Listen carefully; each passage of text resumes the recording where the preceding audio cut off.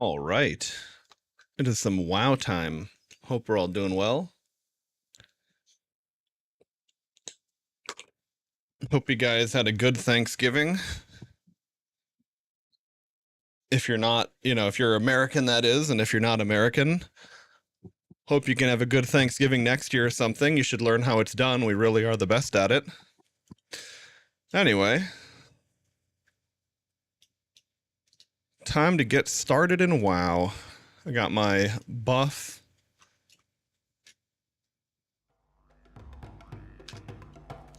Okay. Yeah, I gotta say, as annoying as it is to have to wait for the 15 minutes sometimes, it's kind of nice to, have a getting started timer for me. I'm like, all right, well, I'm gonna log in and chill at the inn. Once I've got the buff, I might as well just go.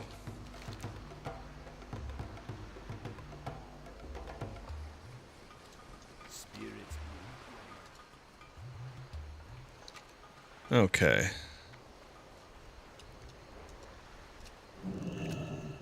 Hit up this fishing. I realize my hearth is still shadow prey. I'm not sure what I'm going to do today. I definitely want to get some dungeoning done because I enjoy that, and my resto build is working very well, especially with efflorescence and tranquility now, so I have proper oh shit buttons, as well as nature swiftness, healing touch for a single target. Greetings. Where would you like to fly to? Farewell.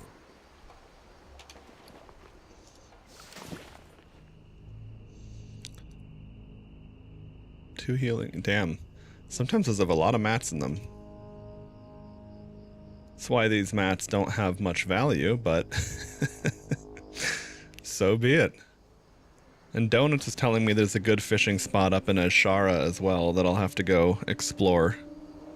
Oh yeah, and part of the reason I want to quest today is I need to get my herbalism and tree finding.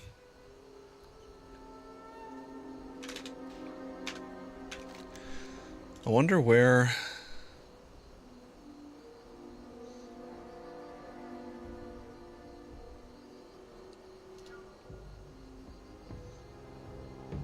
I suppose the problem is it's really Darkshore that probably has what I need in it. Because I did not find, I mean, believe it or not, I didn't find many trees in the Barrens, at least not ones that were cuttable.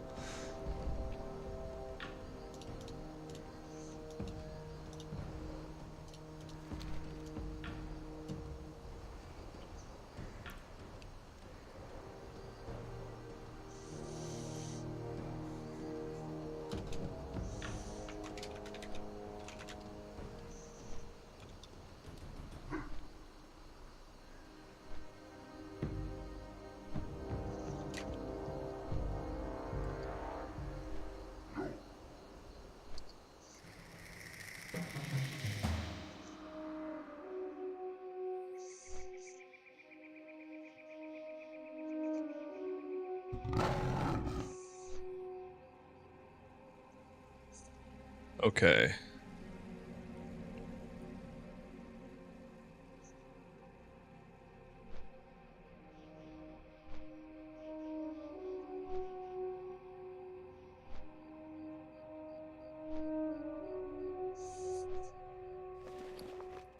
Okay.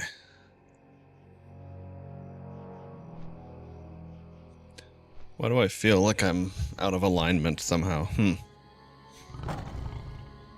I guess it's not too bad. No, I'm cozy. Alright.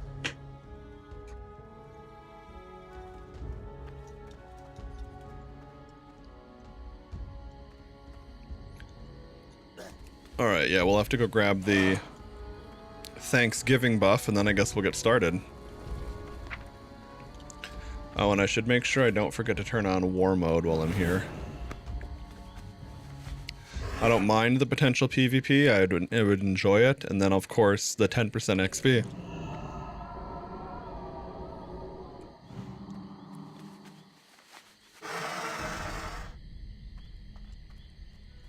I wonder if you can if you fall from here but land on the Mulgore side.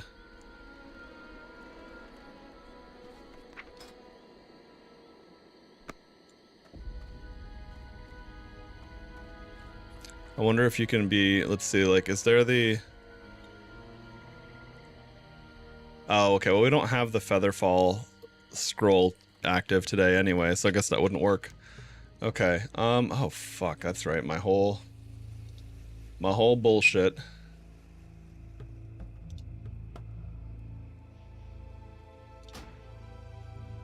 I'm not gonna drop that one because I don't know if I can get that again because of the fact that it's not a normal dungeon quest. Magenta fungus cap? Okay, I saw that.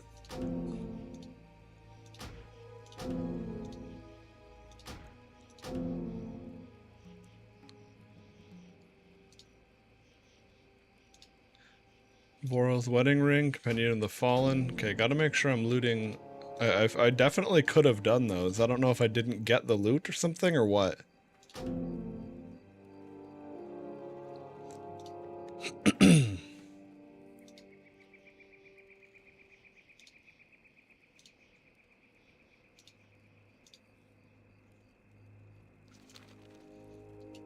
Where the fuck even is this quest? Wait, really? It's that close? It can't be. Oh, no, I get it, because I probably have to teleport to Moonglade. Hey, Ryaku, thanks, man. How you doing? Okay, gotta do pumpkin pie, huh? I wonder if my bank has pumpkin pie in it or if I deleted it. May the eternal sun shine upon you. There we go. It's like, where the hell are the rest of the mobs? That weird ass phasing. Okay. So, if we have Pilgrim... Okay, easiest pie, she says potato. We're out of cranberry chutney. Okay. Well...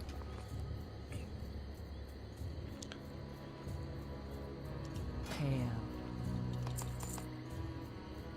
Go in peace. Greetings, traveler. Oh, I already had sweet potatoes. Oh well. Goodbye. Okay, so what do we do with the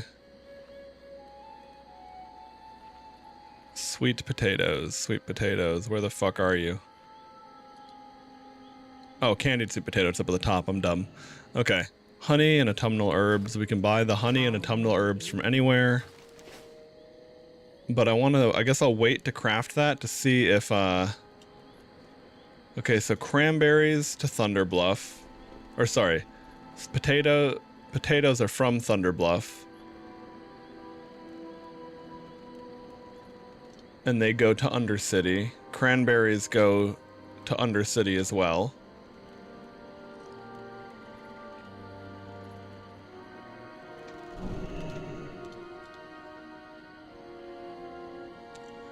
The pie from the Undercity comes back to Thunderbluff. Okay.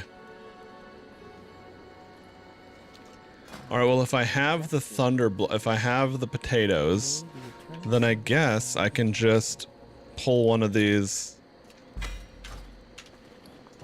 12-hour cooldown scroll to Ogrimar's. That'll be a nice way to avoid some travel. Oh, nice, and it takes you out to the entrance too, which is super nice.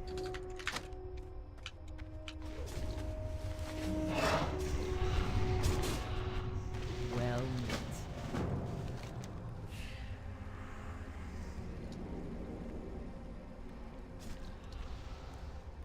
Okay, we gotta bring turkey back to Ogrimmar.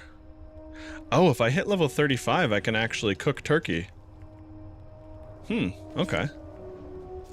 Alright, so cranberry chutney to the Undercity.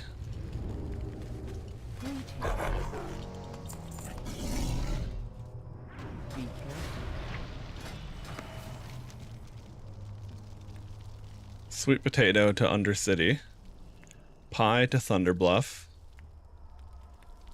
Oh, and then the stuffing, that one's easy to do. You just do that right here. Looking for something special?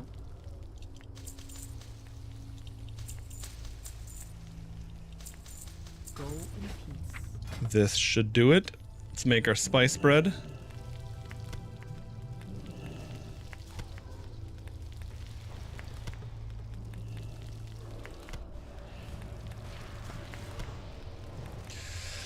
Alright, well now we just wait while the bread cooks. What are you up to today, Reihaku? Is it work hours for you?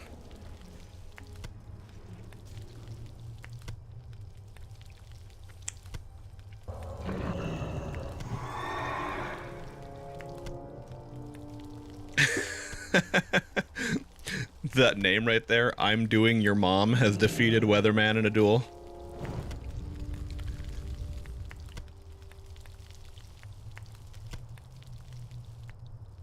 Okay. Alright, so first you make the spice bread, then you gotta convert it into stuffing. Black Friday shopping online? Oh, that's a good idea. Problem is, the only things that I'd really be interested in is tech stuff. Like, I wouldn't mind building a new computer, but oh boy. Not a great time for PC hardware.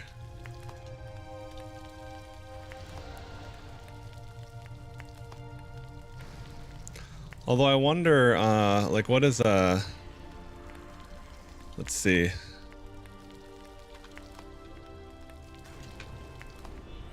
What is the premium AMD card right now? Is it a 9070 XT or is it a 9080? Let's see. I have no idea what the... I always forget what AMD model numbers are on the GPU side of things. Here, let's take a little look.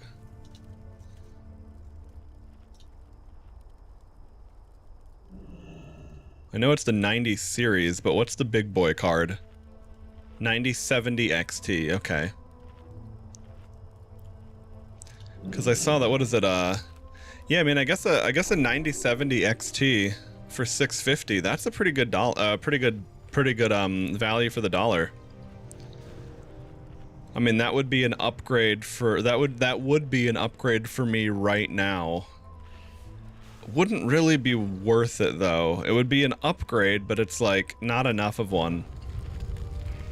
I actually think for this exact dollar price though, I would get a better deal. Just waiting for the... When the fuck is the M5 Mac Mini gonna come out? Do we have any details on that yet?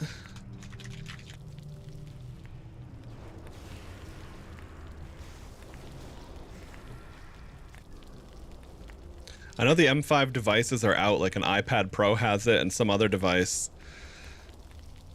Not officially announced the Mac Mini with the M5 chip, but yes, of course, they're gonna do it. They always do. Launch window mid-2026. Okay, well, so be it. Guess we'll be waiting for a while. It was originally gonna come out towards the end of the year, but that makes sense. Yeah,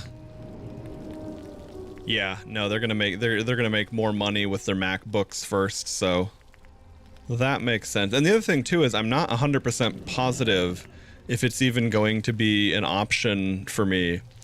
Like if the M5 doesn't get AV1 hardware encoding, then it might not have enough beef to it. Like I don't know if I'd be able to do all that AV1 encoding in software or not. And I mean, it doesn't have to be AV1 encoding, but the only thing I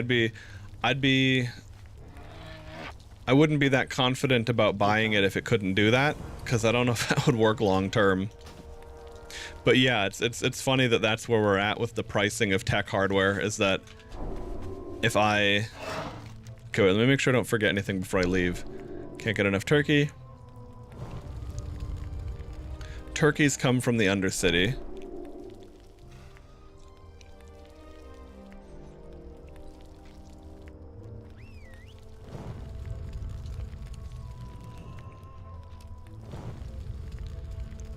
Pumpkin pie Tirisfal pumpkins, potato. Okay. I think I got it all. I have just the thing for you. Go in peace.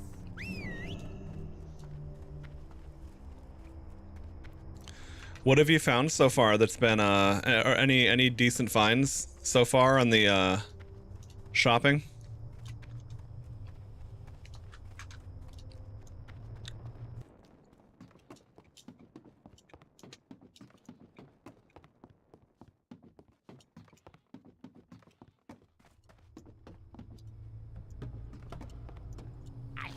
Oh, that's right, and I can just instantly go to the Undercity from here. Why did I forget that?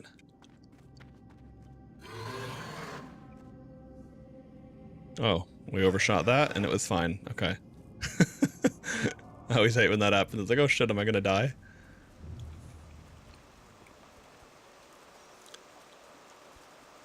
So these Tirisfal trees, these are green to me. Where is the next zone? Silver Pine. Oh, I should just make that run.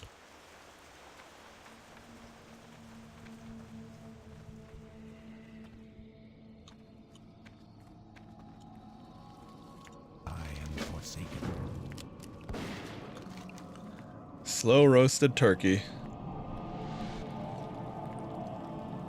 Yeah, that's the only one I can't do yet. Okay. Quick about your business. Okay, but we can do the pumpkin pie. We need honey for that as well. What do you require?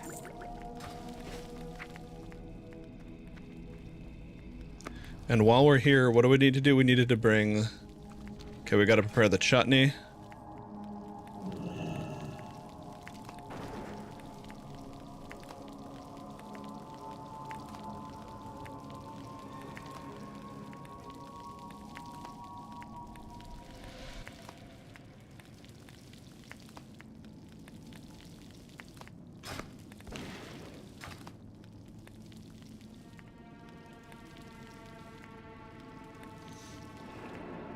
I wonder if there's an in-game shop in the client, or if that's only in the launcher. Probably only in the launcher. It'd be too much work to put it into the client. I'm curious what what heirlooms cost.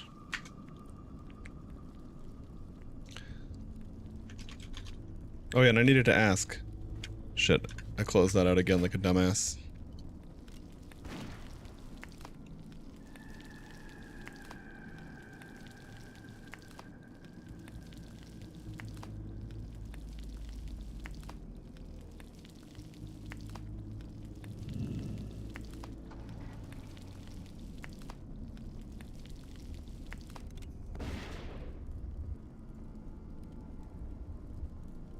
Because I was curious about about classes that go from leather to mail, mail to plate, etc. Do not seek death.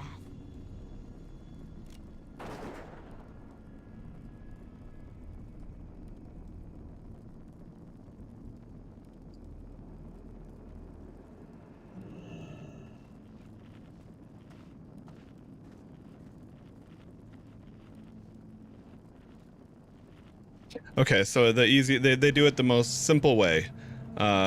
You can wear mail and plate at level 1 for respective classes. Problem solved. Beautiful. I wasn't sure about that, to be honest.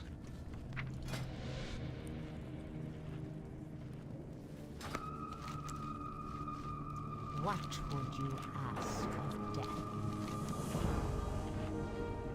Turkey to Ogremar, pie to Thunderbluff, potato to Undercity. Okay. Right.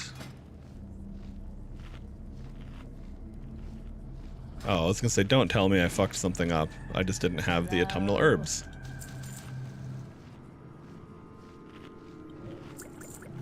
Embrace the shadow.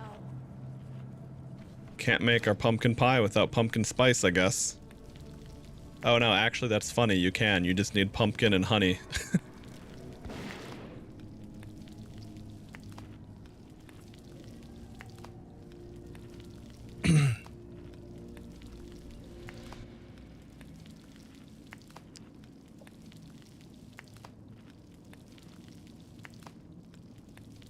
Pirates PvP Guild. BG's arena, high risk, leveling. We're based, deranged, and degenerate.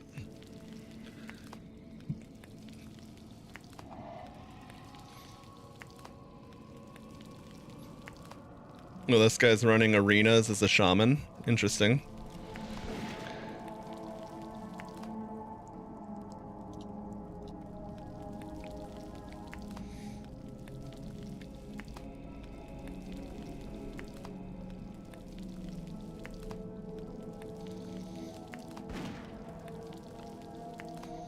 I want to join the Pirate Guild.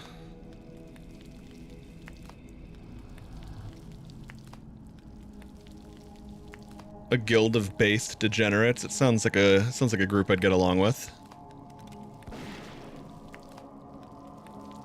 Come on, pumpkin pie, cook faster. I can really feel the difference now when we don't have any of the any of the buffs enabled for faster crafting. Anyway. Speak quickly.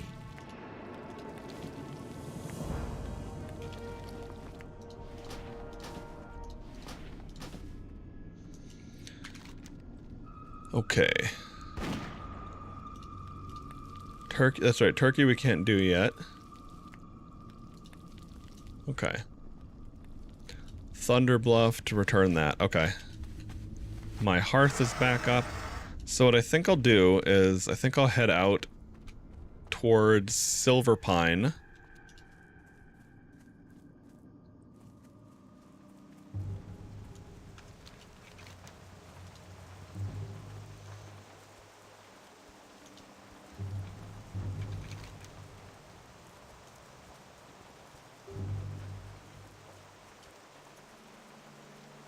Can we get there from here, though? I don't remember what the whole map is like.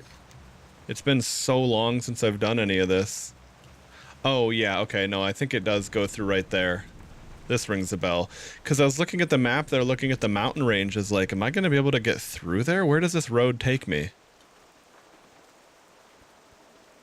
Oh, Silver Pine Tree is orange for me. That okay, perfect. That's exactly what I need. I need to level up my woodworking. Or wood cutting. That's all it is.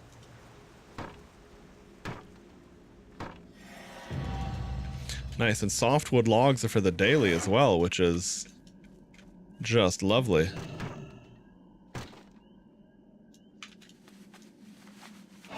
Oh, the undead carriages look so cool.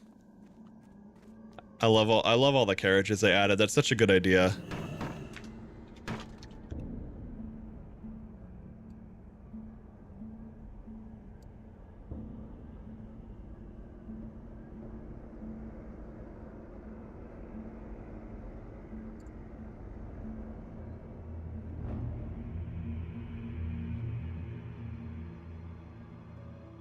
I was gonna say, it's so nice when you're like running on foot and manage to catch a cart going in the direction you want.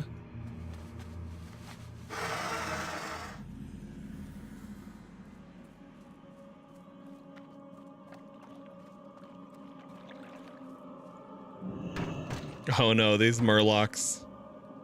These murlocs are such dickheads when you're low level doing that quest and they all chain aggro and run away and bring more asshole friends to the party. Is Mage Royal something I need to pick? Probably not that badly. Okay. Oh, hold on. What am I doing? I'm also in my resto spec.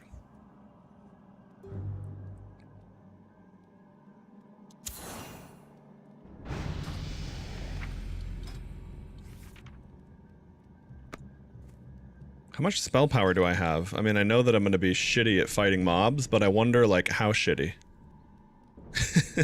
Okay, 61 spell power.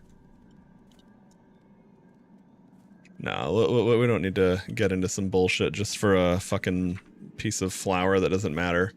But let me see if I can get into my feral spec. Because I do think that'll be a good idea in general. Oh, and I'm wearing a fishing rod still. Always good to remember that I was fishing last.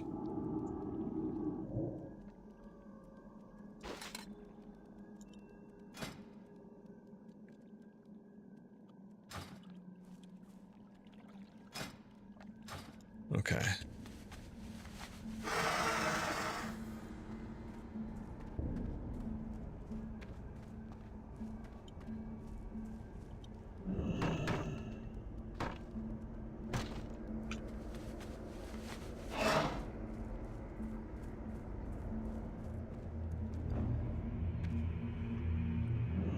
It's also super nice how much faster professions level. You still need to commit to them and spend the time gathering materials and all that, but it's just night and day better.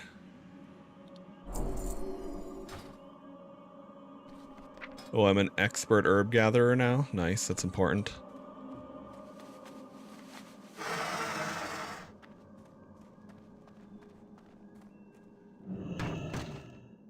Because, yeah, I was going to say, I feel like the Barrens would have been the right area to be leveling up in, right? But, for that profession, that is. But, oh my god, look at this. There's a whole farm of trees here. All right. Well, I mean, again, it makes sense if you think about it more like an RPG and less like a video game. There would be a lot of trees in the forest and not as many in the Barrens. They do a lot of things like that in this game where being like where there's like an element of surface level logic to it all. Oh fuck. That's right, I remember these assholes with their rabies debuff. I can't cure debuffs or disease as a druid, sadly.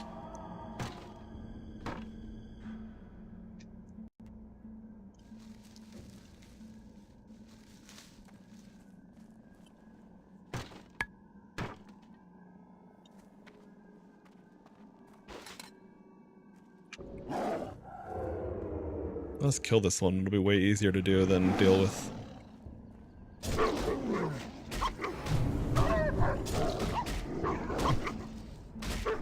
Especially if you're opening on them from stealth.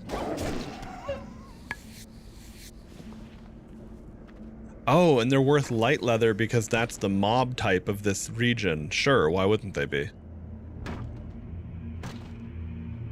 Wait, sack of pine seeds? Is that going to be a world forged herbalism bag? Because that'd be really cool if so.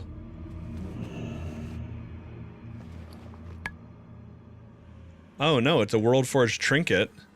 +2 stam, have a snack on the go, restoring 3% health every 2 seconds for 20 seconds while out of combat, 5-minute cooldown. Dude, that's a really nice little way to get,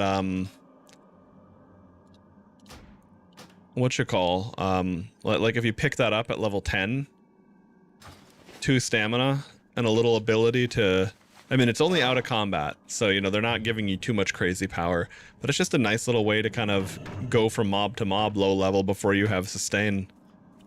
Like, that'd be really nice as a warrior or rogue, I would imagine.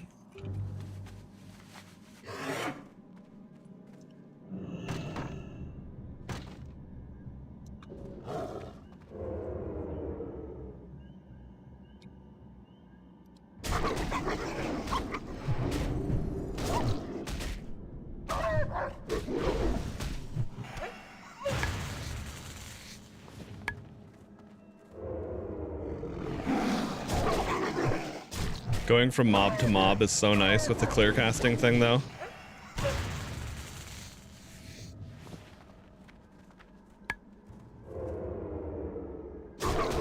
Makes my opener cost nothing.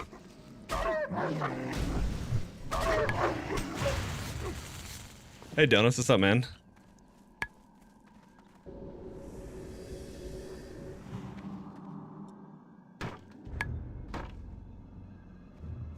But yeah, in addition to things like there being more trees in the forest, that same logic carries over to other elements of Ascension, like mobs are significantly less homogenized. Caster mobs are squishier, but also do a lot more damage than you might be familiar with. Like if you have 2 mage type mobs casting on you, you want to pretty fucking quickly do something about it. Like I was fighting these officer mobs that had a rapier looking sword, and their parry chance was fucking crazy.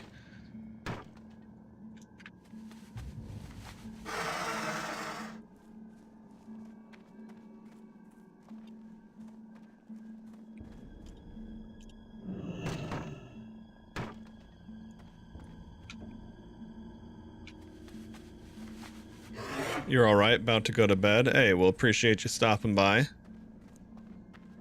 One of these days, it'll hopefully work for me to go live when it's not immediately bedtime for the EU side of things. The wolves outside won't leave, and they eye me evilly every time I step foot out that door.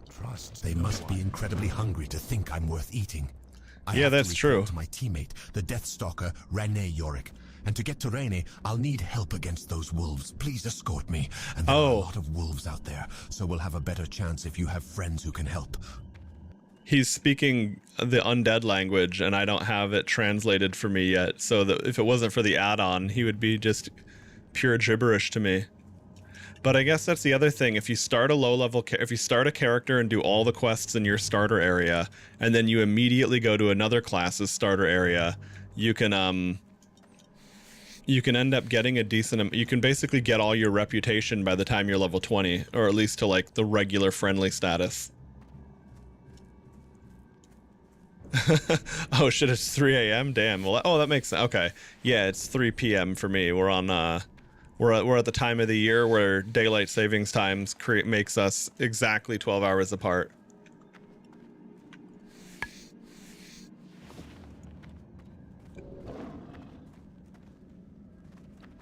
So I did kill a lot of the mobs ahead of time, but because this is an escort quest, he should almost certainly get attacked by like one more big spawn of them or whatever.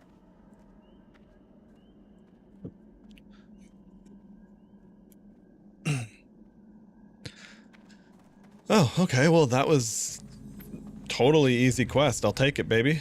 But yeah, I am forsaken. Thank you for the aid, adventurer. I had feared Erland was overcome by the dangers of Silverpine. With your help, I see that he has not. Although Quinn's wounds are mending, I want to get our report to High Executor Hadrick as quickly as possible. It has information that is vital to the Forsaken's occupation of Silverpine. My brother Quinn was badly hurt by the ghoul Ivar the Foul. oh, nice. I need warg hearts, and I already had a bunch of them. Although I am not an apothecary, I do know that our apothecaries can make healing potions from the discolored hearts of wargs. Gather such hearts and take them to Apothecary Renfurl at the Sepulchre to the south. Then return here with the potion. You can find plenty of wargs between here and Malden's Orchard to the east. Well, this has some nice... Yeah, this has a good amount of natural flow to things. Yeah, I felt like doing a little bit of open world stuff, getting some quests done, catch up on my professions that have been falling behind, and then I'm gonna hop into some dungeons, blast those out of the way, especially while I have so much rested XP.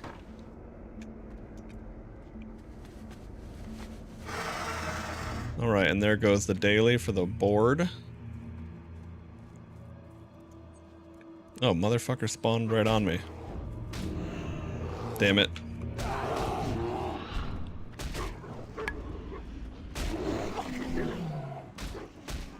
No, they got a daze proc again. I'm fucked. Yeah, I don't... Oh, that's right, because I don't have Führer, so I can't do anything about that.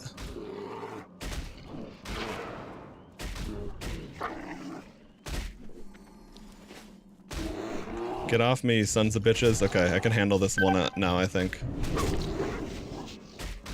Oh, not with an extra warg, though. That's not ideal.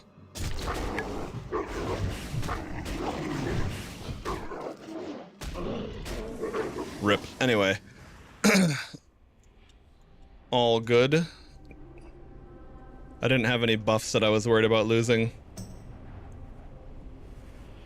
But yeah, with level scaling and mobs being more threatening, you can't really run through mobs. Unfortunately, the one that phased right on top of me caught me, but so be it. Definitely would not want to do hardcore with that kind of bullshit, though, because it's one thing if you bite off more than you can chew, It's another thing if you're playing hardcore and you walk through a zone and you phase right into a mob and it dazes you, like, that would... I've never had any interest in that. More power to those people, but hardcore PoE, hardcore WoW, it just seems like the most idiotic, gamble-brained mentality I've ever seen.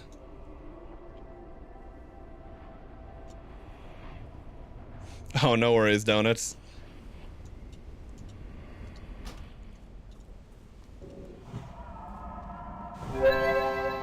Realistically, the bots are just going to be there until people stop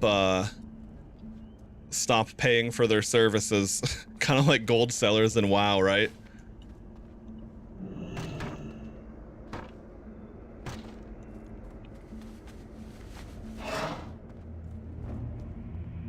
Okay, I'm going to turn off tree tracking.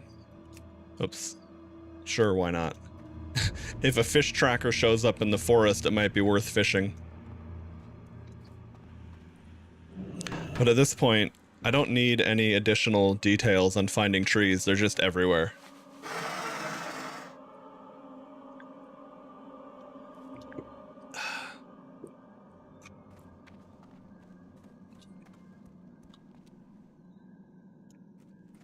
Codex of Divine Mending. Casting Renew on an ally above 75% HP reduces the mana cost of your next direct healing spell by 30% and crit strike chance by 15%. That's really nice.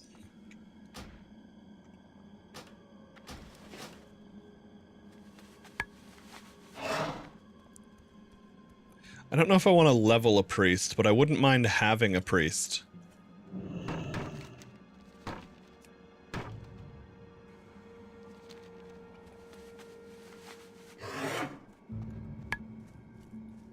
I always liked the Atonement Discipline playstyle, and I know that that is a viable option. I don't think I'd want to either buy or farm for heirlooms for a priest, though. I feel like if I were going to do that, I'd want to do it on a enhanced shaman, get like the two-handed Arcanite Reaper heirloom and a male physical DPS set of heirloom gear, assuming that you have to be that specific with it. Unfortunately, I'm not interested in playing a hunter, because that would be who that same gear is beneficial for. But, oh well. Embrace the shadow. I have received reports that a group of undead are holding up to prepare for an attack against us. Armed with this information, we can turn the tables and attack them first, nipping their little plan in the bud. Unfortunately, my information is spotty at best. They are reported to be hiding in a location known as Baron's Peril. You wish to speak? The exact location is unknown, but it appears to be a cave in the hills near a pocket of Dalaran wizards. I trust your resourcefulness. Find them and put them down. As you may know, the town of Ambermill remains a source of human opposition, mainly through the support they receive from the wizards of Dalaran. I don't know what their plan is, but for them to show interest in a backwater village like Ambermill indicates that it must have some greater importance. They've been shipping crates by the wagon from Hillsbrad. Many of those supplies end up at a small camp north of Pyrewood Village. Retrieve the contents of a crate and return them to me. Ah, what is this? This shell has an inner glow as if it still pulses with life. Amazing. I must study it further. Thank you, adventurer. With luck, this shell will hold a secret I can use to aid the poor land of Silverpine. It is troubling to hear our Deathstalkers have failed their mission. Let us hope that these failures are rare. I'll give you the potion in a moment, but here is its recipe. If those Deathstalkers find themselves in need of future aid, then perhaps you can give it yourself. Here is the potion to aid in Quinn Yorick's recovery. Now, if you will excuse me, I have very important work to continue. Arthas's numbers are overwhelming, but with a new plague, we could eradicate both the Scourge army and the human infestation once and for all. My studies have proven that spider blood combined with a toxin derived from a grizzled bearheart results in a deadly elixir. Collect samples from the spiders in the skittering dark to the northwest. and from the bears wandering throughout the Silverpine Forest. Deliver the reagents to Master Apothecary Farinell of the Royal Apothecary Society in the Undercity. The Royal Apothecary Society is under extreme pressure from the Dark Lady to develop a new plague. We are working diligently and have made much progress. It is our belief that the success will be achieved much faster if we share information amongst the Society. For that reason, I want you to deliver my latest findings to Apothecary Leiden in Terran Mill, a small town nestled in the Hillsbrad foothills. The journey will be a long one. Head south and stick to the roads. Follow the signs closely. I hadn't accounted for the level of Scourge presence we've seen in Silverpine Forest, nor for the troubles our Deathstalkers have had in their scouting efforts. Your aid to our Deathstalkers was invaluable, adventurer. Okay, I got all the quests here. Nice. Commended. While you were out helping our Deathstalkers, Apothecary Renferl sent you a summons. He did not give me... Oh, and the Trial of the Sea Lion is way out there. We should go do that. That was the one I felt like doing for the hell of it. Our initial scouting reports of Silverpine show the Rothides have a base at an old farm to the north, the Dead Fields.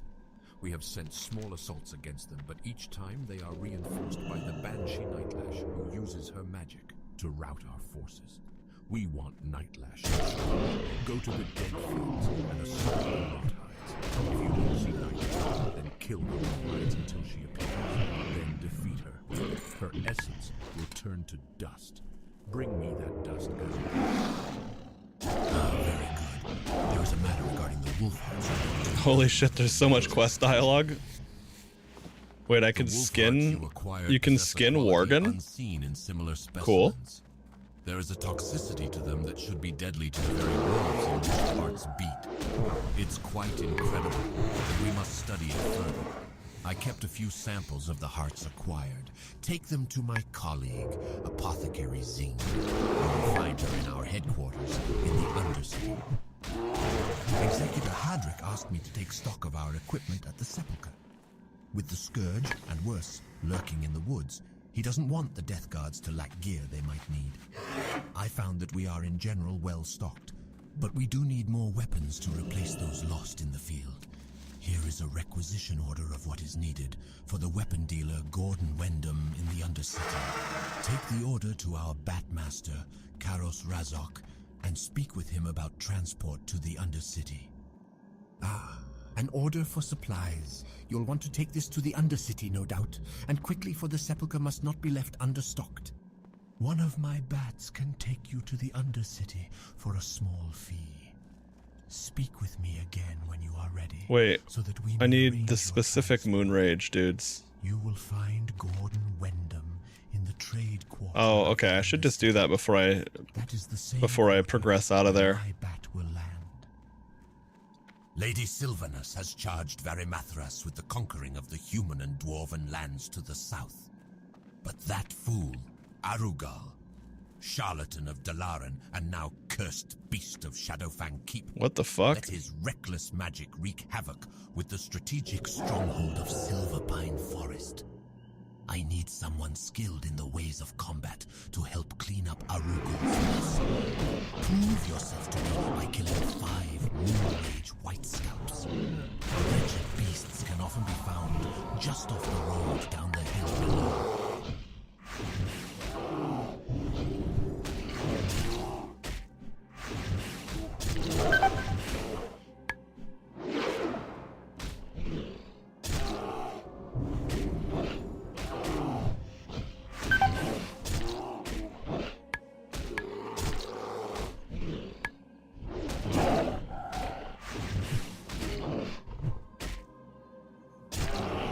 There we go. I was like, I'm barely gonna come out of that one on top. I'm gonna die to this bear now. Fuck. That stupid asshole got pulled. Anyway, we killed the elite. I don't know if he's gonna have anything on him or not. Sometimes random elites like that will drop an item that'll start a quest. And there's all these various quests and stuff that I had just never done back in the day. It's like you know, I'd hit a certain level and would leave the area, and it's interesting how much just having loot scaling changes the way you embrace the world. It's like it doesn't feel like You can still go to all the levels that you want to go to.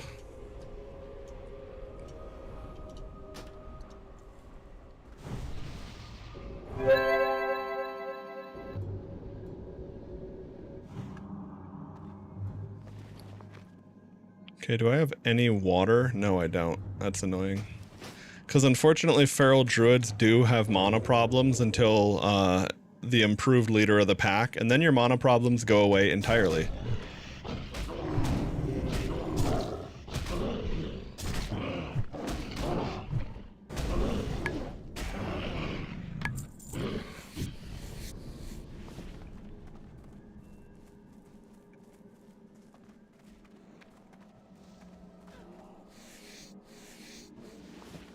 Okay, so he was just a random ass elite that probably there's probably a quest to kill him then.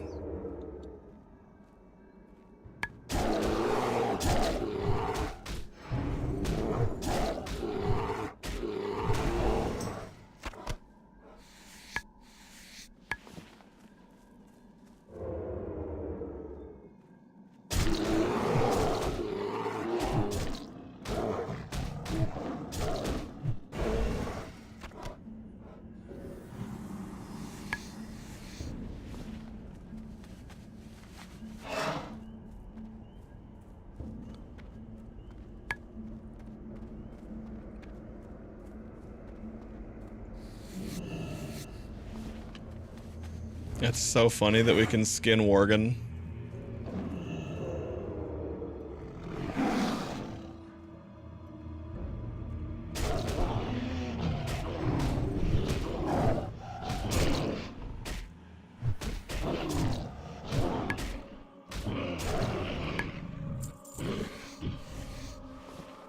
Alright, just need one more of these nerds. And they're basically around here.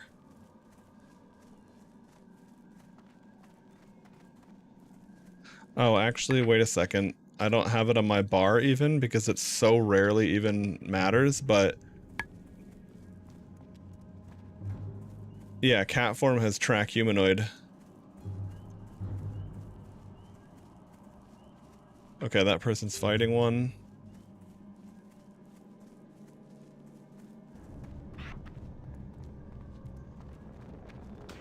I'll put it down there.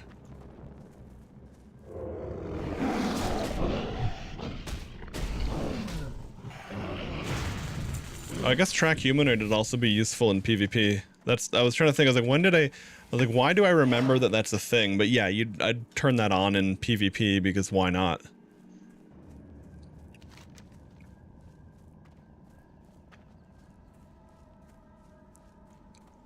Okay, we'll go up here for that.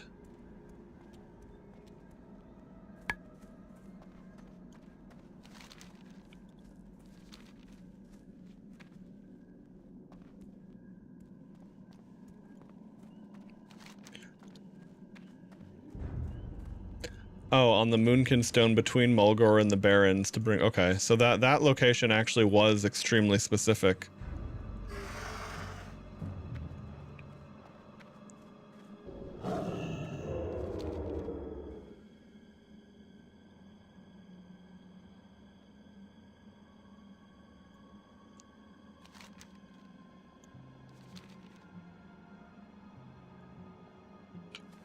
Alright, we'll go up here first, do the regular quest, and then I'll dip out into the ocean for the hell does it want me to do? Find half of the aquatic... oh, right, okay, you have to find 2 halves of the aquatic pendant.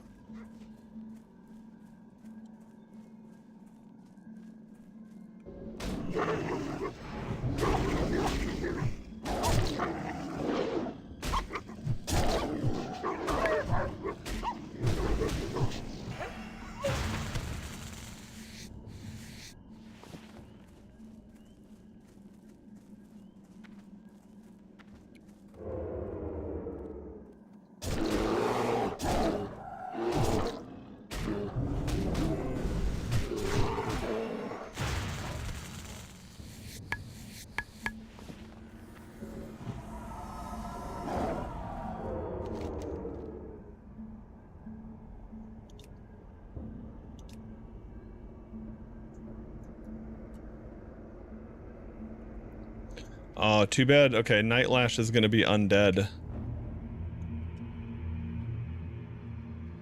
Unfortunately.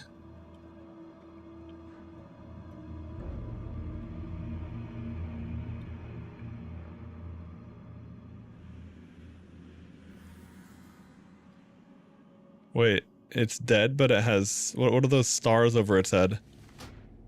Is it just passed out drunk? It's kind of funny.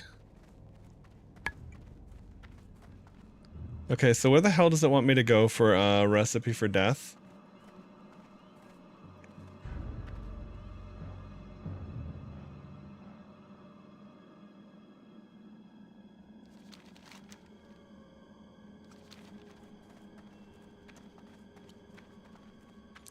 I've seen the bears. I don't see any spiders though. Oh, okay, the spiders are gonna be up there. Okay. So let me do Nightlash first then. The dead fields. No. Wait, yes. Okay.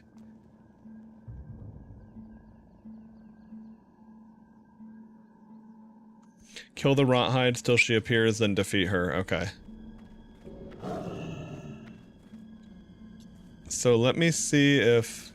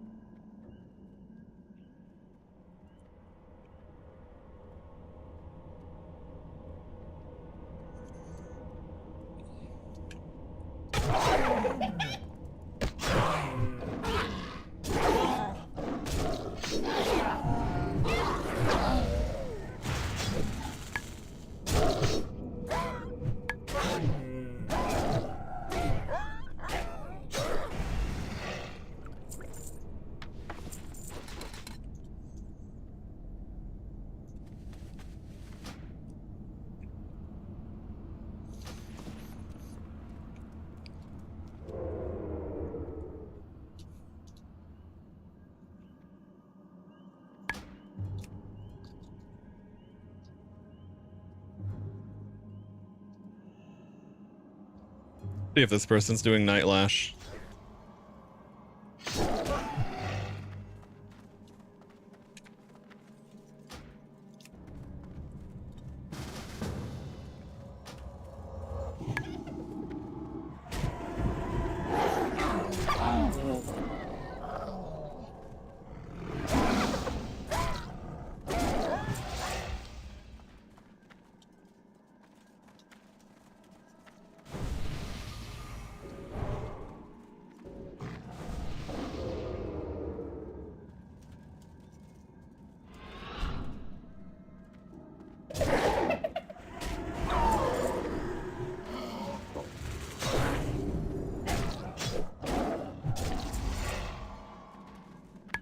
Nice, we got big damage.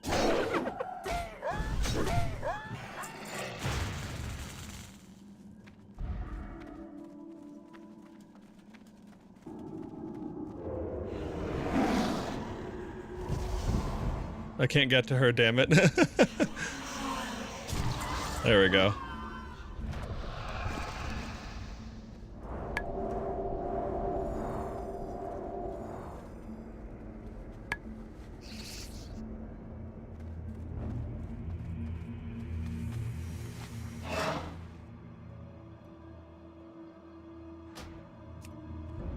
Okay, and there we go. Grouped up, shared the quest, got it done, on our way. Oh, let's see. I should turn this one in first, because then I'm going to go out to the sea.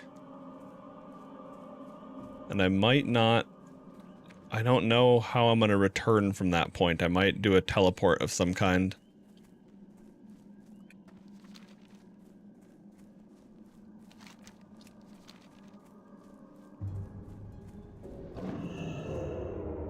Get this bear out of the way too, in case that when I go further into the mines area, there's only spiders.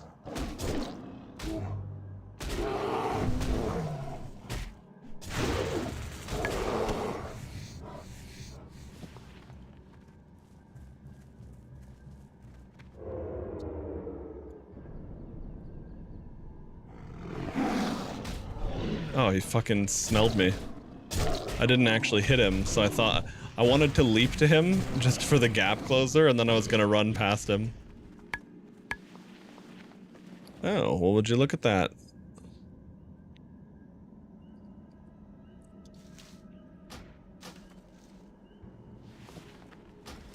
Okay, hopefully one of these dudes will be a vendor for me. Because I definitely need to get some shit out of the bags. At least a junk vendor would be huge.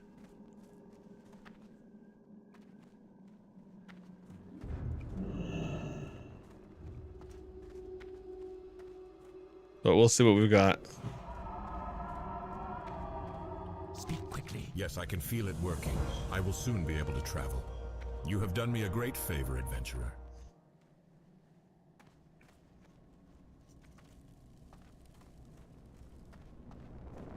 Okay, we saved Quinn. My brother Quinn and I were tasked to recon Silverpine Forest and report to High Executor Hadrick.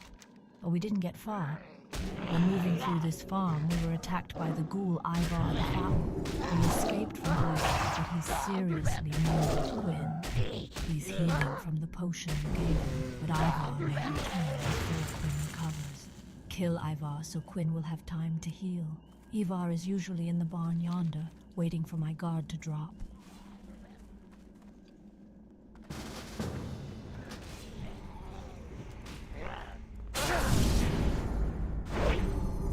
Okay.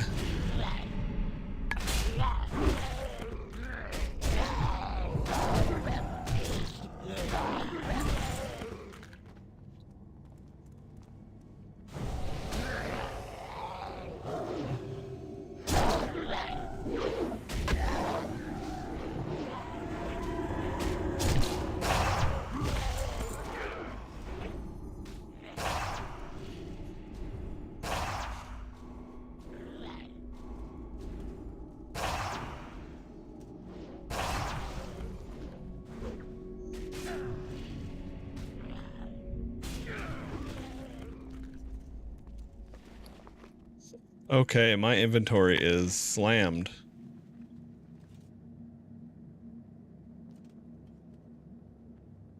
Oh, he's doing adventure mode, okay. Well, best of luck to him.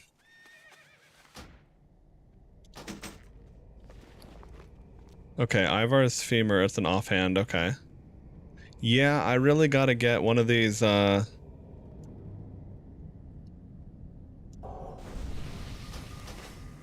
Okay, there we go. That takes care of some of my space.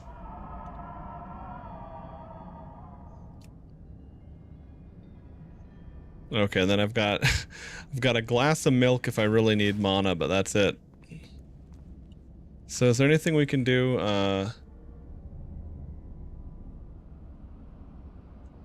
I guess he's just going to be there.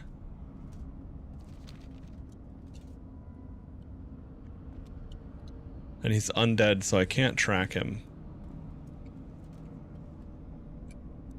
Oh well, we just wait.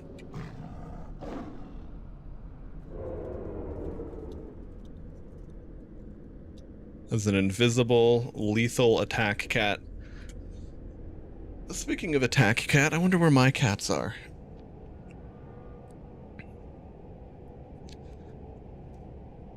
Somewhere outside.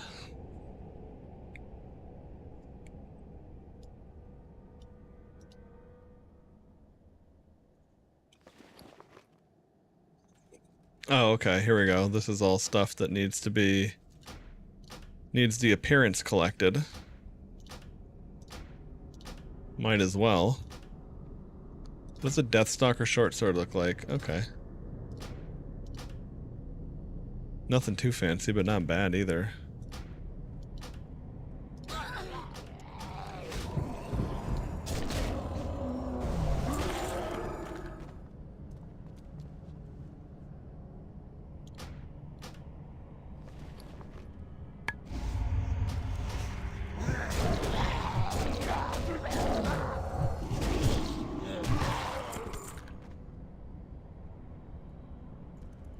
There we go.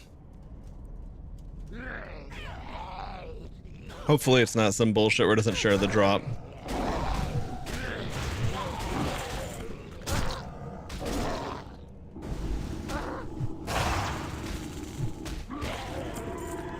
All right.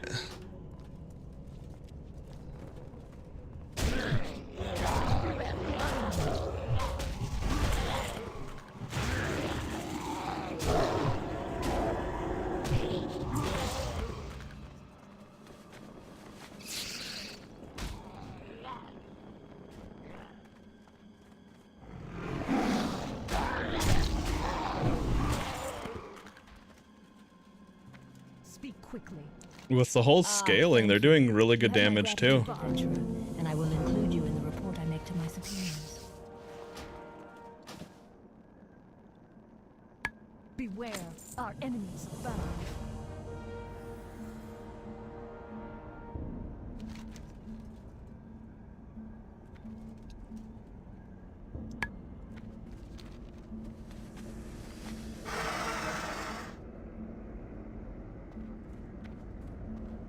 Okay, so we're still on the same quest. Nice.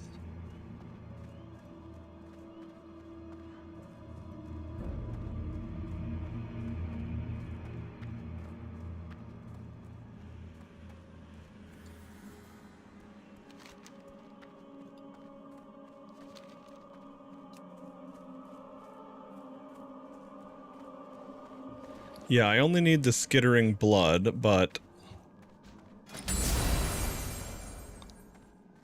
fetch me their bones. Okay, it's a hunter ability. Makes sense.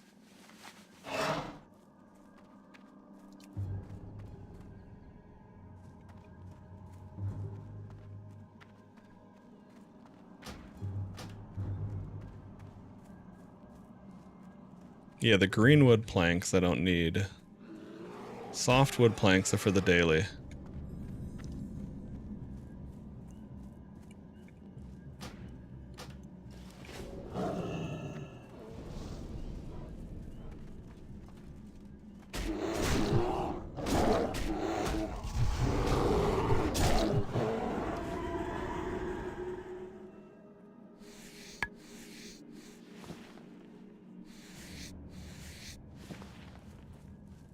Okay, where did they go? They're going here. All right.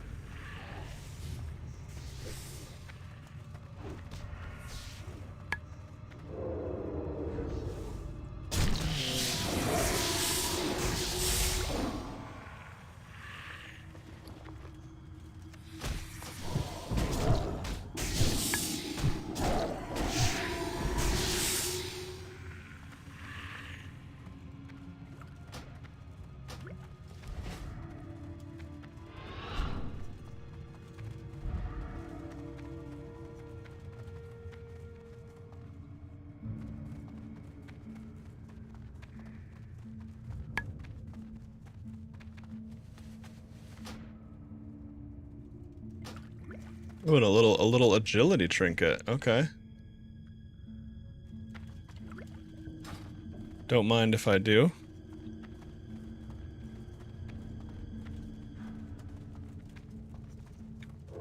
Oh, well, here's where a lot of spiders be.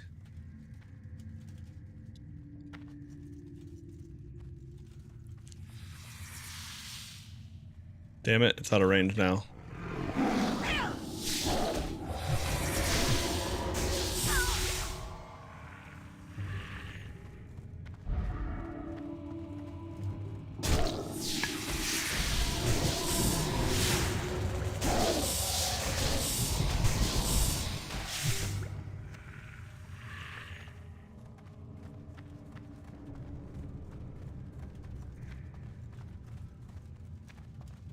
We've probably both got the blood now.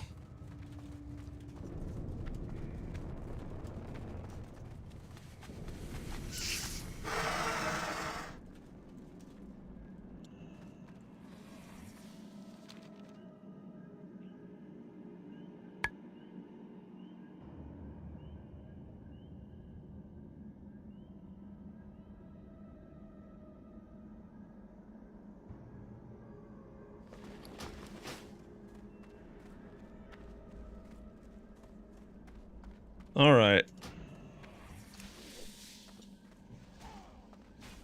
Well, I love that little impromptu grouping up. It's so nice when that it's like it's just a thing that actually occurs. Ah, yes, reef sharks. These sons of bitches, and they're always elite too.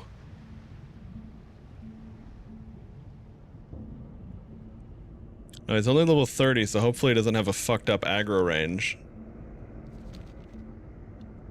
But yeah, it's not uncommon for there to be like insanely high level creatures around that just ruin your day underwater. Like a giant fish, a giant shark. There's like some giant undead boss fish in like this underwater area of Guild Wars 2 as well. They just love putting that crap there. Okay.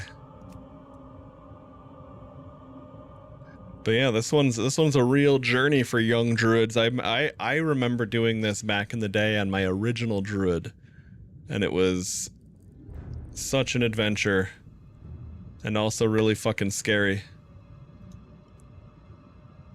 For you see these sharks probably show up as like question mark.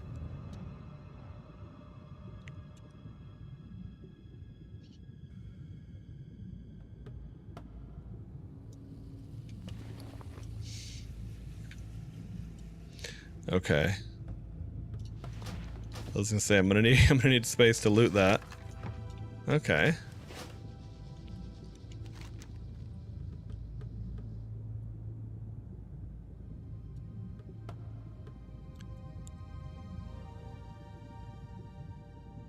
I don't think I have much connecting flight paths to this now that I think about it though. I should probably should turn this in before I teleport out. Let's see.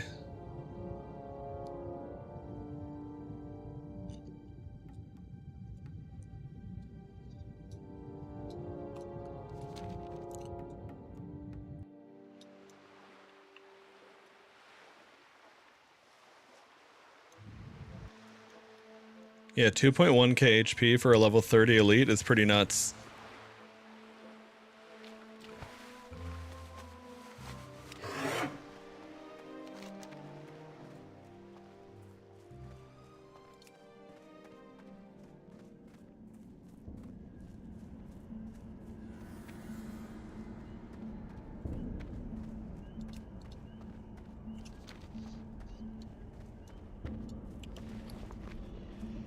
Oh, and actually I didn't even think about it, but turning in these quests could very likely take me to level 35, which would let me...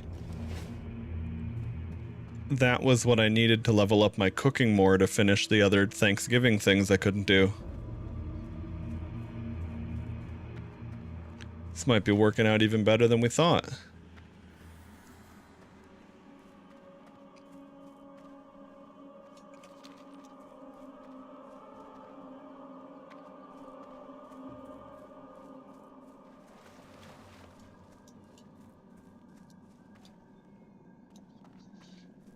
Okay.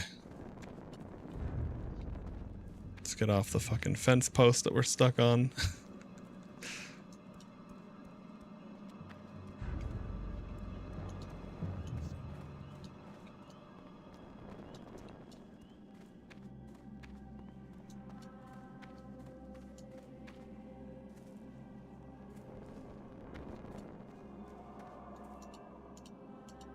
You have served me well, adventurer.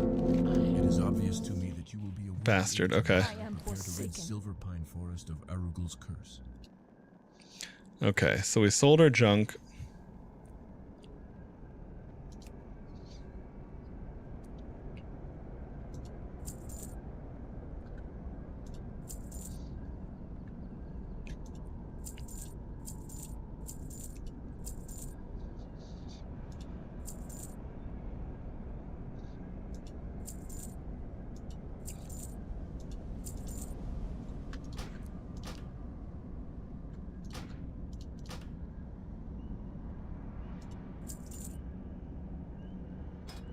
Oh, and before I forget, let me go ahead and save my feral set again.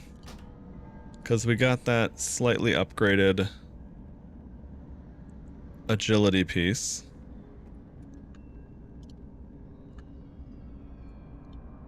Oh, fuck. Okay, I should have put that in my bag first. Oh, wait, actually, this will be okay because it's still in my feral set.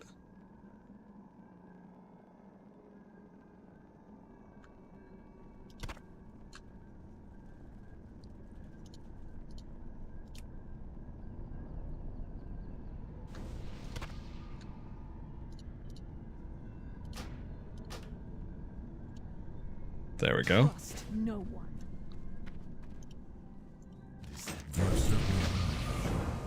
It is obvious to me that you will be a worthy aid to me as I prepare to rid Silverpine Forest of Arugul's curse. How Arugul gained acceptance within the Kirin Tor is beyond me. His spellcasting knowledge seemed as transparent as a blown glass bauble. What's important now is learning exactly what magic Arugul used, so that I can turn it against him and secure Silverpine Forest for the Dark Lady. Arugul first stayed at the wheat farm just north of the bridge. One of the Deathstalkers reported seeing some spell books but could not secure them. Retrieve for me the spell labeled Remedy of Arugul from those books. I heard of your successful raid against the Rothides, adventurer, and this essence is proof of Nightlash's death. The Scourge have lost ground this day. Your value to the Forsaken grows. Adventurer, we've discovered a new hive for the Scourge. The Decrepit Ferry. The ferry lies east of the Sepulchre and is heavily patrolled by Rothides and other undead. There must be a reason for the Scourge's occupation of the area. Go to the Decrepit Ferry and find out why the Scourge are there.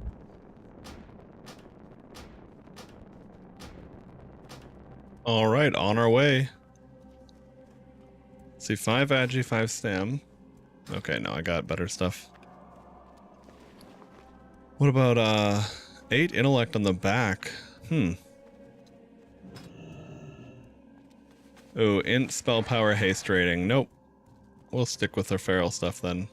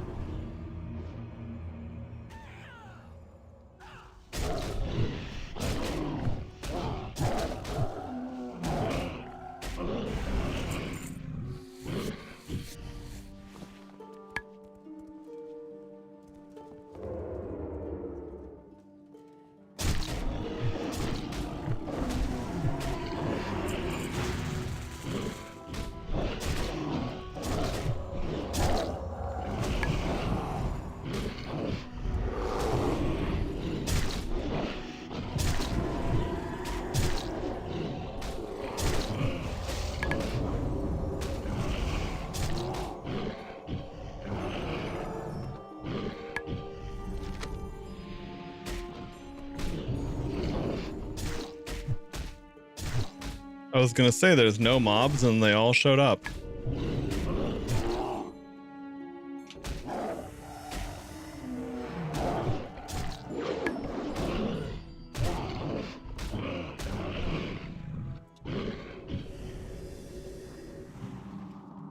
Ooh, that regrowth crit. Feels good, man.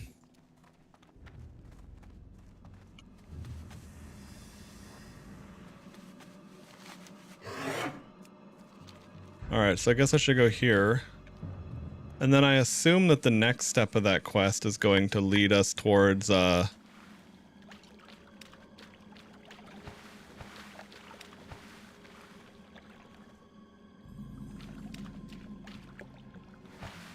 having to kill that one elite quest mob, or that elite mob that I saw. Because, you know, he wasn't named. Or he was, I mean, he wasn't rare, sorry. He didn't drop anything special. He's almost certainly just for that.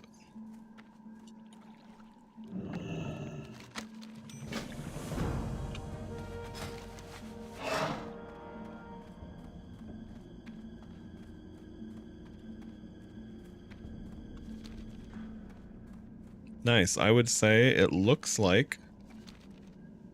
Let's see. Are we going to level up off of this? Yeah, I think we might. Oh, I see. The percentage is what I'm... Or the in parentheses is what I need.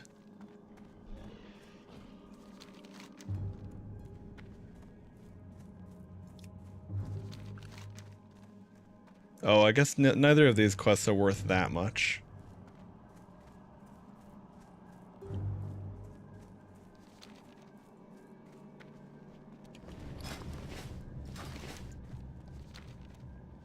I wonder if there's a portal to take you from Cenarian Circle back to Thunderbluff or not, or if that's a one-way thing. Because that could be kind of nice.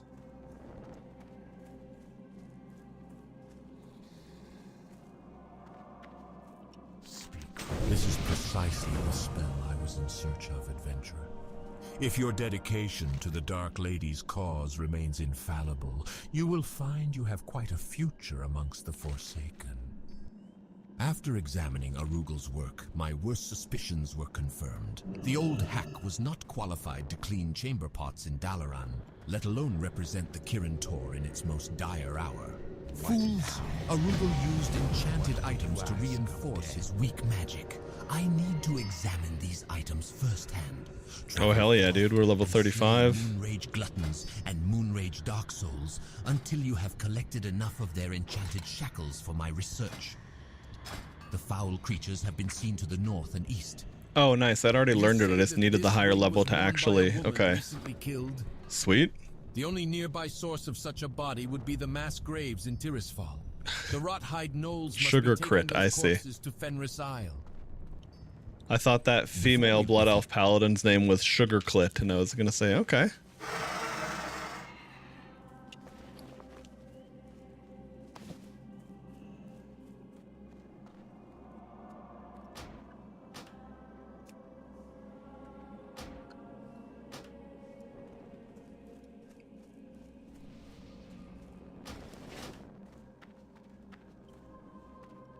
Be quick about your business.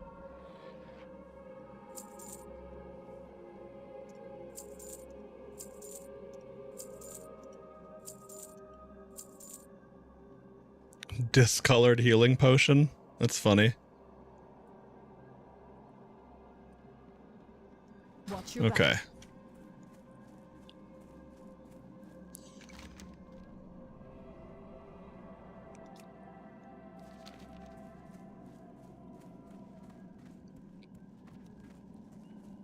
What do you Greetings. Our bats are well trained and fed. You'll not find fast. Okay, I'm gonna fly to the Undercity for that one quest, and then I can turn in the... Let's see, what is it? Easy as pie. Right, okay, Thunderbluff. And I guess I can pick up the...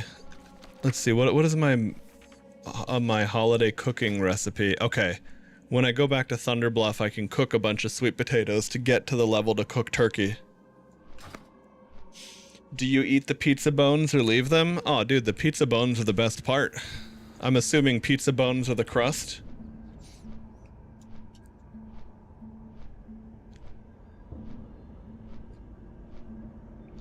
And if the pizza bones aren't the crust, I feel like I do need to know what the hell you're talking about.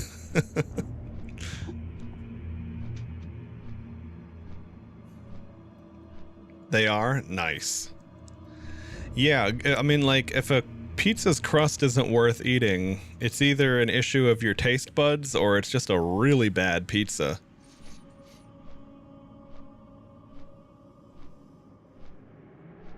And I mean, that's before we're even considering, like, garlic butter crust or cheese stuffed crust or all that amazing stuff.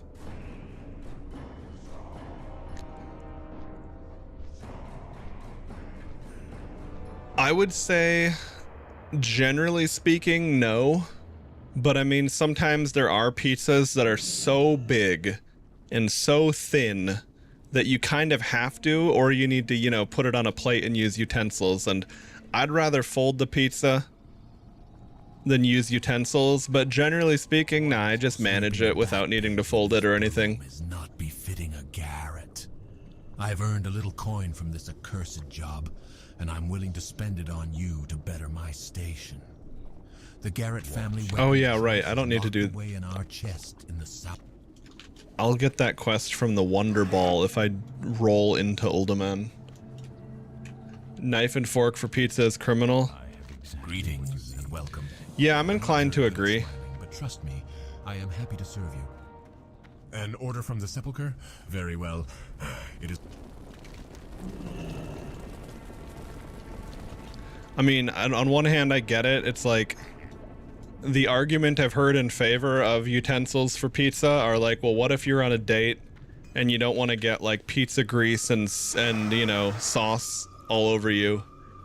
And it's like, well, first of all, you could just learn how to eat pizza without doing that. Second of all, if you're on a date, well, you've already blown it if you're eating pizza with utensils in front of them. So I don't know how much that one really holds up in practice. I do dabble in the pineapple dark arts. Oh yeah, me too. I mean, I'm well, here's the funny part. I'm from Hawaii, and people in Hawaii, they'll be like, Hawaiian pizza isn't Hawaiian, it just has pineapple on it. And it's like, yes, that's true, but we also eat a lot of pineapple in Hawaii, so we're all kind of used to it all the same. I don't need every pizza I eat to have pineapple on it, but I do enjoy it.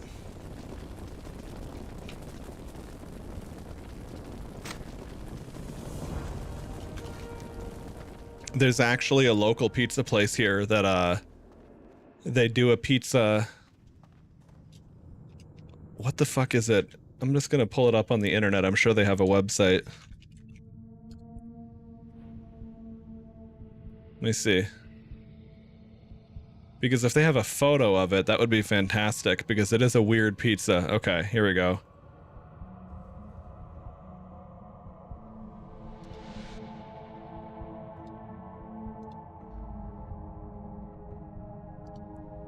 Actually, wait. This might be an easier way to pull this up.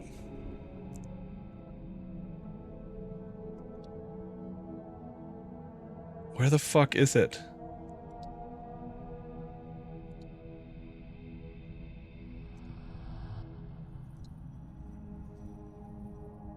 There we go. Mopsy's Kahlua pork pie. Slow-cooked free-range pork shoulder, homemade organic mango barbecue sauce, red onions, fresh pineapple, and they put dollops of goat cheese on it as well as a topping. And this pizza, even though it looks like a bit of a clusterfuck in this photo, holy shit, is it one of the best pizzas ever. Like, I wonder if someone has a more tantalizing photo of it out there on the internet. No, I guess it just kind of looks like a clusterfuck no matter how you take a photo of it. But damn, it's not a very traditional pizza, especially with the mango barbecue sauce, but instantly one of my favorites. The other thing we do when I go there with my family and we order that is we add fresh jalapenos on the pizza. That was my brother's idea one time, and it was just like, oh man, this is so good. We're doing this literally every time from here on out. Can I not jump? What the hell? That was weird.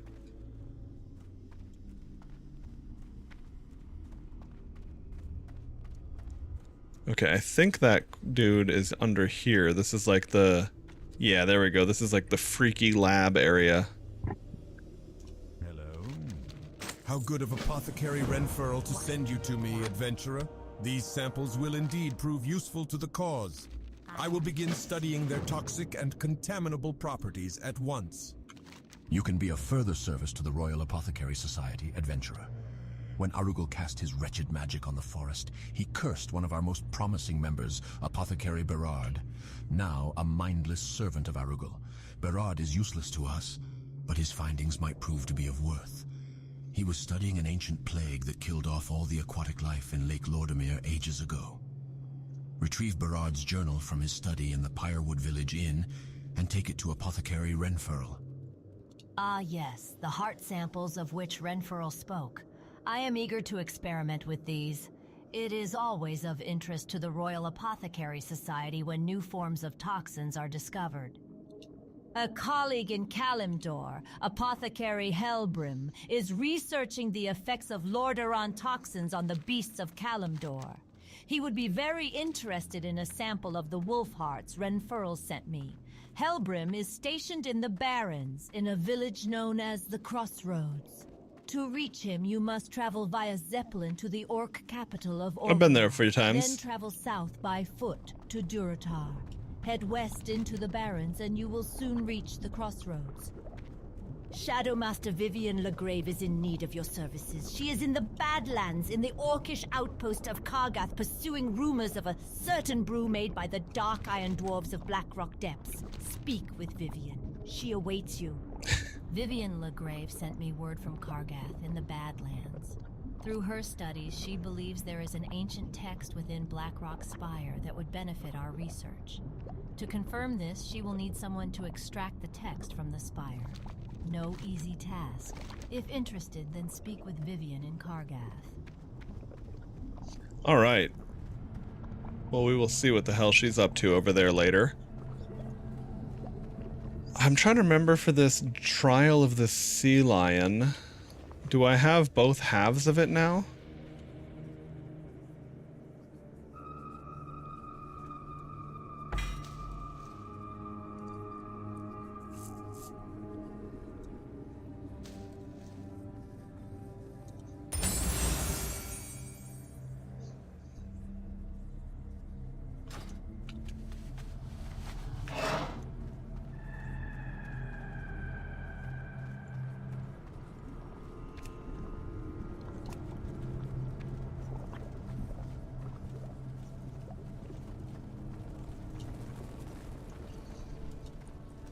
I guess, let's see. So the turkey would be delivered to...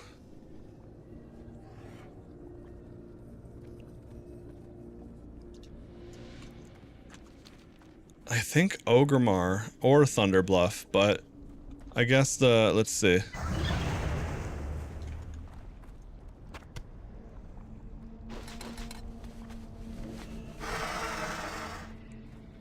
I'll go and harvest a bunch of turkey before I leave.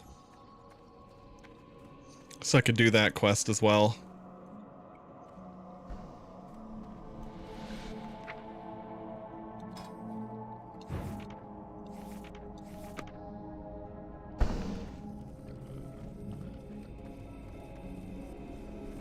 Well, that's nice. I didn't think that I was going to,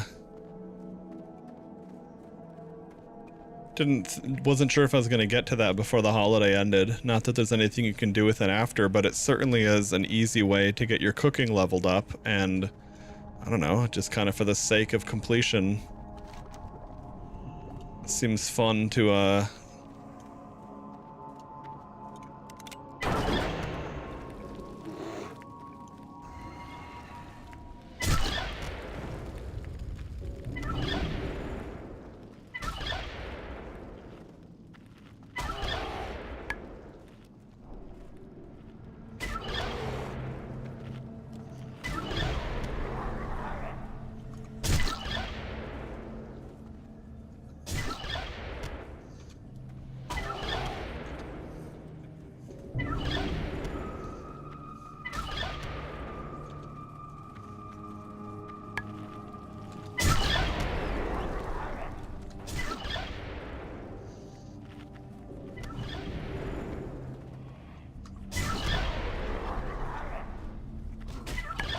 we're the Turkinator. I already have that achievement, but might as well while I'm here.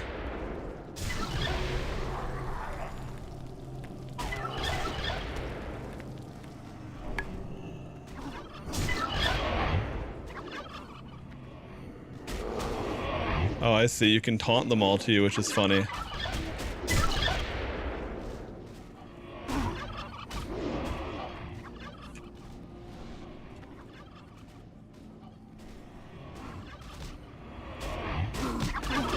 I'll let him, I don't know what he's doing, but I'll let him at it.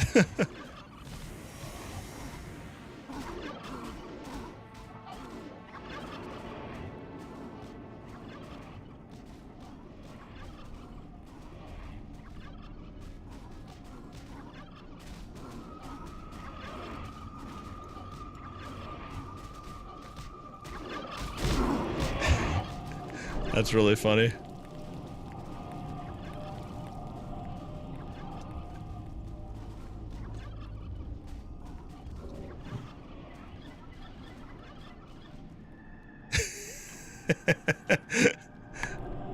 I gave him thorns and it started killing the turkeys. This had better be good. I have exactly what you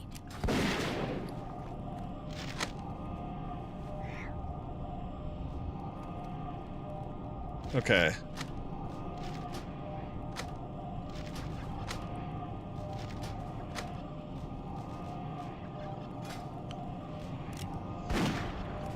Let's see, any transmog skins we're missing? Int Spirit.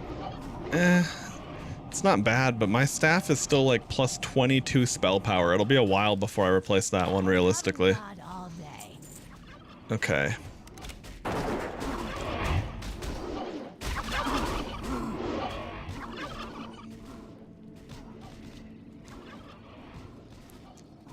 I wonder if he's doing something specific, because you don't need to do all of that to get the Turkinator achievement.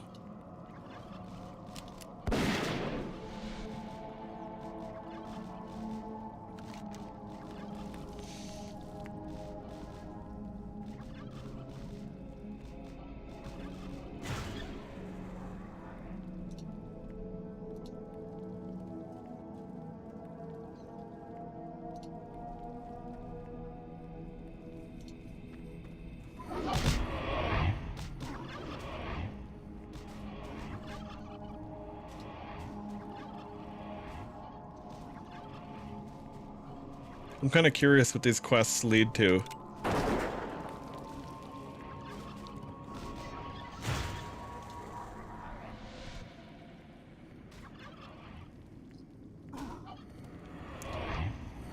Okay, speak with Marin Skyseer, proving your metal.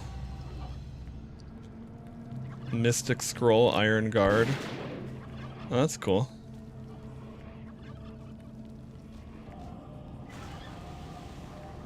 Yeah, I need to do that at some point.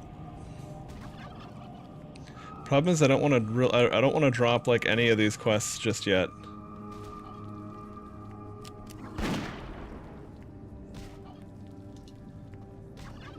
Especially because they're gonna lead to like other stuff as well. Okay, well, I guess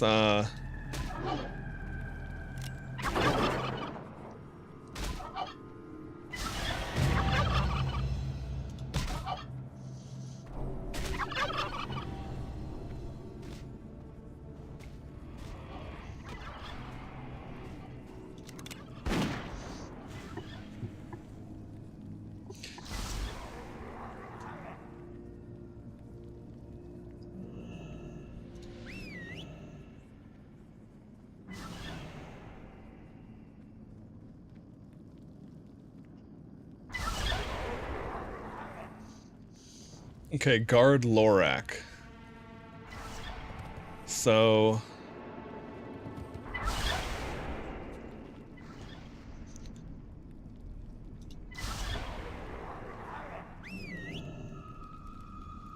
yeah, I do want to do this quest, but I think we can just pick that up there again.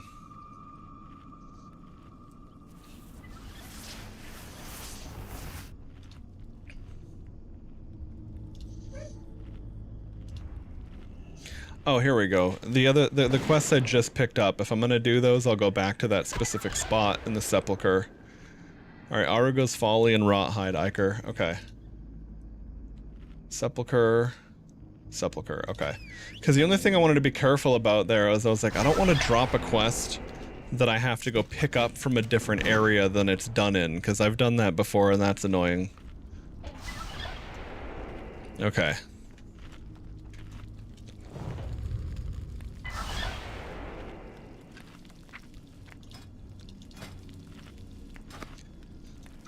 Okay, so we gotta go back to Mulgore, get the candied sweet potato.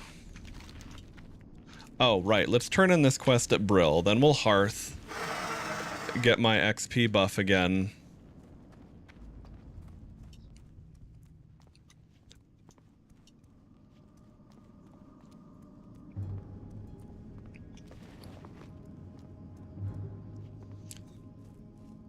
And then we can be on our way.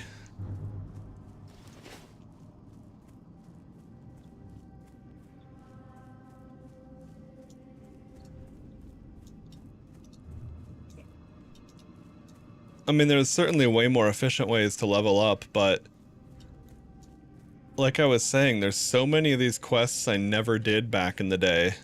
It's kind of interesting finishing up the details on them. Especially with the quest, the AI quest thing to voice act all the lore. Delia did live in Brill not long ago. She was buried in the mass grave. But if what you say is true, then the Rothide Knolls must have stolen her body and taken it to Silverpine. The Rothides, like all the Scourge, must be destroyed. I trust you are taking steps to make that happen. Delia had a husband, Raleigh, who now dwells in the Undercity. If the Delia who lived in Brill is the one who owned this ring, then Raleigh will know. Raleigh is in the trade quarter of the Undercity. Okay, well, I know where the trade quarter is. It's a little bit of a pain in the ass to go in and out of the Undercity over and over, but, well, just is what it is.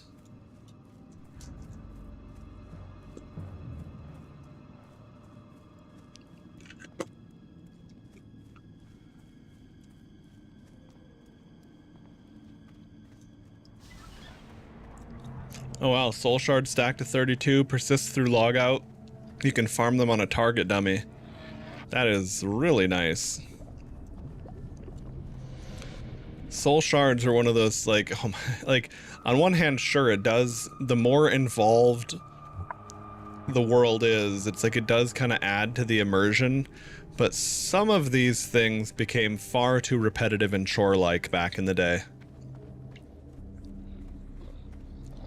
Oh, we almost made it. We might have died.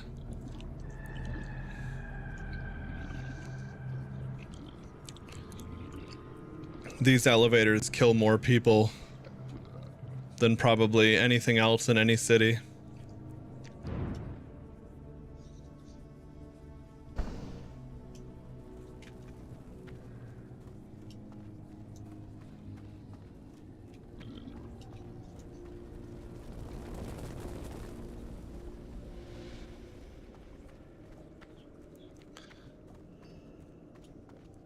Oh, okay. I was gonna say, I'm right on top of him, but I literally was. Ring was my wife's. Her fate was the fate of all who failed to endure these harsh times. I feel nothing for her death, nor for the story you tell of her body's abduction. Such feelings have long since grown cold within me, but desire does still burn in my dead heart, adventurer. Desire for revenge. Valdred, once my good friend, was my wife's murderer. Although I am incapable of grieving, I do yearn for revenge. If you kill Valdred and bring me his cursed hands, then I will reward you. I last heard he was at the Greymane Wall in southern Silverpine, trying to flee into the kingdom of Gilneas. Okay, so if we've gone here... Alright. Oh, wait, you know what? I should do that really quick, because there's only 40 minutes left on the daily. I don't know where I'm gonna go, where I'm gonna see so many softwood trees immediately again.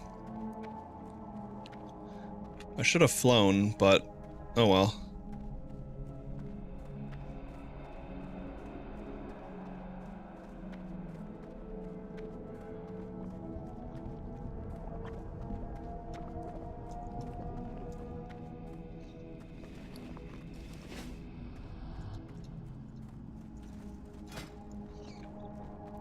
Oh shit.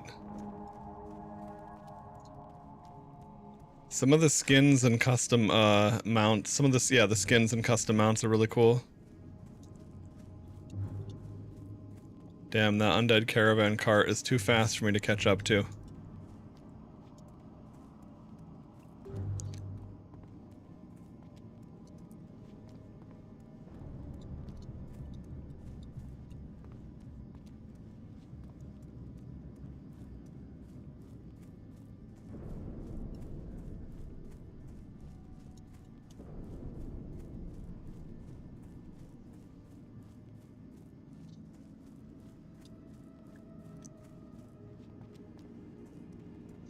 Okay, here we go. The silver pine trees are right here.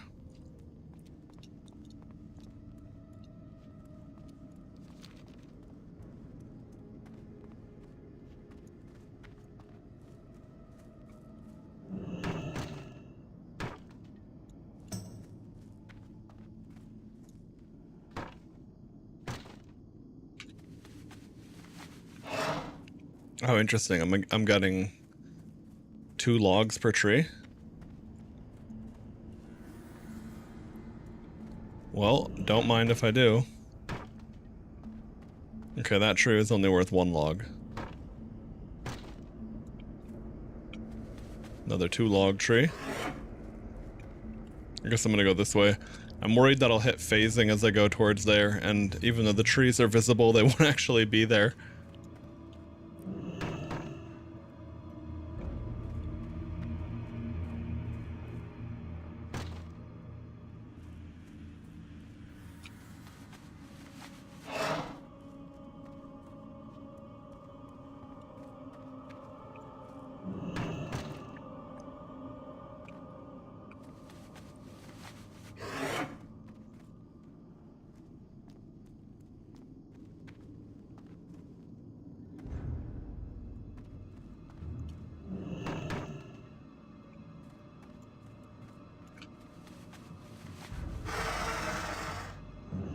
A rogue saying, why does everyone run around in PvE mode?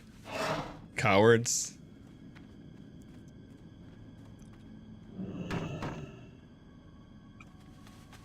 Very rogue thing to say.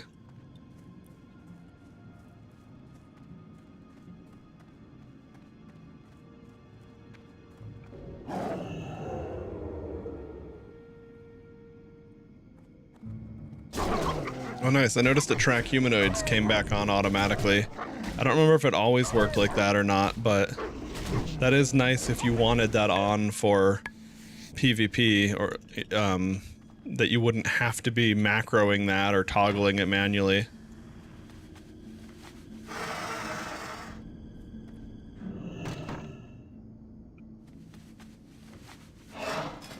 Wait, hang on, I'm getting green wood logs and softwood logs. What the fuck?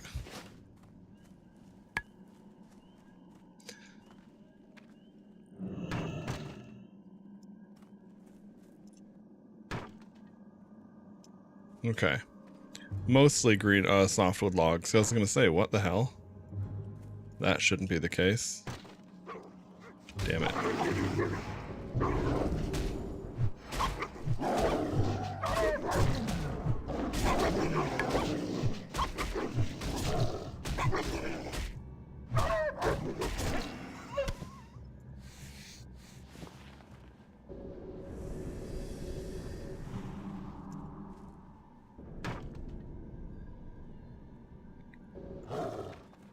Can we cut trees as a... Oh no, you can't. That's weird. I mean, I guess it makes sense, but every other bit of harvesting can be done in animal forms, so it's like if I can mine ore with my cat paw, why the fuck can't I cut a tree, you know what I mean?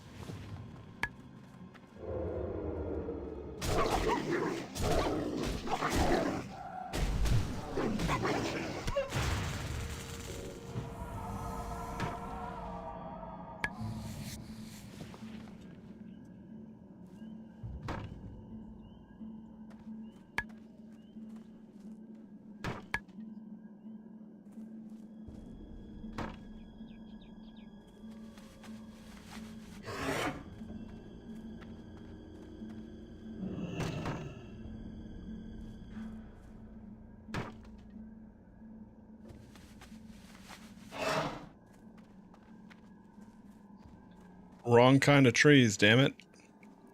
How are some of these trees softwood and some of these trees greenwood?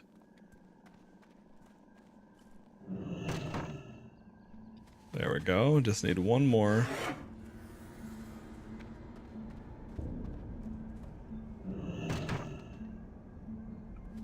All right, we got 2 more.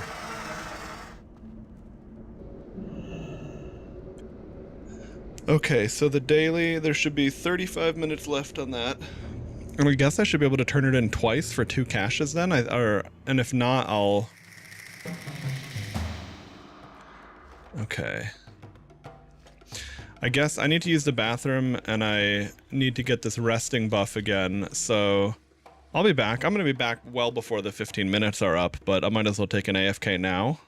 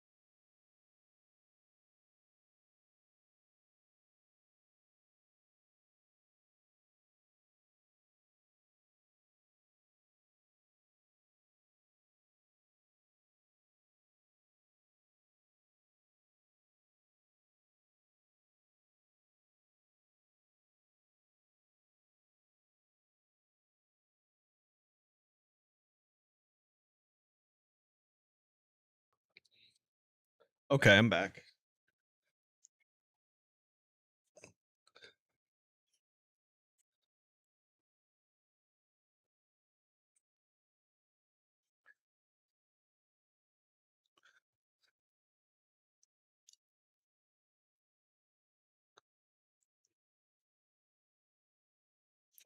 Stam, int, spirit, spell power, spell pen, chance on hit, spell damage, crit strike. Damn, that is a really nice main hand caster sword.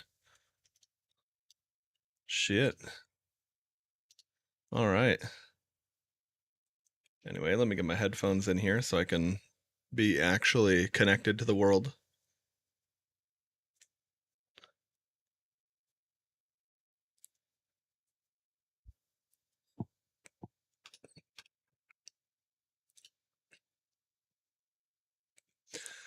Okay, 7 minutes on the resting buff.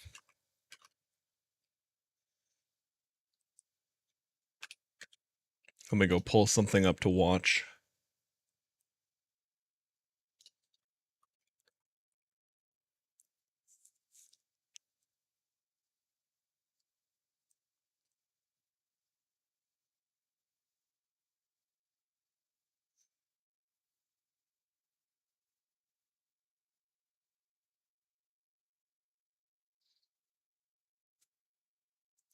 Let's see what this bullshit's about. What AMD can do is to put another nail in NVIDIA's coffin when it comes to the mid-tier GPUs is, again, they can't just refresh their GPUs because they know NVIDIA can't beat them in price performance, so they can do it if they want to.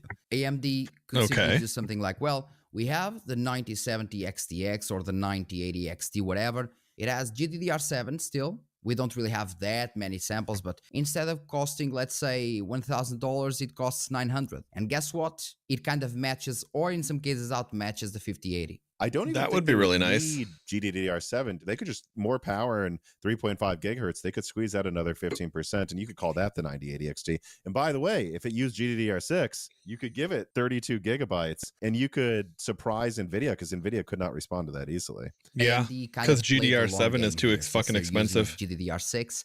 Now GDDR7 prices are going up. There are things AMD can do, but I believe they should kind of do a small refresh on the art. Yeah, no, I could see that. MP5K versus quiet MP5K? Okay. Well.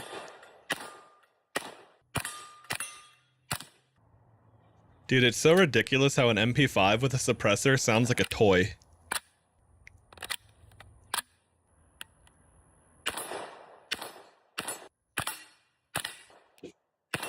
My favorite gun back in the old days of Counter-Strike. Oh yeah, what this is talking about So, Time did you hear Splitters about Rewind. This? Over a decade in the making, Time Splitters Rewind, the fan-made tribute built from the original trilogy, is finally set to release this November 23rd. What's the deal? This isn't just another remake, it's a free game. Notice the health and the body armor. The hell, I don't know where the body armor UI went, but What's the deal? This isn't just. It's kind of like, oh yeah, you can see it. You can see the outline right there. Same UI as GoldenEye. I don't know if it were the same devs or what, but it very much, like, if you notice the way you're dual wielding weapons in the UI, it felt like a spiritual successor to GoldenEye. It's another remake. It's a free game built by nearly 200 contributors, packed with content, 28 maps, 50 arcade leagues, 32 challenges, 91 characters, 41 weapons, and 20 arcade game modes. Online, offline, story modes, all without monetization. Back in 2012, Insane. It started out as a CryEngine mod, and many of us thought it might never see the light of day. But now Oh, it's a CryEngine mod. Okay. I was wondering what it was built on. So if you were longing for that frantic, wacky Time Splitters multiplayer mayhem, complete with wild maps and absurd weapons, your moment is coming. Get ready to jump in, GameStar. This is Ion Prime, and that's all I gotta say about that. So, did you hear about this? Over a decade in the making, Time Splitters Rewind, the fan-made tribute built from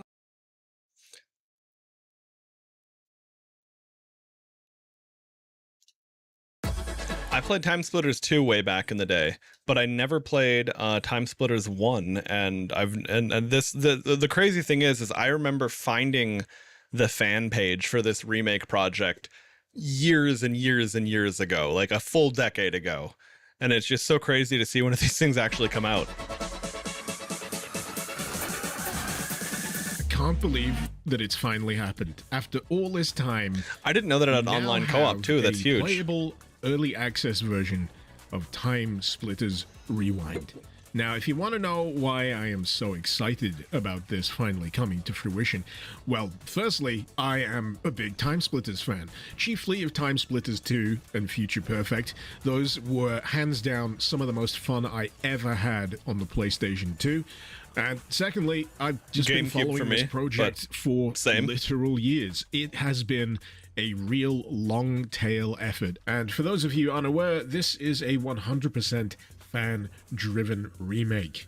They expressly have permission from the IP holders to do this, provided that they don't Interesting. make any profit. And under that remit, So they have permission to do it without any monetization. That's insane. Hold on a sec. Let me double check my in-game here and see what my buff timer's at. 50 seconds. Okay. they have just been hacking away at this project. And finally, there is now an early access version of Time Splitters Rewind for everybody to play. Granted, not everything is in place here. Sure. But for those of you that fondly remember the OG Time Splitters, there is going to be plenty in here just to remind you of how stuffed with fun games could be. Campaign-wise, you've only got the Time Splitters 1 campaign right now, which is relatively threadbare, as was the original. It's a collection of levels that challenge you with getting in, grabbing an objective, and then getting out. That's right, Time Splitters was the original extraction shooter.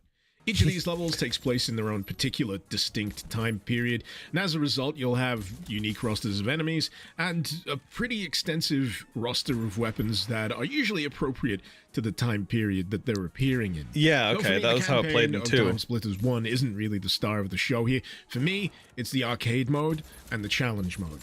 This is where you... Yes, and that's how I remember it being back on console too, is like, this was a game that you had so much control and customizability over, even on a console, whereas like previously a lot of these customization options really required, you know, a PC and a modded game, etc. So this was a big deal back in the day. That I had an insane amount of 4-player split screen fun. You just have these wonderful, goofy little scenarios that basically introduce you to a lot of the multiplayer modes and just various concepts that they were able to get I remember working. these challenges. They challenge you with beating times, gaining trophies, and generally having a lot of fun. You Oh wanna see man, how I many love ducks that. You can mow Okay. down before the time limit ends. There's a mode for that. You want to run around hoovering up bananas as a monkey? There's a mode for that. Yes, the Pac-Man You want a mode banana, where you right. exclusively need to make sure you break as many glass windows as possible in one run. Yep, there's a mode for that as well. Variety really is. I'm gonna have to install this later. It looks really fun. Okay. Again, that was it's Time Splitters Rewind.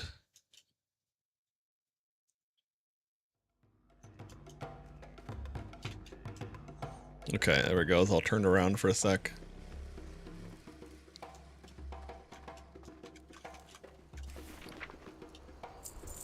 Nice, make you some money. Love that. Oh yeah, good thing I didn't forget that I'm somewhat on a timer here.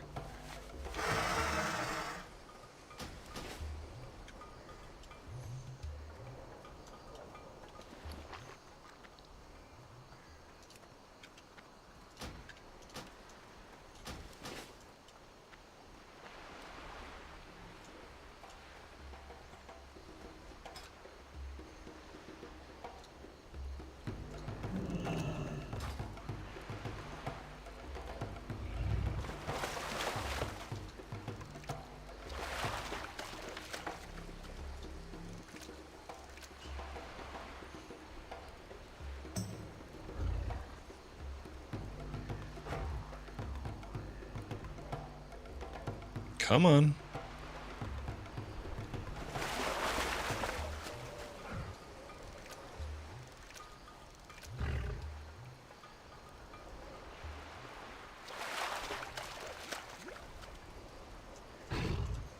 Where would you like to fly to?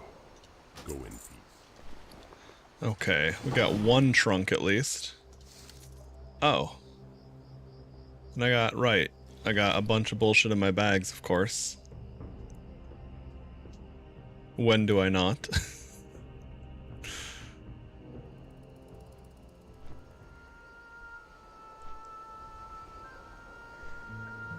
Sengin root? What the fuck?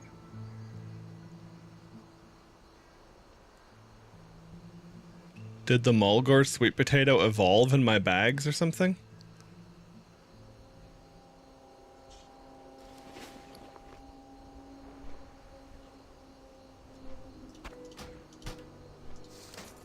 There we go. That solves it. Okay. While I'm flying, I'm going to pull back up that video again. Is the name of the game when it comes down to these modes, and there is oodles. But yes, as alluded to earlier, arcade mode introduces you to just the vast array of modes that are available in Time Splitters, and also allows you to host your own multiplayer rooms or join the multiplayer rooms of others, provided they're open, you know, not password protected or anything. And failing that, if you can't find enough people online at any given time, then you can also create your own bot matches. I wonder That's if it's how I used to do it peer-to-peer. back in the day. PlayStation 2 didn't connect to the internet. You young whippersnappers these days with your dial-ups and your beep boops. Yeah, I know you could get an adapter for internet on the PlayStation 2, but was I able to afford it? No. But all in all, this is a really wonderful start. I'm so happy to be able to actually play this for myself after years. I wonder how years it plays of as watching a... it through various YouTube updates. I can't remember how it worked. Like, did the crosshair ever move around the screen, GoldenEye style? Like, how, you know, how does it play on mouse keyboard with the ability to quickly hit headshots and stuff? It's really interesting to think about. Been made to finally have it in my own hands and essentially self-medicate my own sweet, sweet shots of nostalgia. But for those of you out there who I acknowledge may not have any experience with Time Splitters and may not see why it was ever a big deal, well, it was just one of those titles for consoles that really helped popularize, you know, multiplayer gaming. It was usually couch co-op, split screen. Sure. But it was effectively a game that allowed us to just have so much variety and choice. And later on, in the likes of Time Splitters 2 and Future Perfect, even gave us the tools to create our own levels. I absolutely loved that aspect of Time Splitters. It probably didn't hurt. Yeah, that was what I did in Time Splitters 2 all the time. Free Radical was also made up of veterans of Rare, the same veterans responsible for the likes of GoldenEye and Perfect Dark. And when you see this in motion, when you actually feel the gameplay for yourself, you can see that same DNA coursing through its veins. Yeah, no, I could totally agree with that. I could clock that immediately.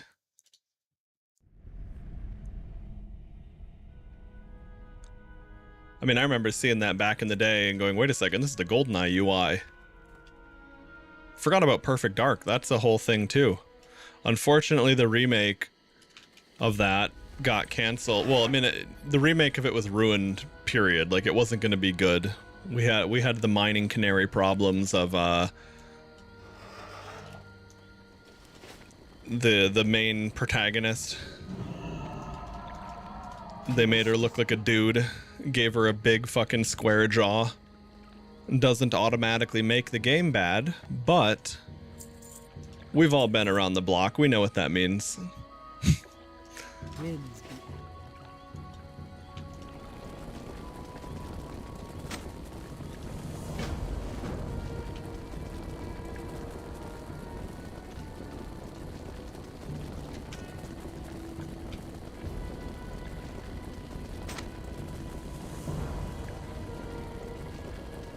Okay, so on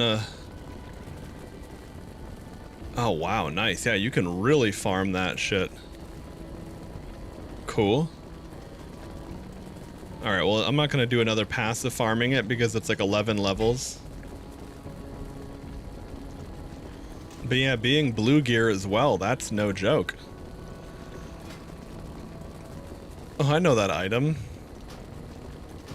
That's also the Torturer's item. Okay, Stam Int Spirit. Ooh, Feral Instinct. Increases the damage done by your swipe ability by 30% and reduces chance enemies have to detect you. Okay. The reduces chance to be detected while prowling is actually pretty nice, to be honest. I think I have that. Yeah. I was gonna say, I feel like I have been very, very cheeky with my stealth. Just going right in front of enemies and shit. Well met.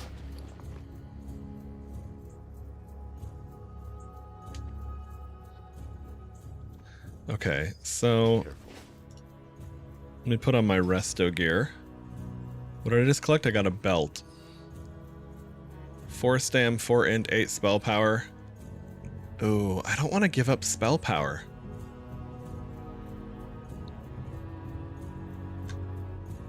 I don't think, but I don't know. That's a lot of 6 more int, 6 more spirit, 2 more stam.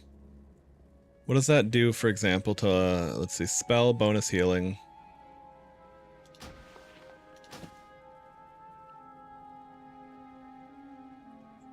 $345 over 15 versus... Oh, I guess the tooltip doesn't scale. Yeah, I'm not gonna... I don't want to get rid of any power itself. It just feels like it's too valuable, and I really don't... Most of the time, it's not mana that I'd be running out of anyway. Okay, well, we will just sell that quick. How may I aid you? What? Oh, I got more to sell.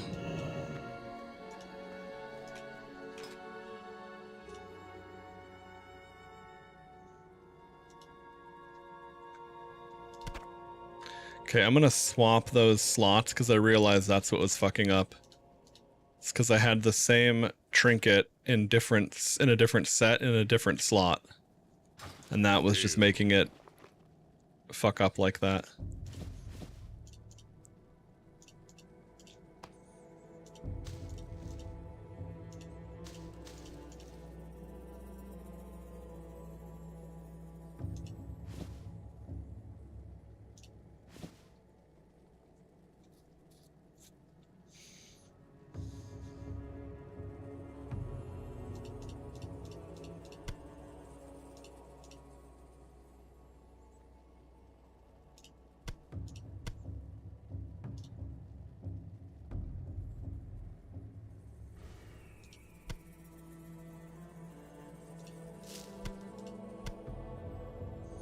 Okay, I'm just gonna throw all that shit in my bank because I got lots of slots for it now, and then worry about that. Because one of the things I noticed on this server is that a lot of materials have wildly different values on different days, depending on when that would be.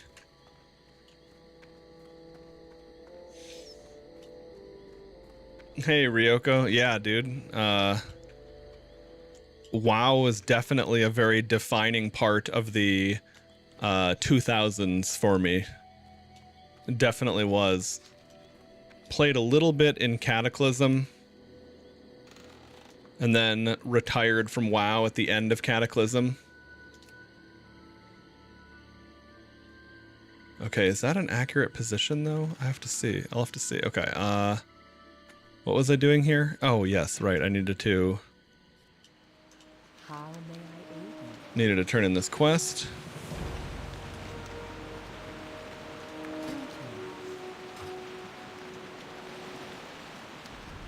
Thinking about playing this since Project Epoch went a bit dead. Yeah, I never got into Project... Oh boy, I forgot there's a button for first-person view. I never got into Project... I actually don't know how to say that. Is it Epoch or Epic? But yeah, I was looking at this and Turtle WoW. I had friends, I had IRL friends that played on Turtle WoW, and I installed that, and I was like, oh boy, a version 1.xx client. That's pretty rough to play on compared to this, which is a Wrath client. Now, Turtle WoW did a great job doing what they can, but there are some fundamental limitations of that version of the client.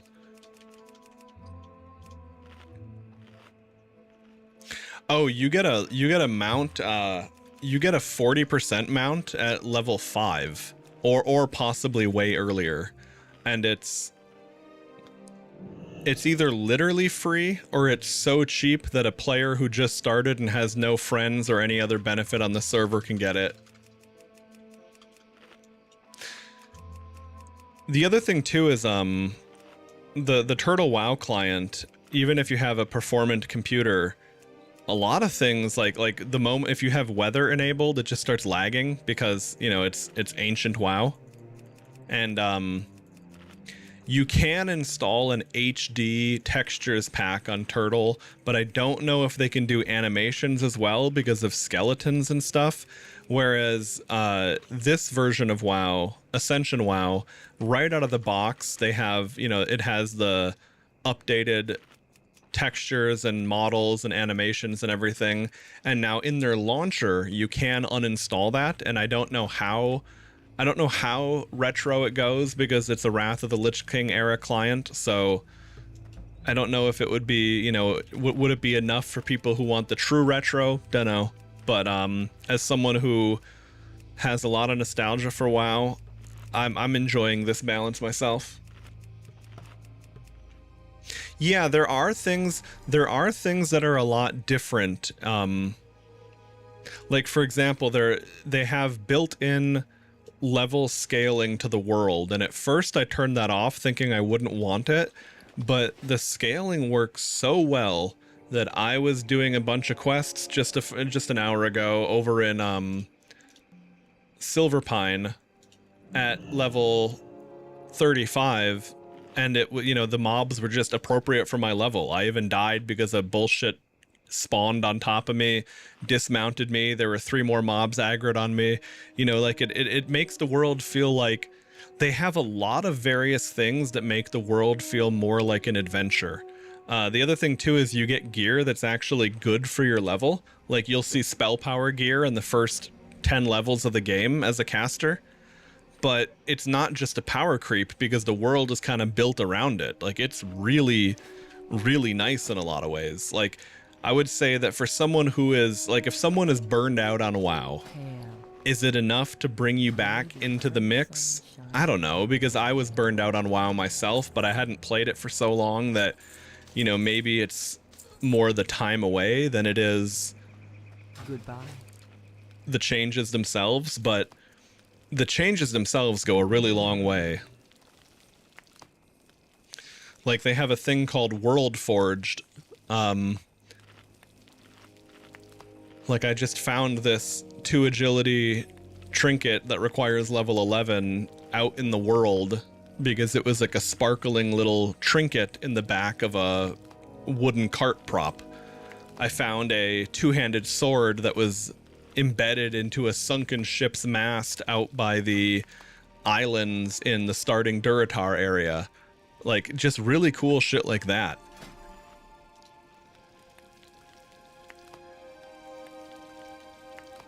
I guess, yeah, like it basically makes you want to explore. The other thing is they have so the talent trees are very Wrath era. I don't know if they've been modified or shortened or anything at all. I can't remember off the top of my head, and I didn't check. However, because you're only level 60 on this server, because it's basically Classic Plus is what it is. If you're familiar with actually being, you know, original Wrath of the Lich King, you are very much expected to max out one tree and then dip, you know, your next 20 points into the other tree. They've solved that with very creative methods. Like, for example, the Mystic Enchant system is very similar to Glyphs from Cataclysm. But, okay, so right here they have something called a crossover talent. I have a couple of these unlocked already. But, you know, it's like, and you can see it requires 30 balance and 30 resto talents. Because if you already have the feral version, you can't stack it. But then you would dedicate, you know, 1 or 2 of your blue quality enchants to get these crossover talents. Like if you want Feral Instinct as a resto druid, so your stealth is better. Or if you want, I don't know how many other crossovers I have. I might have to filter not collected to see this more clearly. Trying to think of one that would actually matter. Oh, like, right, if you want Nature's Grace as a resto druid, that kind of thing. Thanks, Reihaku. Oh, I also hit level 35, which means I can get an artifact Mystic Enchant as well. So the other thing that's really huge about Mystic Enchant is you get your legendary at level 30, and you can only have one, but it's a very build-defining thing. So like this, I chose to opt for Wrathful Strikes. So at level 30, I already have Wrathful Strikes, which is what, lets me cast Wrath when I have Predatory Strikes procced. And then over here, I get 2 extra combo points when I cast a Wrath from Cat form. It's really cool how you're built. Like, that way it's like your build-defining thing. It's like, oh, cool, I'm level 58, and now I can finally play the way I wanted to the whole time from 1 to 58. It's like, you still start out as a level 1. You progress, but it just feels... The pacing of it is what it is. That's what feels so much better. Greetings.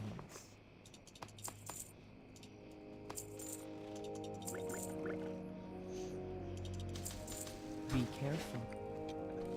Reihaku, did you ever play Time Splitters back in the day? Do you remember that game? The PS2 era game?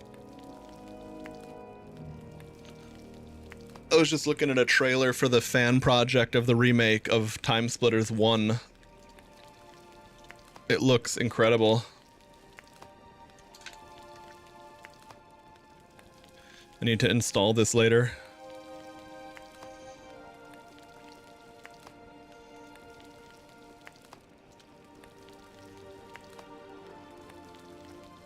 I wonder if that's gonna lag me out if I try to download it now.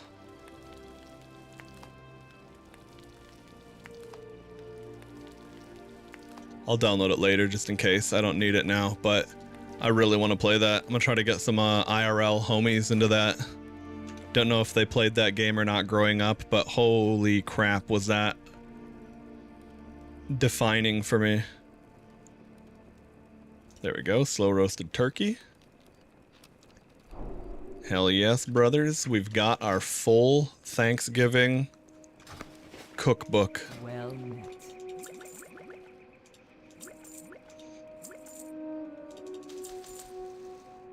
May the eternal sun shine.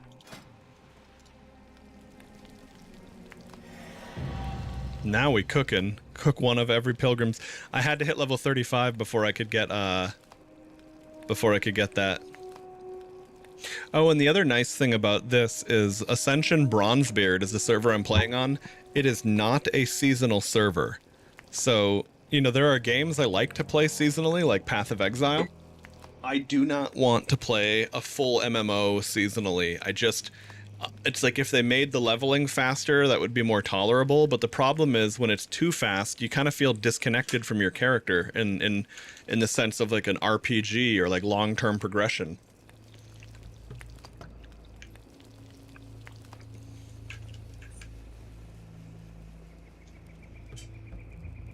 Okay.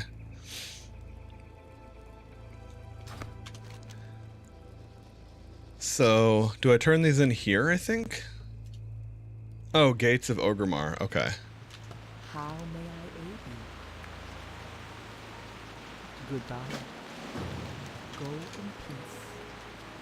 Did I? Oh, fuck. I should have bought more pumpkins when I was there. Rip. Oh, well.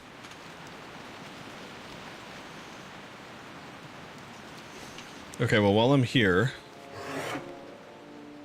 there's another Druid quest.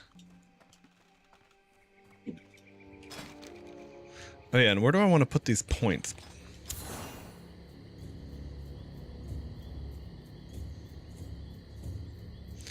Oh yeah, increasing the duration of pounce could be super nice. Let's see, I need one more point here until it can go down there too. What's the default duration of pounce? Stuns for 3 seconds. That would make it stun for 4 seconds. I mean, an extra second of stun is big. But that's 270 damage over... Yeah, Ravage is going to hit harder, isn't it? 18 seconds is too long. But it depends. If the monster deals a shitload of damage, well, that's better to have. Oh, Feline Grace at level 40. That's where that is. I was wondering where that was. Okay.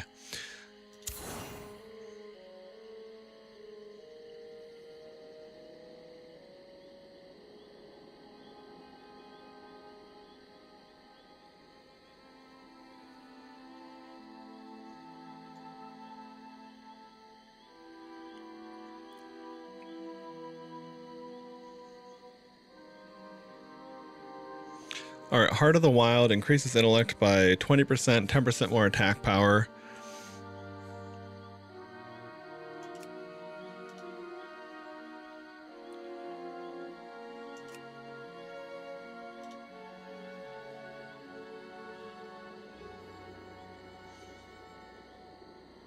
Ooh, we get Cat Swipe at 36. Nice. Okay.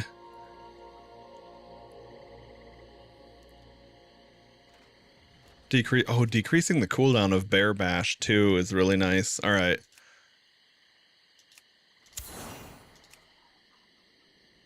Yes, and that does scale to 30 seconds. Okay.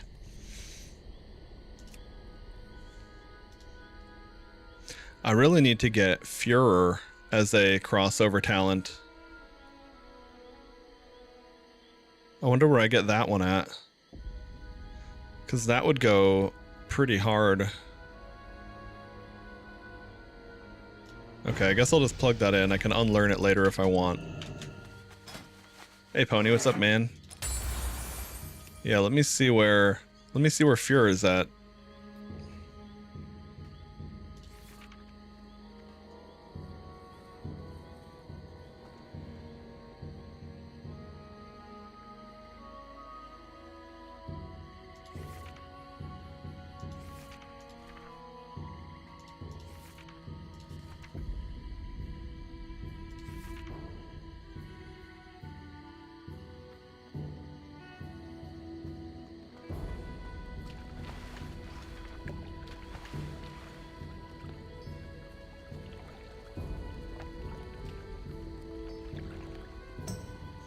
Oh, maybe...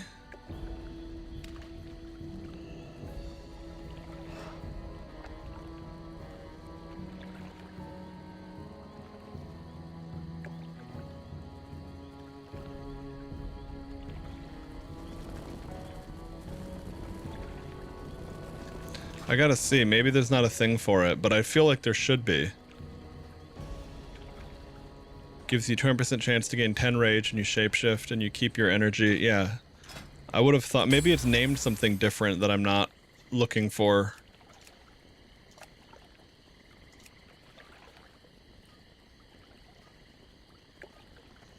Because I feel like that should be there.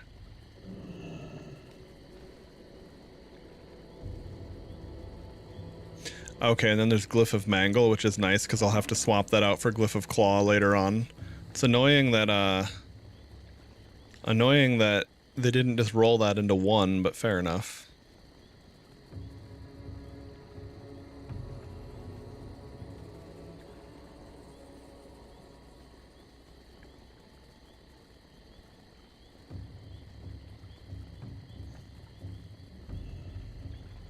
Omen of Clarity for even more clear casting would be nice.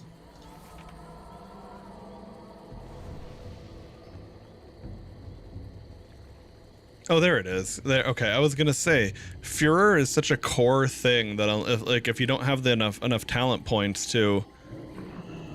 But yeah, okay, 45. Okay, well that makes sense at least to me because I was gonna say like. When is that an option? Okay, and I get my next thing. All right, I'm gonna take that at 45 for sure.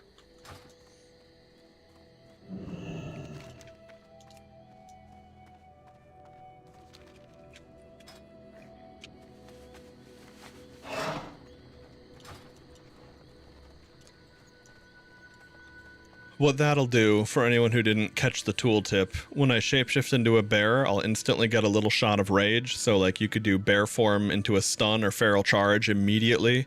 When you shapeshift into a cat form, you keep up. Okay, that's right. It doesn't generate energy anymore because that used to be abusable. It's a really old difference. Each point lets you go up to. Okay, so yeah, you can keep a full bar of energy when you shapeshift into cat form, which definitely really helps. Strive to keep the balance in all things, adventurer. This is where true harmony lies. Yeah, and you can. Okay, so I can just get that if I don't find it elsewhere. Okay. Well met. The druids in the Wailing Caverns. The druids of the Fang. Okay, that would be a dungeon quest. Okay, so. Well met. May the eternal. So where do I go for that? Use the Cenarian Loon Dust on the Moonkin Stone between Mulgore and the Barrens. Between Mulgore and the Barrens, okay.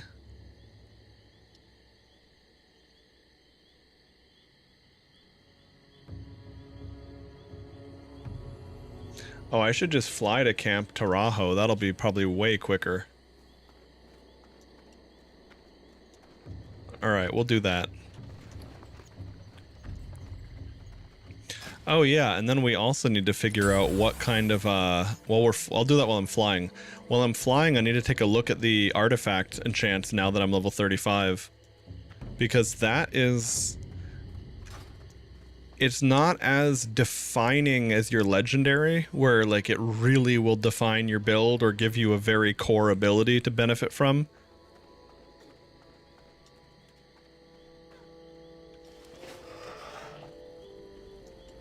Okay, let's also see what the new dailies are.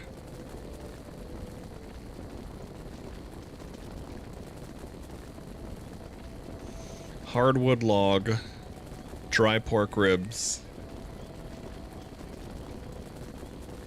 Okay. Well, I think hardwood logs might be... I might need to get a little bit more wood cutting. It might be 150 or something. Peace, friend. Oh yeah, that's right. I need to figure out a better... I heard that there's a better auction add-on than Auctionator. Well met.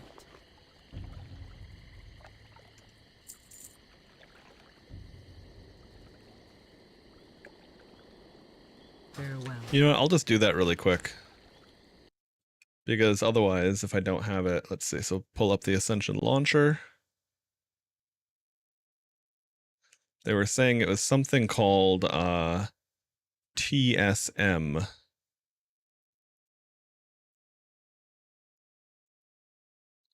Probably not Team Solo Mid.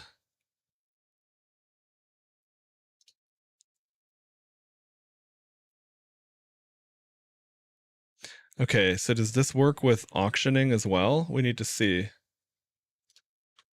Let's see. Trade skill, master, okay.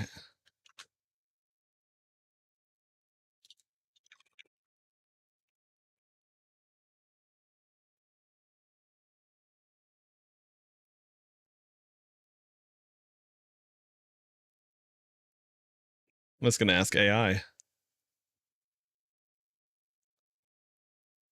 Yes, it includes extensive auction house functionality. TSM is built to streamline and optimize gold making in WoW, whether you're a casual player or a dedicated goblin.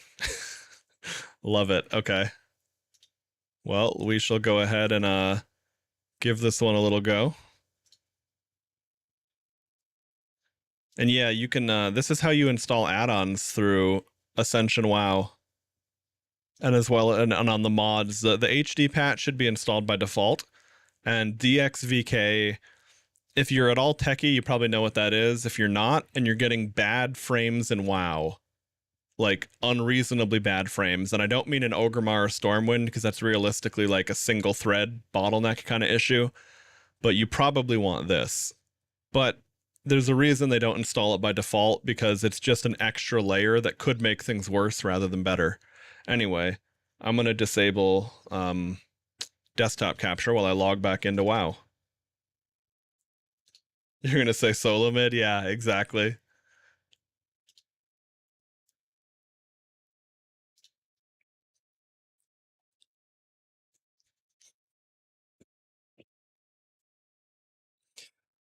Okay, go ahead and update and log me in, please. Yes.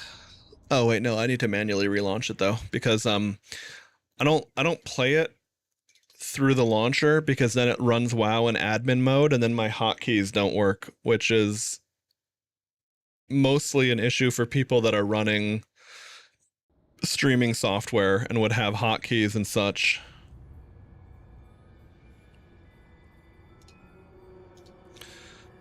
Just to be safe, I'm not going to show the valid authenticator string.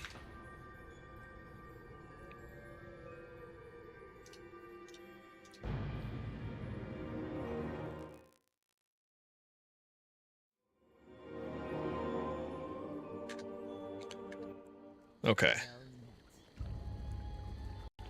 So let's see what that did. I've never used Trade Skill Master before, and Auctionator is what I used to use back in the day. Looking for something Oh boy. special?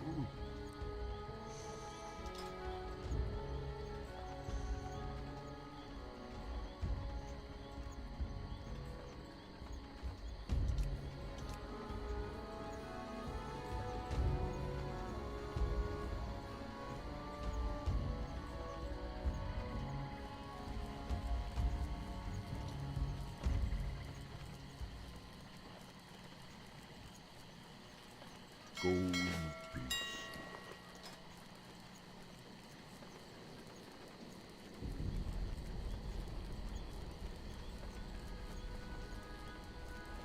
Alright, let's see how quickly this get all scan runs. Because that's what they were saying, is it's supposed to be much better than Auctionator.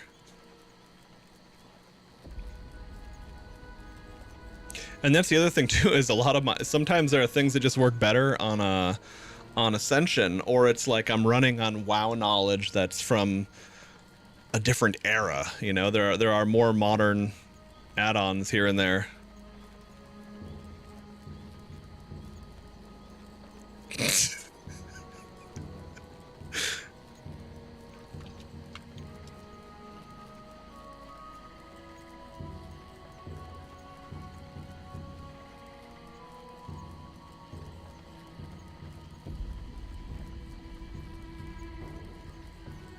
That's so funny, that dude's message about Troll Floyd.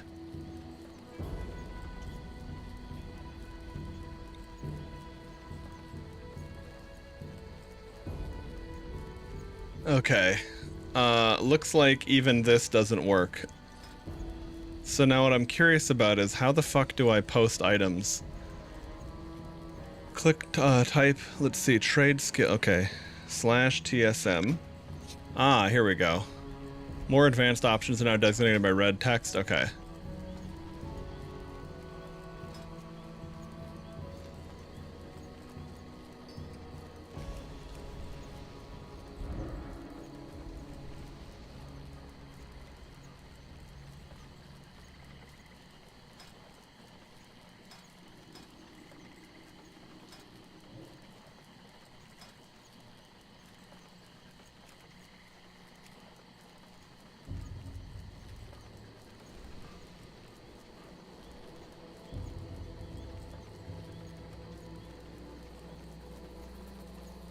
Where the fuck are the groups buttons? Oh, there we go. Okay. Collection, okay, so is this gonna be to automatically...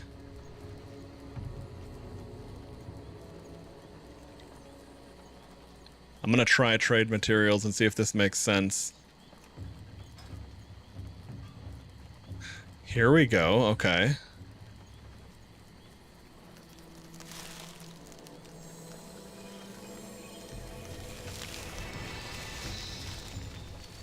Now, none of these are regular things for me, but let's just see. Okay, if I was gonna sell a true silver bar.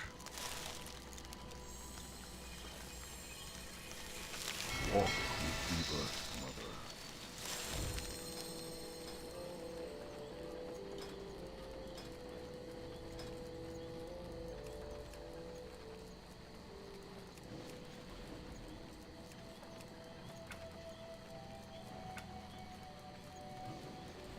Fuck.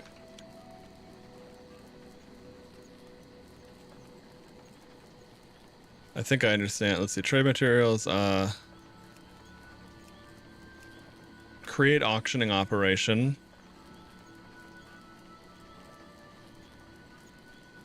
See, sell trade materials. Match stack size. If checked, auctioning will ignore all auctions that are posted at different stack size than your auctions. If there are groups of 1, 5, 20 and you're... Okay.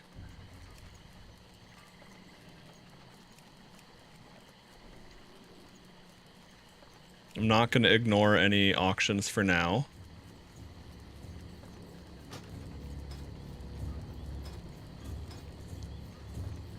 Duration 24, stack size, keep quantity. Use stack size as cap, bid percent.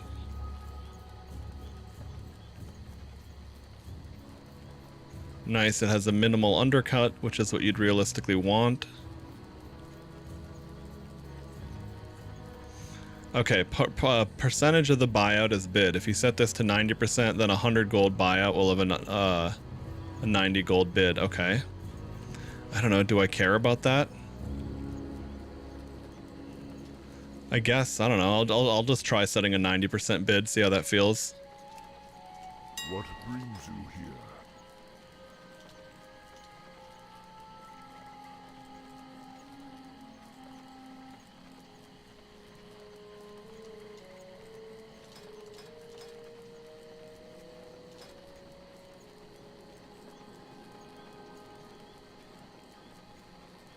We shall meet again. There we go, I didn't have it set. Please, friend.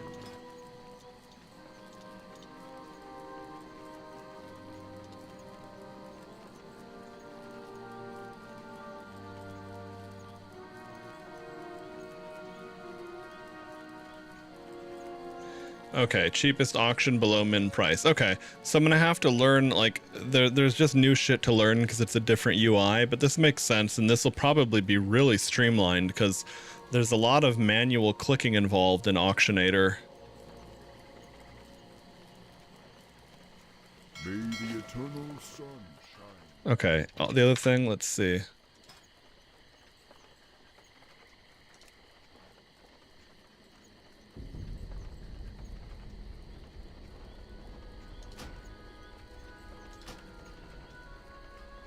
I'm going to store it globally because I'm not going to want it to be different across different accounts. Let's see.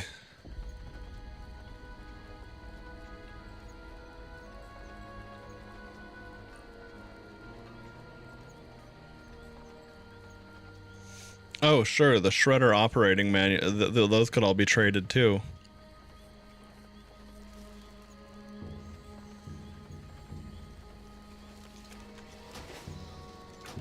You know what actually I'm probably going to do is, let's see, is this, okay.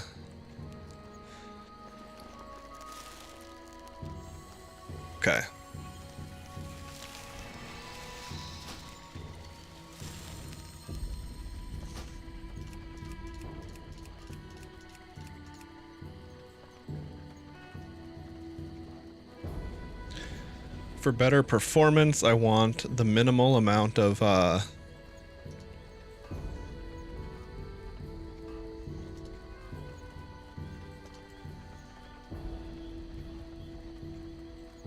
want the minimal amount of shit running. Other than, of course, what I want. Okay. We'll apply that. And then I'm going to make a preset where I have this stuff on for auctioning and not. Okay. And I will definitely say that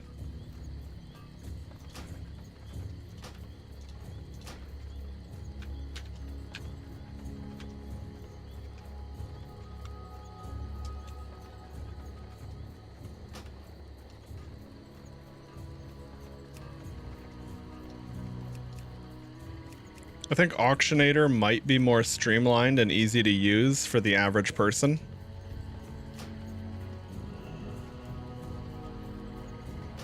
But I can immediately see where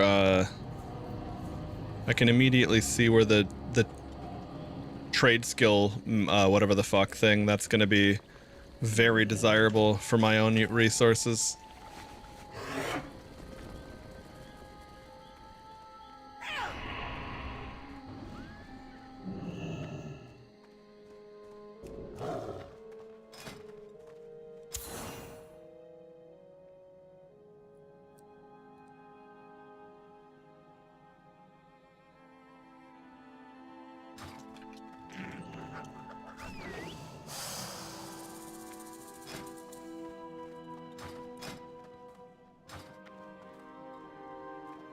What brings you? When mounted on the back of a wind rider, one sees that its reputation for strength and speed is well earned. Careful.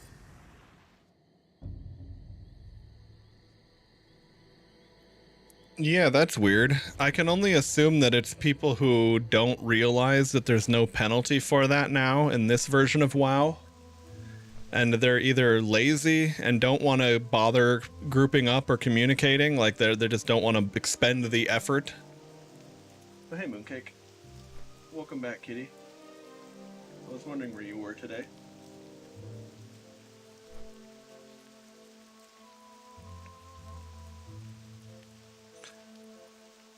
And maybe they feel like, fuck this guy, I'll get the tags faster than him anyway. But yeah, the reality is you don't need that unnecessary friction in your life. You could just group up and get it done.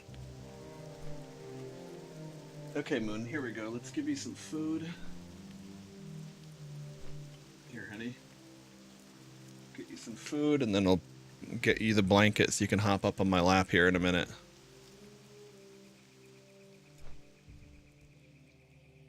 Hell yeah, welcome to Ascension. Thanks, Tasty. Yeah, it's been fun so far. I've been playing it I've been playing it for not like literally every day, but for a couple weeks now. Very much an old head of WoW itself, so it's only the Ascension changes that are new to me, but we've all been having a good time with it. The various old heads of WoW in my community, and then some people that have never played WoW or not really, and they're really appreciating Ascension. All right, so where the fuck is this thing? I can't remember where this. It's been so long since I would have done this quest as a Horde Druid. It would have been an actual Burning Crusade.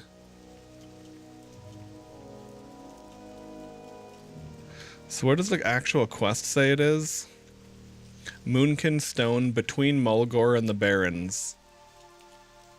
On the lands west of Taraho in the Barrens, just before it turns to Mulgore. There we go.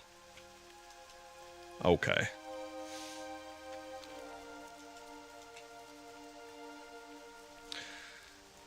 Need a guild? Yeah, we could join a guild.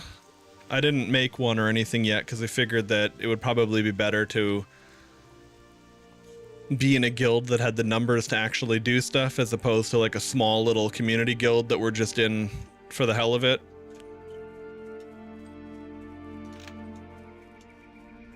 But yeah, I have not figured out a guild situation yet, so that could certainly be an option. P server glads? Hell yeah.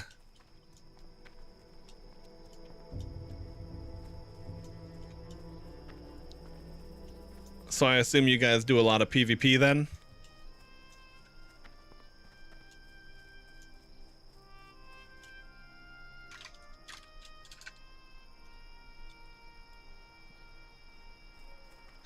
Okay. Where is this stone? Just before, he said, just before it turns to Mulgore. Me busy. Leave me alone. Something me doing? What you want? What? Me not that kind of orc. I noticed that was an actual peon, so I had to get the voice line out of him. Alright. Yeah, exactly, dude. You recognize it. That's really the fun thing about WoW is when you're when you actually played old school Warcraft games and you're familiar with that.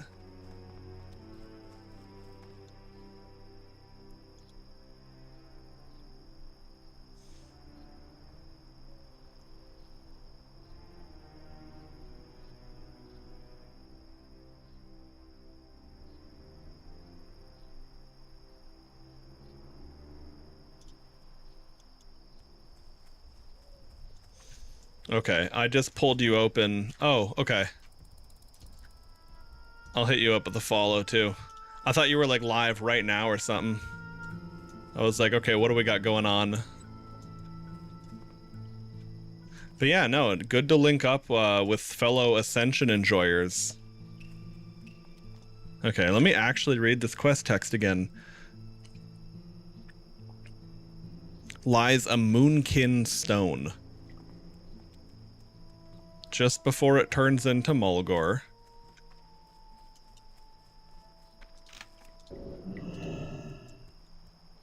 Dude, where the hell is the moonkin stone? There's a baby thunderhead. What is that? What's this baby thunderhead doing here? Oh yeah, thank you for gifting the sub there, dude.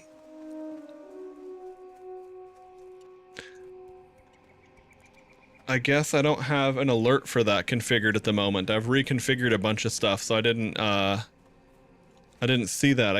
I think at the moment it probably only pops up in my chat overlay. But that reminds me that I had to do alerts and such. Okay. So I think it's somewhere up there. But no, good looking out, man. That's a good reminder for me that I need to finish that. I was in the process of making custom alerts and never finished it and just left it alone. Oh, here it is. Okay. I was gonna say, I feel like it should be over here design-wise. Oh.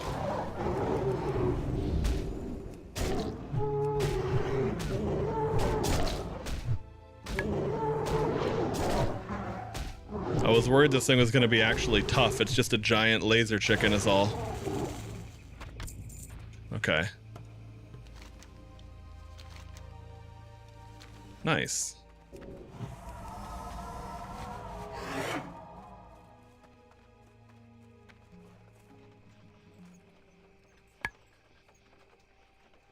What?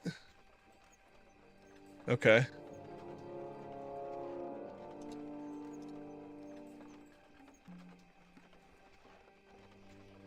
Hang on a sec, what just happened?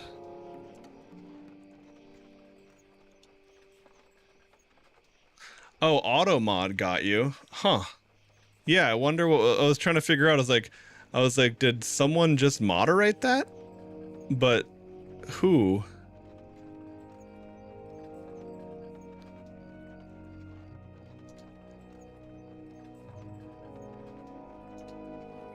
Huh.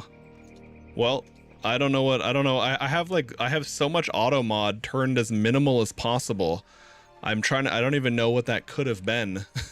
I guess the only thing is, I suppose it might have been one of those bot filtering things, because you mentioned your stream or something. Not that I have a problem with that, but there are a lot of bots that would spam shit like that. Anyway, you're all good, dude. I'm gonna, let me see, can I do anything here that would, yeah,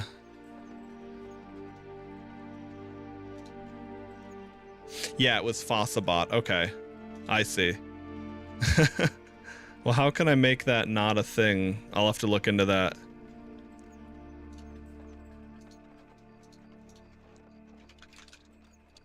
You know what I'll do for the time being?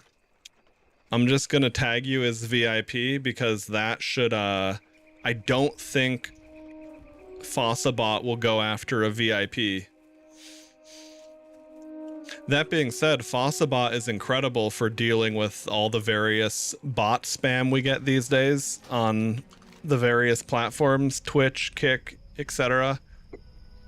Because ever since they started using AI chatbots to have different messages instead of the same, you know, repeat spam every single time you encounter them, it did become something that was a little bit more involved to block.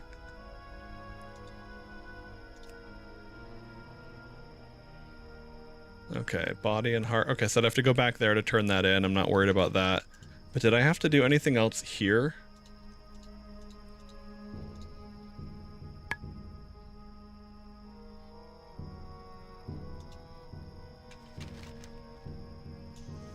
Oh yeah, right. I had to turn something in the Crossroads. Bit of a hike, but hey. Hang on, I'm gonna reload the UI. Something's funked there. I am currently, I don't really know exactly what I'm gonna do on Druid because I always loved Feral Druid back in the day. But if it's not Okay, there we go. That explains. I was like, I had a quest there.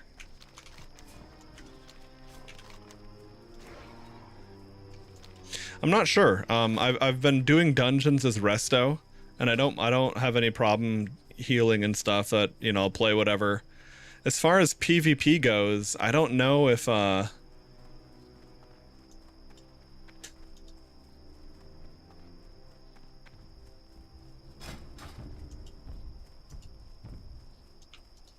that's weird. Reloading the UI didn't fix that. I wonder if I have a like a bugged quest or something, or something else going on. Anyway. Yeah, but as far as playing endgame PvP and raiding goes, you know, I guess whatever makes the most sense to play. Like and then at that point I'll kind of figure out what alt I want to level. Like I suppose if Feral Druid is not playing the way that I want it to, maybe I'll make an enhancement shaman, because it's probably the closest thing in terms of themes and play styles. If Feral Druid is popping off and I'm really digging it, then I might level a priest, because I really like discipline and atonement. But yeah, I don't know. It kind of just depends on how everything that's new to Ascension feels. Feral for 2s. Oh, nice. Okay.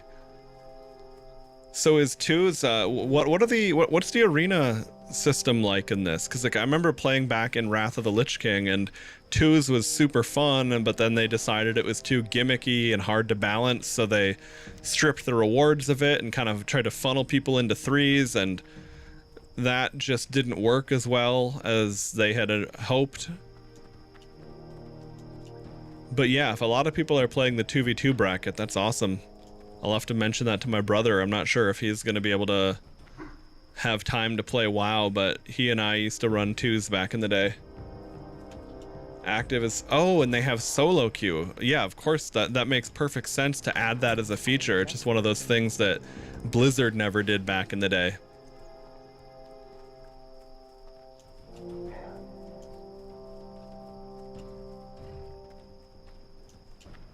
I was gonna say, I could have sworn I had a quest to turn in here.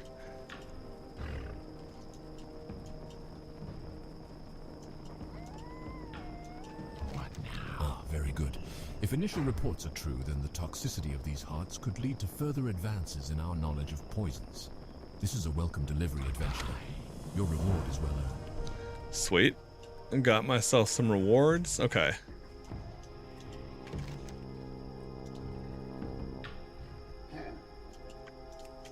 Oh, while I'm so close to this side of the map, I guess I'll just go that way.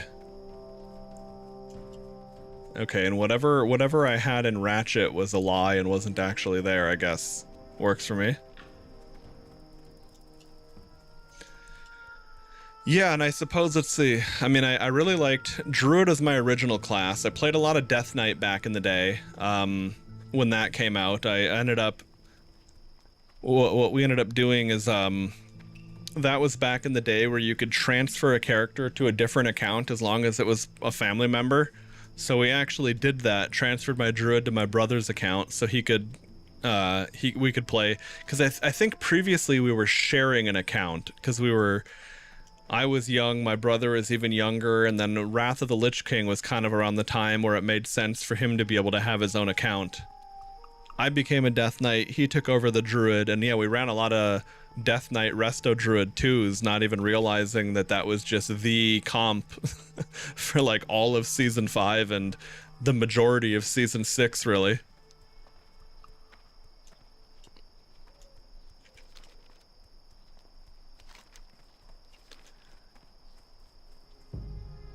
Yeah, and I guess if I get my brother, if I get my brother into Ascension, he'd probably also play a Resto Druid for PvP, but then also a Rogue. Subtlety Rogue was always his main thing. So I guess that's kind of the other thing when it comes to rolling an alt. If it, depends on what I want to play, depends on what I'm going to play with someone else, kind of depends on what I learn about Ascension as it goes on.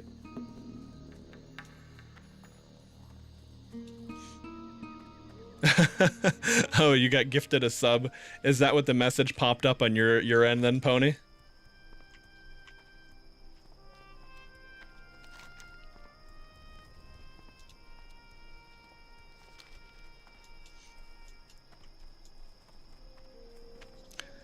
So is that Hungarian then?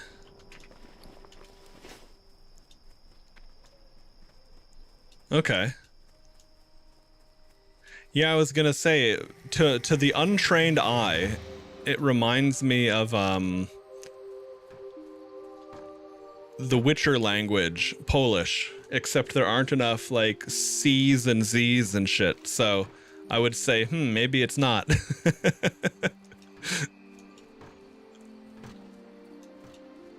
Yeah, sure. No, that makes sense.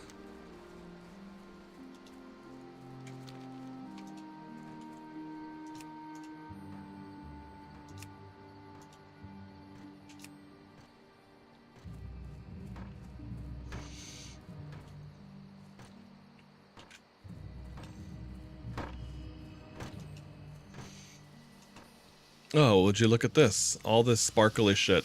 Let's obtain it. Elemental momentum. Killing an opponent that yields experience or honor triggers your elemental focus talent.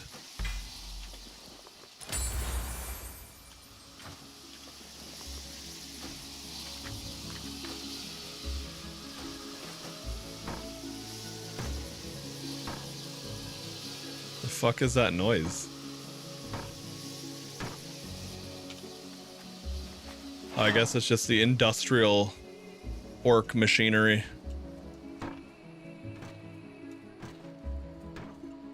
Nice. Well, the other thing too is, right, I can cut trees in Ashenvale, and I assume because these are yellow, I'm gonna have a chance to get softwood trees as well as I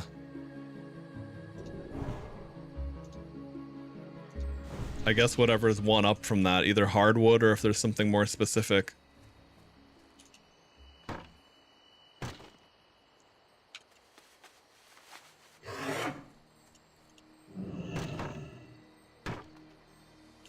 But most importantly, getting the levels is huge, because then I don't fall behind in this shit.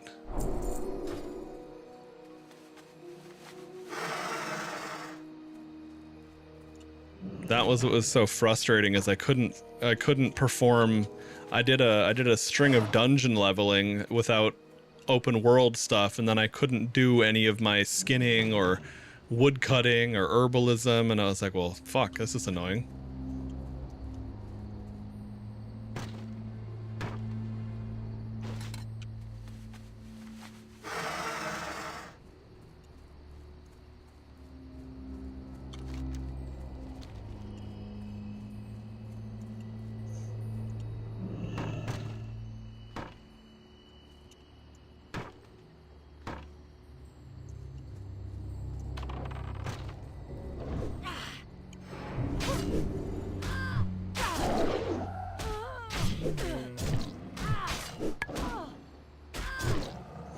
Of course, now that I'm not actually doing the quest, I'm seeing the mobs. When I was on this quest, they were such a nightmare to find.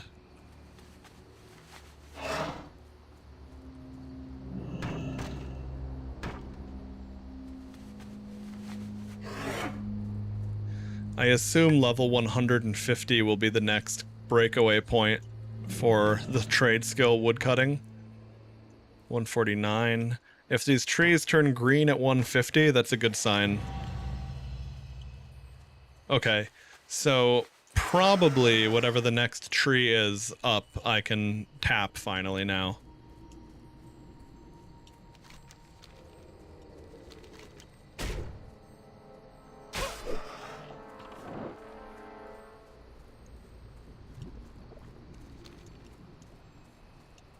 They have such a nasty scorpid sting, reducing your strength and agility. Oh, fuck.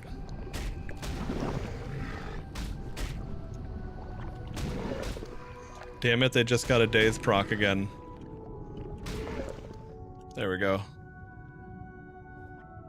I'll just strafe sideways so they're not hitting my back. There we go, see I got a parry there.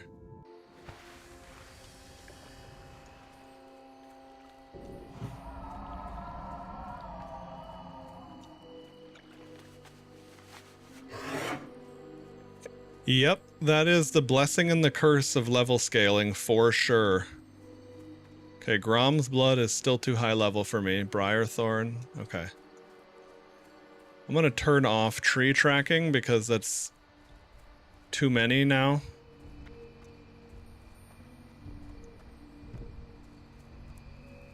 I'm trying to remember, where is this quest? I think we go here and then up.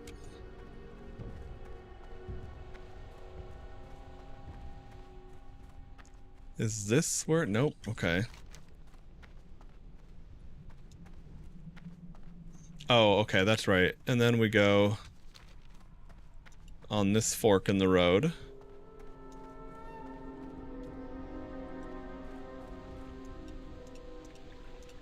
$250. Okay, so that's one of those herbs that just exists like way higher than the area that it's in normally.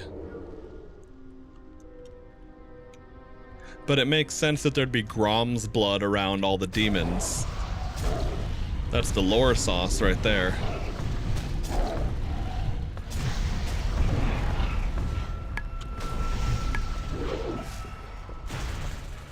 That is some serious damage. Oh, I'm fucked.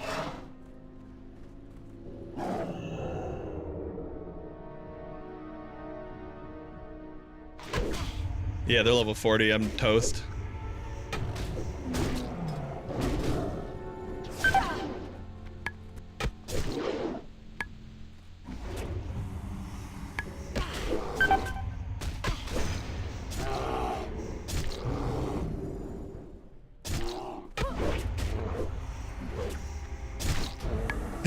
They got me, fair enough.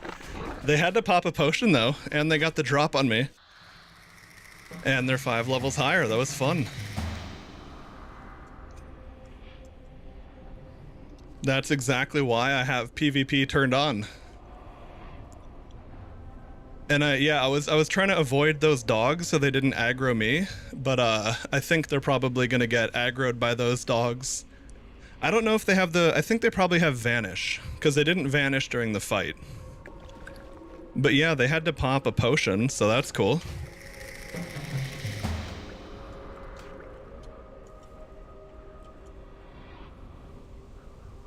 No, that wasn't it at all. And honestly, anyone who bitches about PvP is just dumb and wrong because they can turn it off in this. But I've always been a PvP enjoyer. And you know, if you're willing to kill, you gotta be willing to die.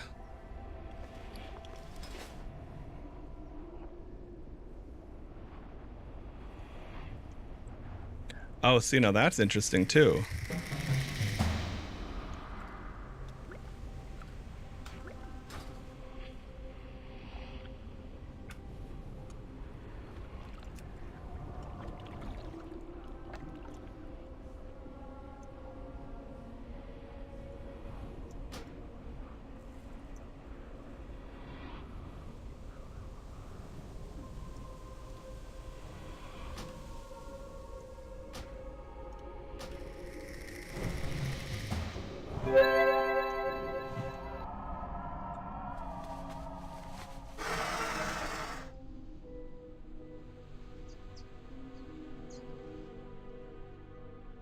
I don't know if they're still around or not.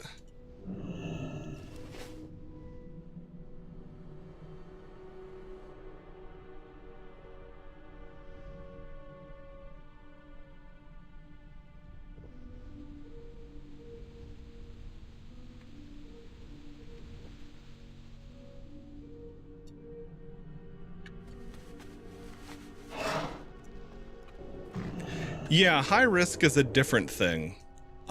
I'm using war mode because that's for 10% XP. High risk is 15% XP, and honestly, I don't think it's worth it at all unless you're going to be I would imagine that probably not enough people do that. Like if things like high risk, if the whole game, if you're talking about end game play, or the whole game is being played by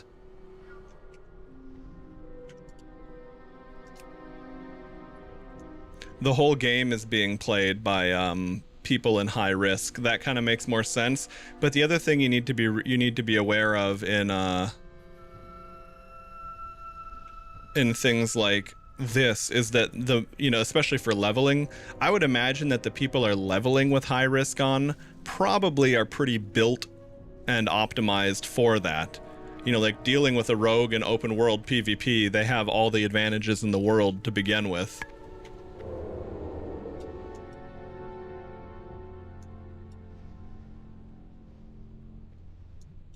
Okay, so what do I do here for never again?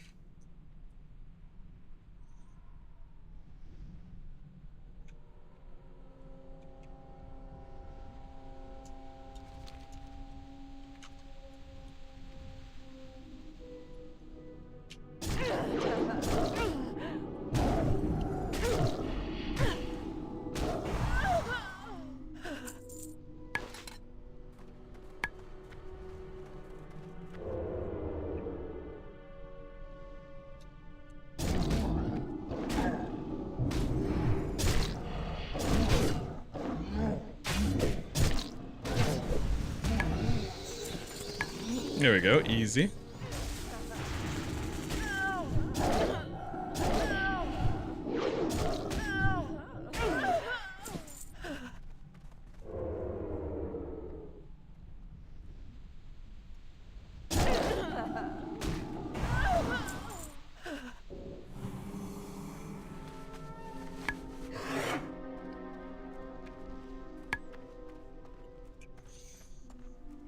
Quested with the rogue, he snuck around too. I kept aggroing ambush mobs that wouldn't see him. Stealth is cheat.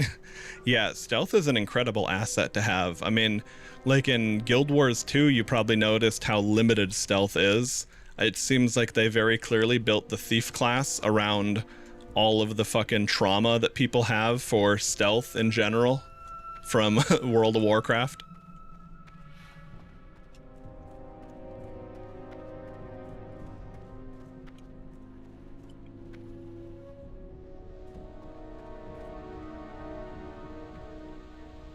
Master Imp Summit. What the fuck?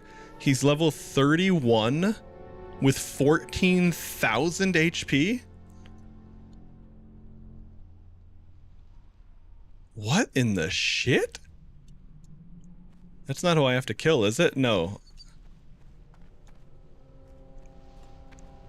Yeah, he's decked out in some serious heirlooms.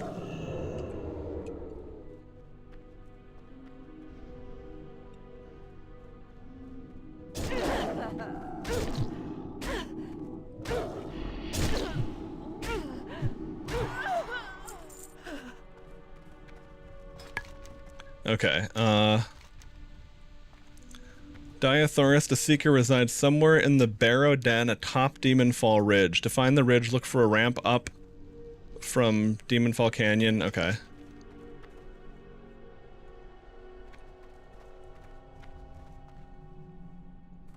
Maybe he's near where I already killed that other guy?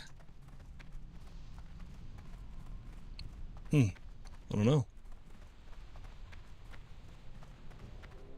I mean, you'd think he would be up here, right? Where did it say the other guy was at then, out of curiosity?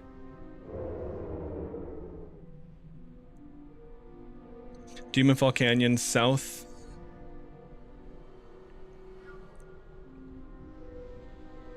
Near Manaroth's Broken... Okay, to find the ridge, look for a ramp up from Demonfall Canyon near the monument to Grom Hellscream. Okay, I know where that is. I gotta go more that way.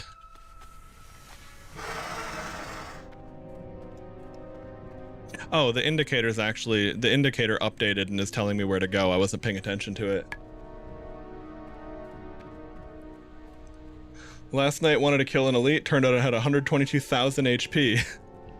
Yeah. Yeah, seeing an enemy's HP value is a pretty good way to understand, like... Especially when you think about, like, fully geared raid DPS is going to be around 5... I think, like, 5,000 single target DPS is considered good.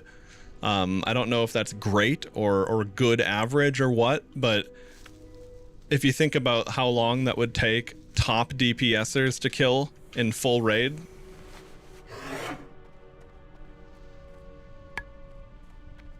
Oh, and that could be a difference of the UI that I'm running too, to see different types of, having different displays of information and all that. It's one of the reasons why I wanted this as for healing, is to be able to have these extremely chunky health bars that are just easier to see. Fuck. Is this? Tits. Okay.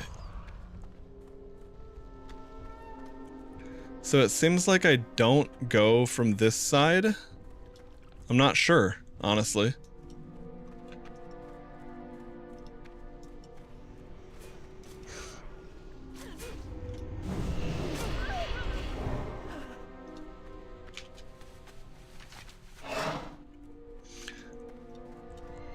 I like to buff strangers, and his name was also Samurai Jack, which is pretty cool.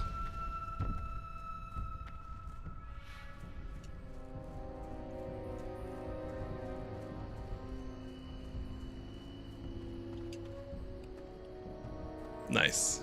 Just able to jump over that tree. So what the fuck is up with this? Is this dude actually here, or is he lying to us?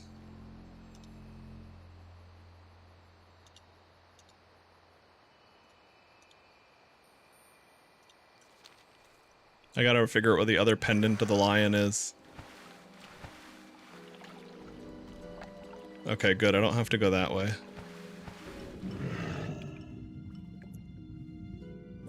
Oh, I was in the right place? Okay. I didn't realize you were talking about the exact quest that I'm on. I thought you were talking about something else that was like similar to what I'm doing.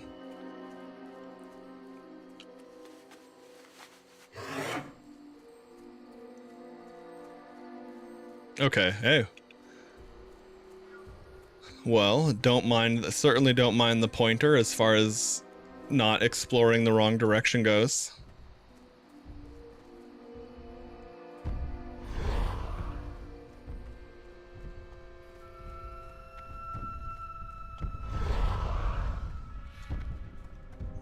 Nice. I wonder if it's still coded where when you jump, your actual position is locked to where your feet left the ground until they touch the ground again. Oh, I see. That little waystone, I didn't see that initially, but yes. It looked like this was impassable terrain, but now I see. Good stuff, man. Thanks.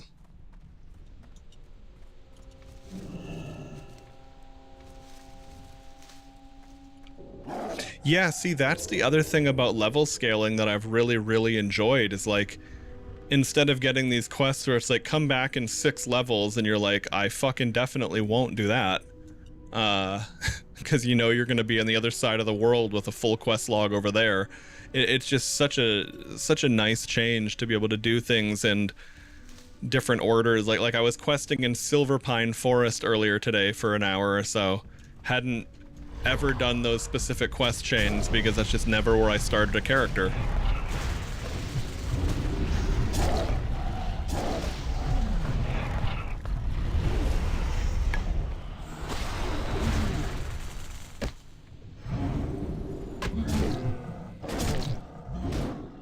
Or it's like even when I played an Undead, I didn't do that specific thing or whatever.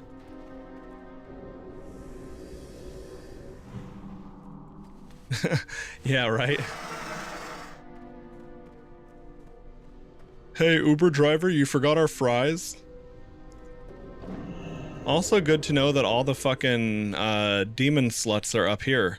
I couldn't find... There's so few of them down by the lower area that I couldn't find who I needed for the fucking quest.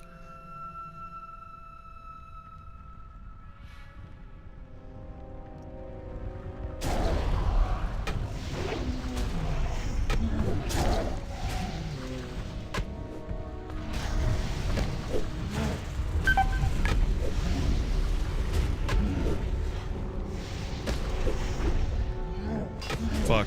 They stunned me, I'm dead.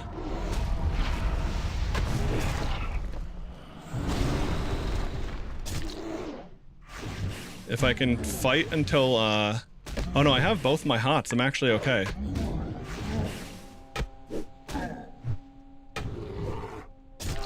I thought I was gonna be safe because I thought he already used his stun on me.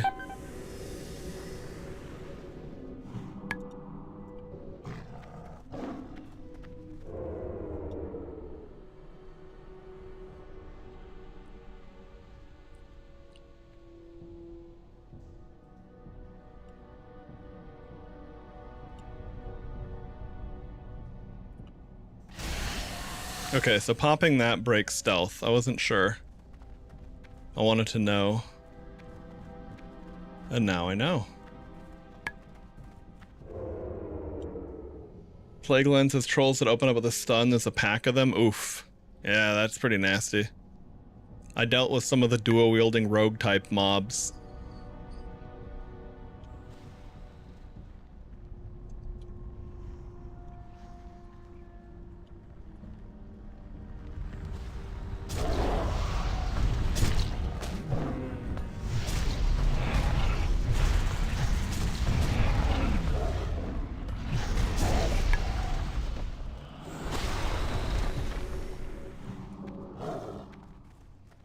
In the Duratar starting area, and those were nasty enough. Like when I was playing my Warlock on adventure mode, I just didn't even go that way because I was like, well, the elite versions of those will just instantly fuck me.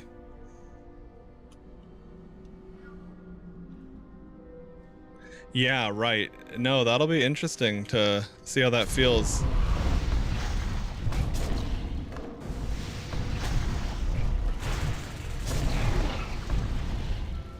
God damn it. It's so nice to have the whole combo point transferring over thing. Okay.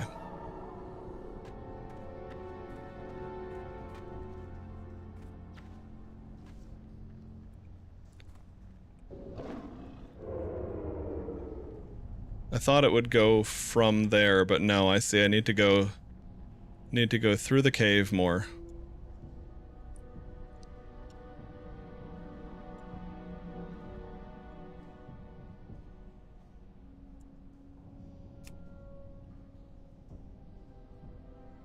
Okay, so the humanoids nearby are friendly.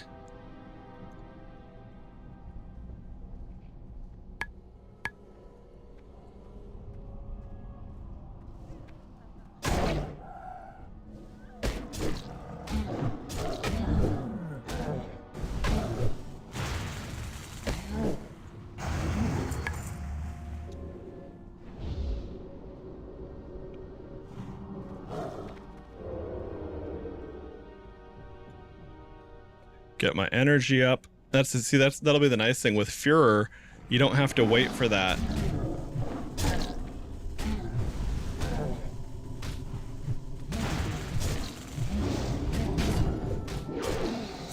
I requested to be invited, but they didn't accept the invite, and I got the mob first, so oh well for them, I guess.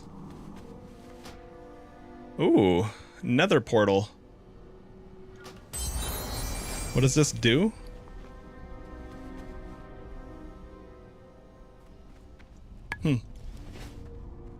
I didn't read it quickly enough.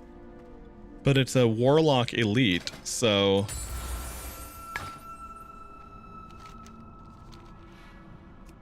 Oh wait, did I not get the credit for that? What? Okay, I don't know.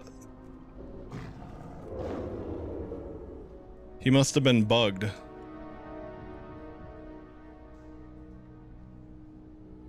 Well, I'll wait for the respawn then. Good thing I noticed that before I dipped out, though. I mean, it seemed like I got that mob. It was tagged to me, so I'm not sure what's up with that. Oh, look at this, and there's more shit down here, too. I was gonna say, I'll just explore what else is here in the meantime. Destruction Mastery. Oh.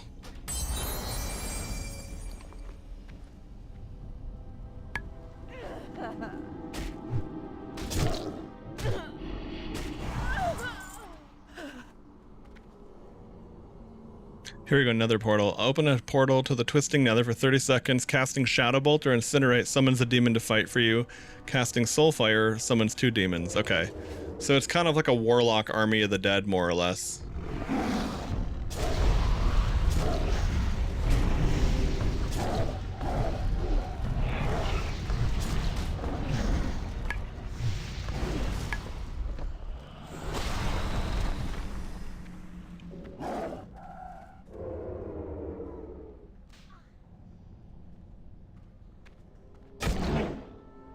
I do have improved stealth as well, though, which is part of the reason why I get away with so much.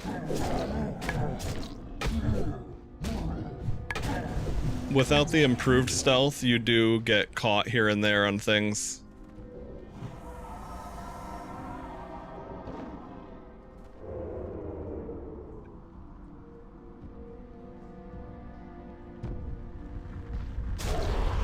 But yeah, between the level advantage I have and the fact that,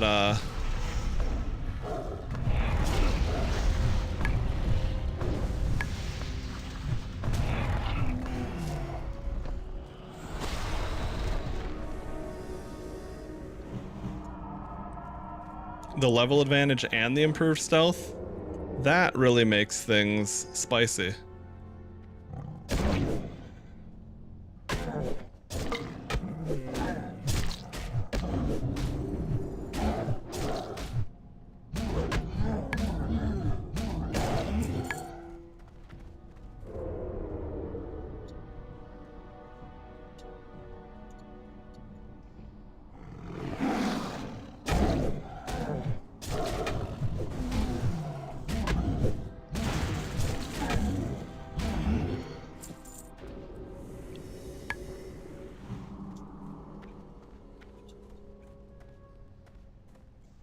Where is this nerd, damn it?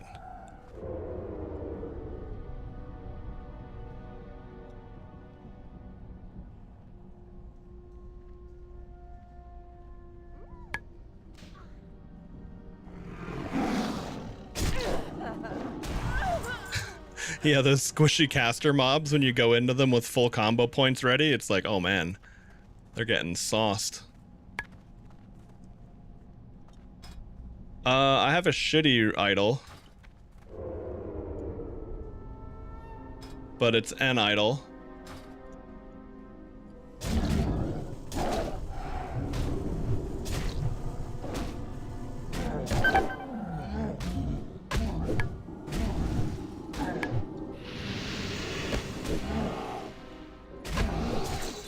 A mob with his damn drain life, dude. He's no joke.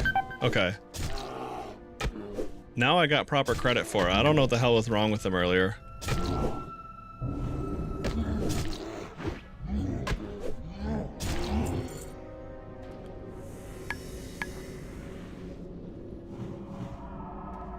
Okay, so we need to go back to there.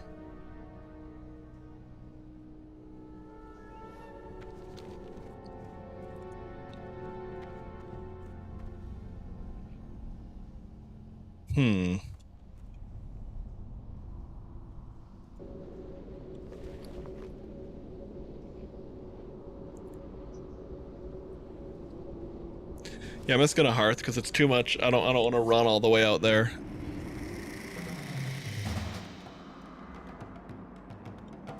As the wind on the plains, you are always welcome here. There we go. Had to cough. Be careful. It does make sense that you'd have multiple Warlock legendary enchants there, though.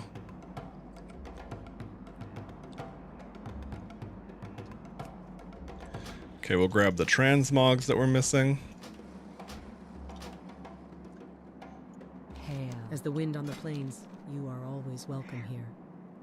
It's interesting, a wand that just gives frost resist.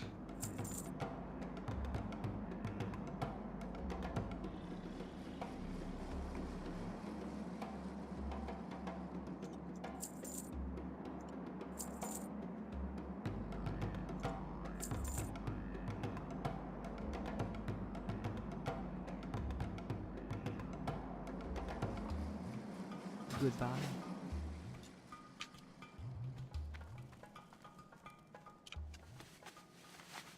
Oh, nice, dude. Yeah, I mean, that can be the power of healing, and especially with the like crits and procs and stuff. Good shit.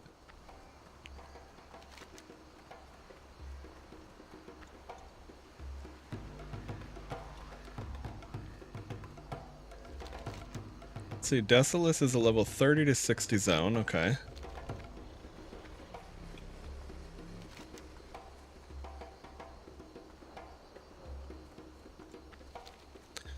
Alright, given the state of my buffs here... Bunga Club.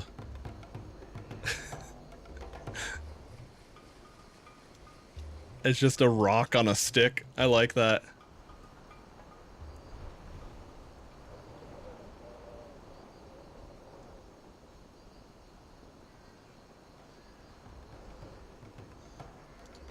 Barbaric rifle. Troll throwing axe. Eye gouging crossbow. That's funny. Long ago, a dwarf came to this land. His name was Hemet. Oh, perfect. I wanted to go to Stranglethorn Vale anyway, basically, so that's a quest to kind of feed me over into that direction is ideal.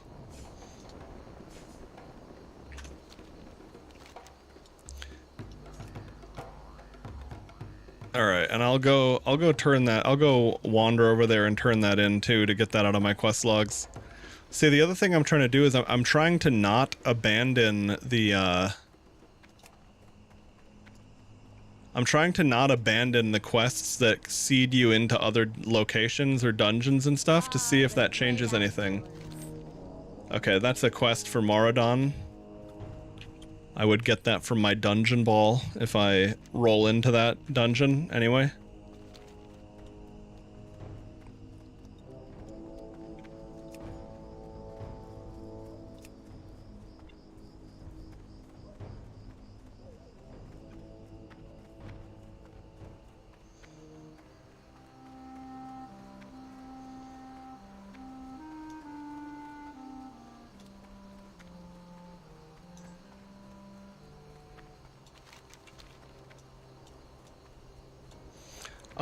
I don't think so, because I haven't done anything in Decitus yet.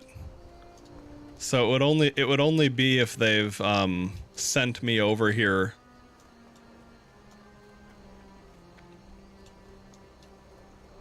Or I mean, it would only, like, if it was a quest you could just pick up, but yeah, no, if it's like any kind of a chain thing, then no.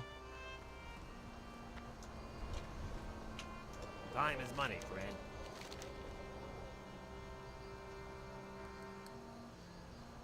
Keep it real. Well, I think this is the direction I'm going in anyway, so. Oh, do I have a deal for you?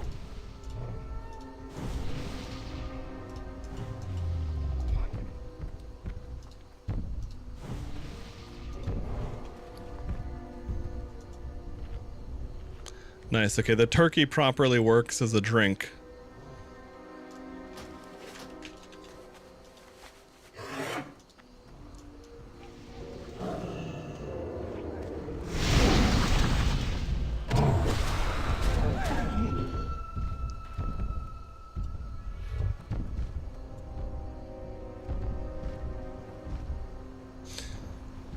Hey, Doe.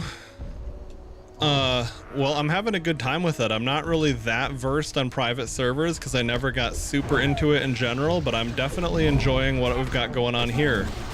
Like, this feels like the classic plus I had been missing in my life for who knows how long.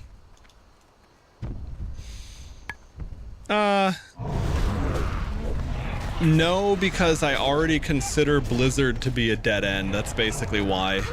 Like, there's literally nothing that could ever change that would make me ever play a retail Blizzard server again, ever.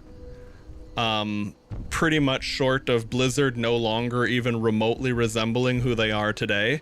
So it's like, if this dies, then, you know, WoW died for me, and every game dies eventually, if that makes sense. But for what it's worth, both Turtle WoW and Ascension have been online for quite a long time, so And Turtle WoW, even with the ongoing lawsuit situation, who knows how that's going to play out.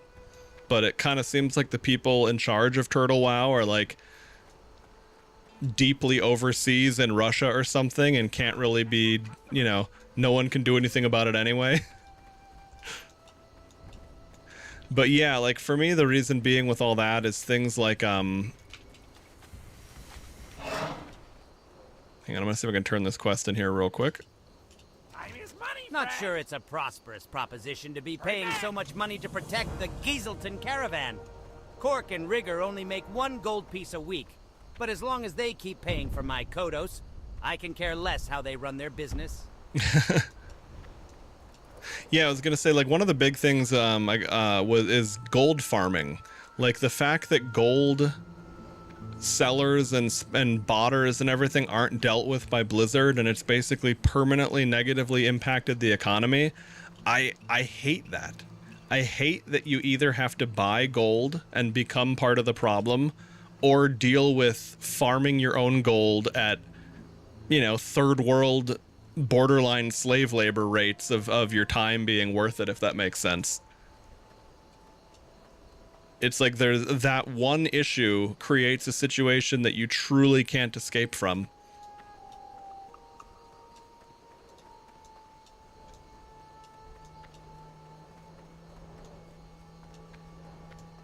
Wait, where the fuck? Oh, okay, there was just some phasing going on.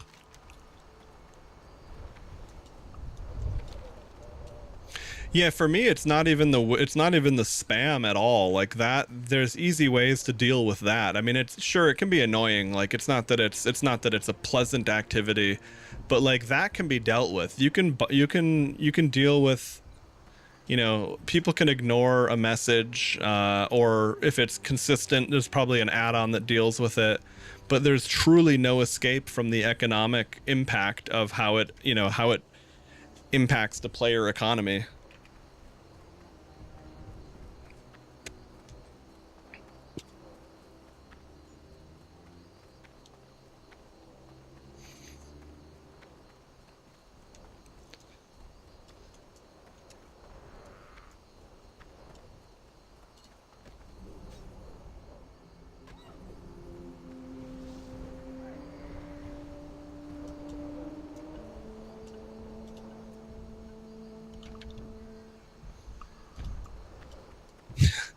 The Draenei blew me a kiss, so I waved at them.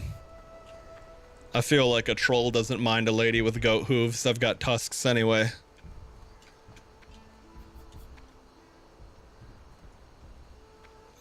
Currently play Annie, and the bots over there are mental, plus gold buying is crazy. Played on Nost back in the day, and we know how that turned out.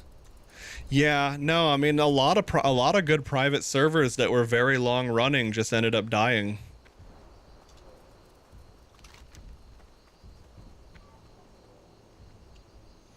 Let's see.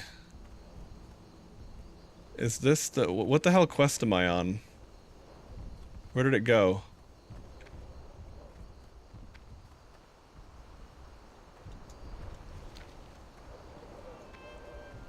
I got what you need. Or did I already complete it? I don't think so.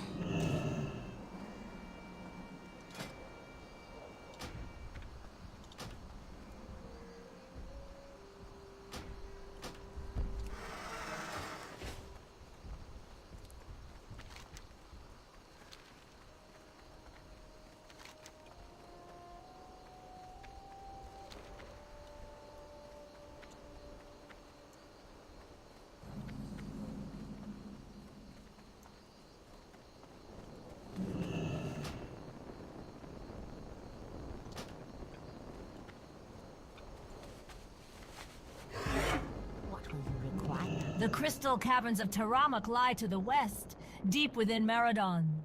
It is an ancient place with much history, and I'm looking Okay, to so get that's my a quest hands on for that. some adventurer. Relics of the old gods lie hidden behind the giant doors. If you are willing to brave the twisted evils found in Meridon, I believe I can make it worth your time. Yeah, we'll deal with that. Oh yeah, so Pony, you were saying when you hit level 60, you can queue up for any dungeon you want. And does it scale properly to you then? Yeah, that makes sense. But yeah, no, I definitely feel you, Doe, on the whole, like, part of the reason I like Ascension Bronzebeard is that it's not a seasonal server. You know, as like, I feel like if I'm playing a thing like Path of Exile, I probably do want it to be seasonal. I probably do want a character that levels and progresses super fast. The smell of cooked fish has long been missing here at Ghostwalker Post. The trolls at Shadowprey Village are the best at catching fish.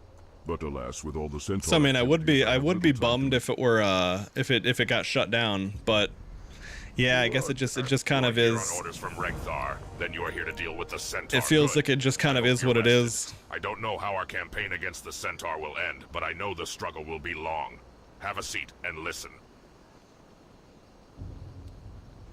Damn, I like that expertise, but I don't think it's worth trading 5 agility or 7 agility and 5 strength for. The Kolkar are not the only centaur of Desolus. Many clans wander these dry plains, fighting and dying against each other, and it is good that they fight. Oh, is this this is the one you're talking about, Pony? The Khan something dude. They would be a fierce foe. We must deal with them before they unite. Your first task is to disrupt the Kolkar clan.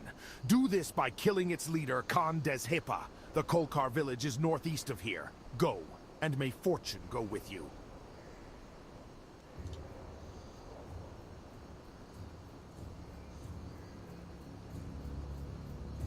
Okay, I see.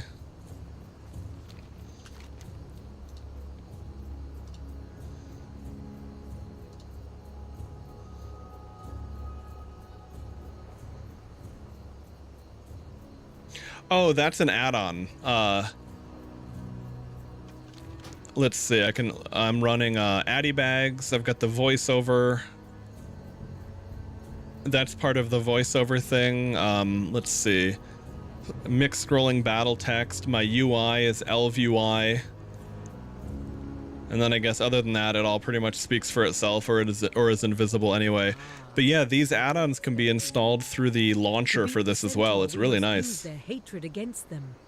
We will ally with one of the clans, and through them. Oh, okay. So I have to pick which clan to align with. Choose to ally with the Magram, then slay their foes, the Gelkis.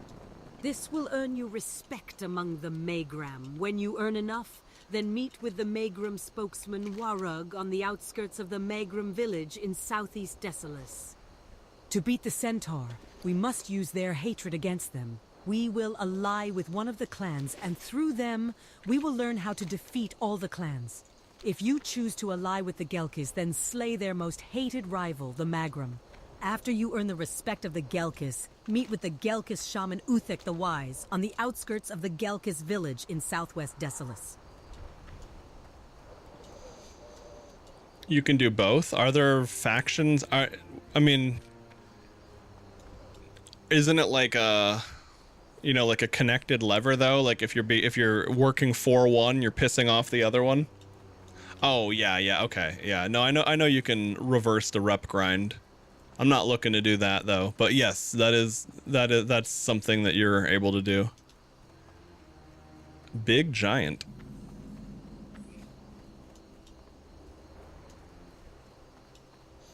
Yeah, no, nothing wrong with it. I've already done enough fucking around, inefficient questing, so I think I'll pass on that.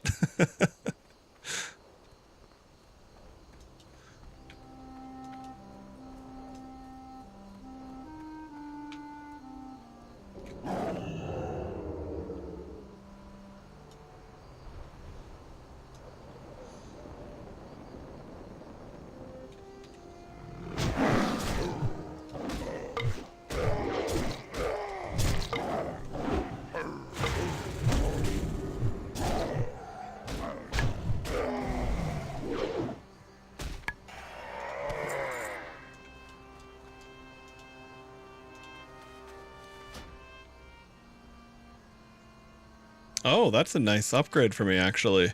I lose a little bit of spell power, but I think the base attributes might be worth it.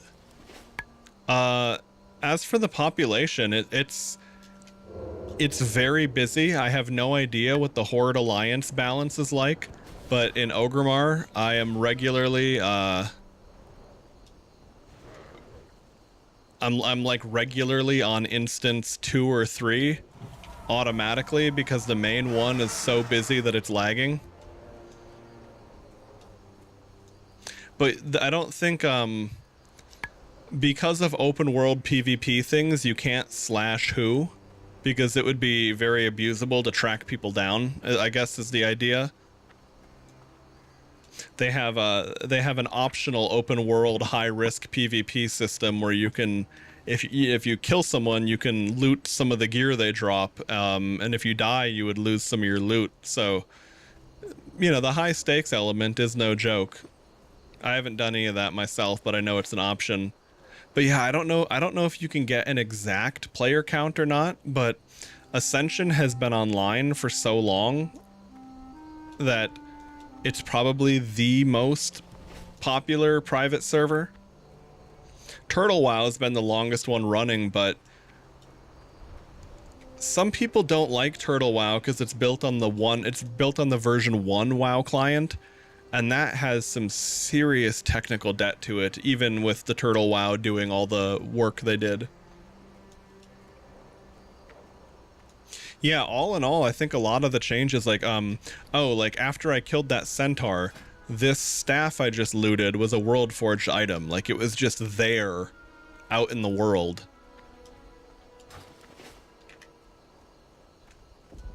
And there's a lot of that you'll find. But it's, the nice thing is, though, is it's not just a pure power creep either. Effective show of strength, and strength is what the Centaur understand best. The death of the Kolkar leader will not only disrupt that clan, but because the world is harder, so you're basically more or less designed around. When traveling Desolus, hunt Centaur. I don't care which clan you hunt, just gather ears, a horde of ears. By weakening their numbers. Okay. Yeah, so like, for example, that quest gave me a blue adventurer's cache. I opened that. If you're familiar with WoW, you might remember Bloody Apron. This is a drop from Shadowfang Keep, which is a lot lower level than 35. And it's not a very good item because all this item had is a decent amount of stamina on it, but it did drop me 1 scaled up from my level from that quest reward. Yeah, so it's like you get... So I guess in a nutshell, loot is better, but so is the world around you. So it feels like it kind of hits the same balance more or less, but every now and then a mob will take you by surprise because you're like, oh, this two-handed mob is really savage, what the hell? Or like a caster mob might be squishier than you remember, but you pull 2 or 3 of them on accident and they're nuking you like a multi-boxer and you're like, oh shit, I'm dead. Okay, so for my artifact enchant,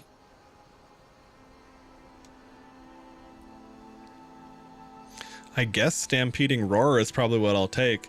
It's a bummer that that's a 20 yard and not a 40 yard, but anyway. Peace, friend. To beat the Centaur, we must use their hatred against them. We will ally with one of the clans, and through them, we will learn how to defeat all the clans. If you I wonder choose which to ally one... with the Magram, then slay their foes, the Gelkis. This will earn you respect. Do you remember which ones are on which side, Pony? I can't remember the names of the dudes I was just at, but I figure... Let's see if this... To beat the Centaur, we must use their hate.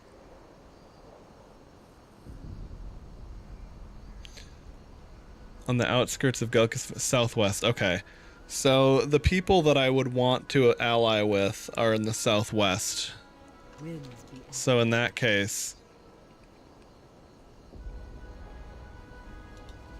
To beat the Centaur, we must use their hatred against them. We will ally with one of the clans. Oh yeah, and my through quest them, log is fucking we will full. learn how to defeat all the clans.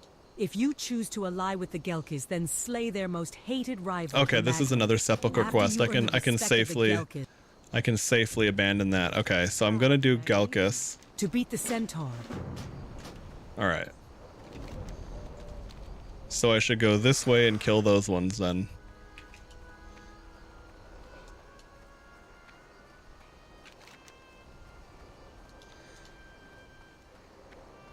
Good memory, dude. Yeah, because I didn't realize the quest text was going to tell me.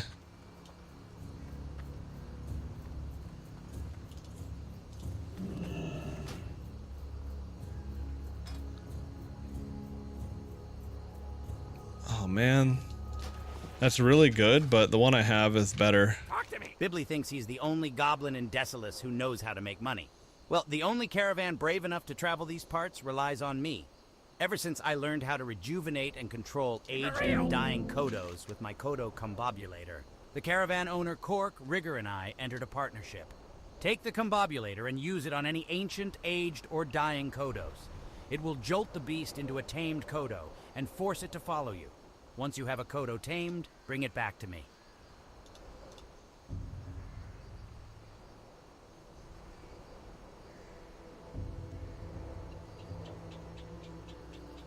Okay, this quest you get right at the post, so I'm gonna drop that because I remember that. Thinks he's the only goblin in Decilis who knows how to make money.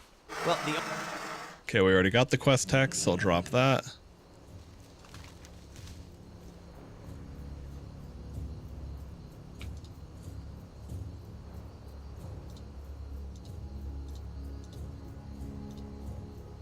Okay, and then we'll go to Stranglethorn after that, I guess. Yeah, no, thanks, Pony. Good stuff indeed. Okay, so ancient, aged, or dying Kodos.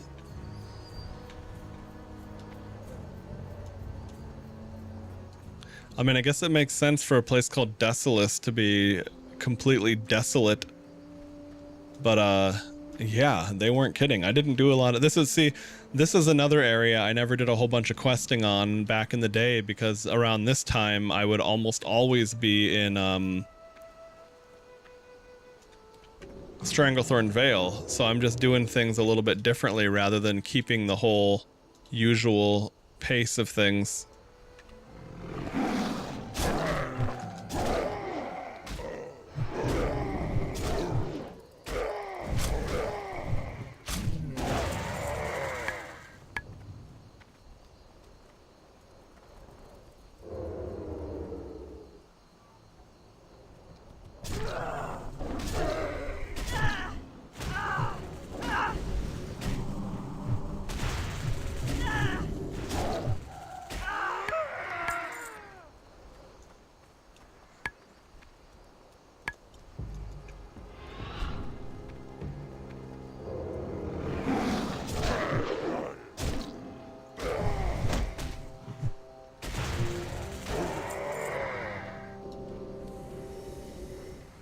Oh, fuck. Accidentally canceled that too quickly.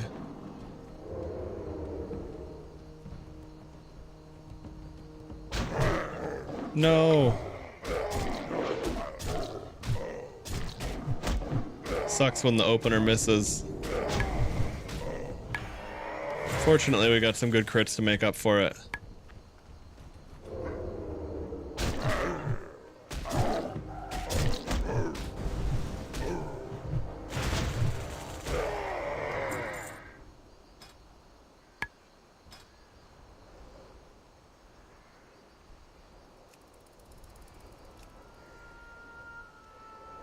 Oops, no. Okay, I'm not going to be at war with the Gelkis so I don't accidentally attack them.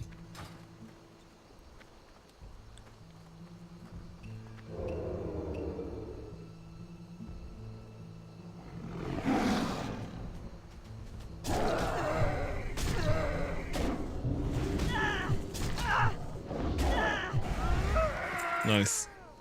Got a juicy crit there.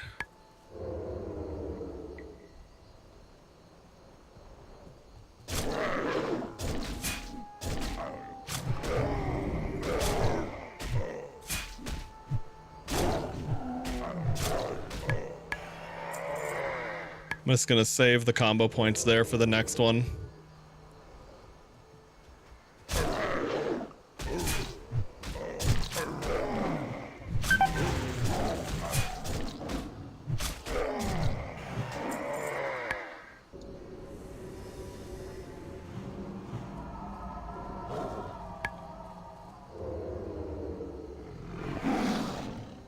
Yeah, I mean, I don't have great gear, but the level of damage they put out is very big. Because I'm definitely more powerful of a druid than I would have been under the regular systems at the moment. But despite that, it's not... Hello? There we go. Alright. I'm now friendly with the Gelkis clan centaur. Well, I still have to get ears, so...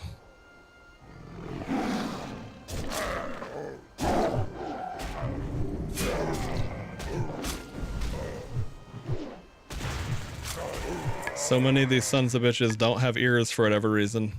Or they only have one.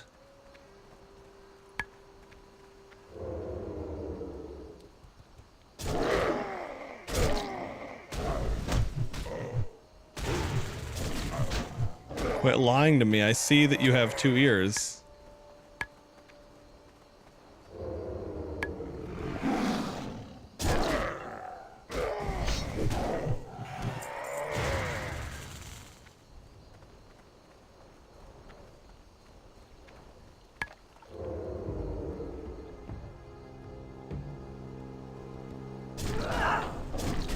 It's funny having to wait for the stealth cooldown when you get kills that fast. Or like right there.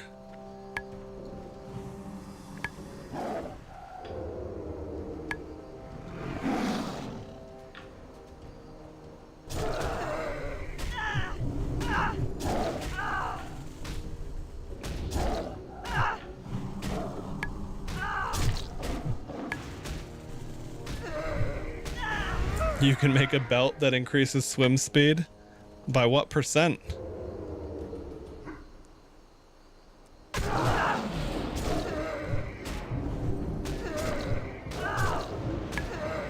$15, okay. It's not bad. Certainly isn't 50 though.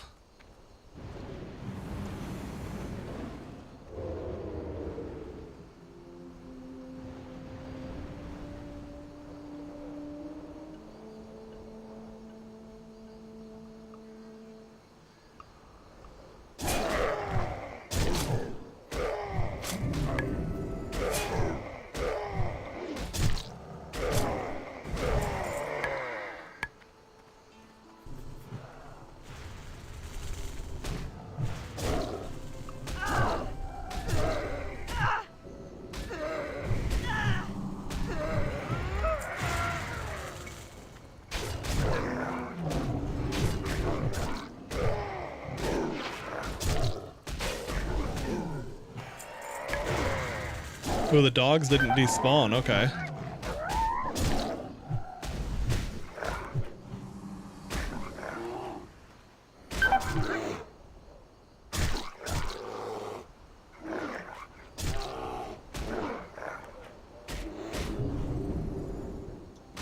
Oh, rip.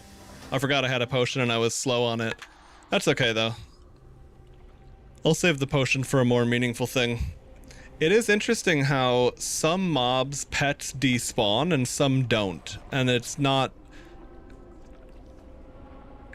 always that clear. The only ones that seem to be a guarantee are when it's a warlock, when it's very clearly a warlock pet.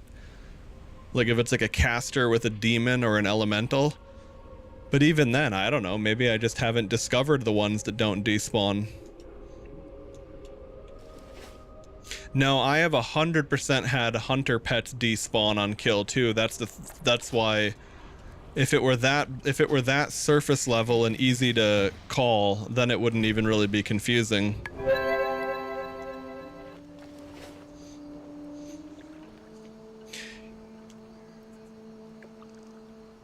Yeah, the ghost running back to your body is it seems to me that they've done it much better. I don't know if I haven't encountered a shitty place to die yet, but I remember it being a lot more annoying in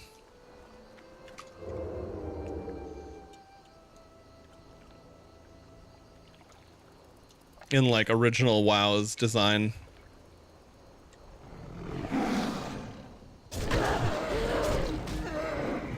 Could just be that they've added more spirit healers to the world. And it seems like you are faster with it. Sometimes it's because there's like a zone-wide buff going on.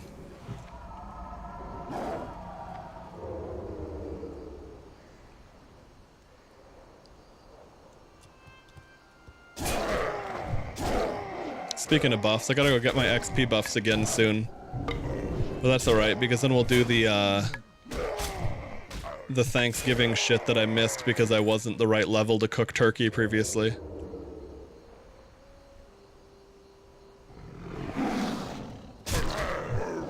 Oh, nice Ravage crit to start the fight off. Alright, baby.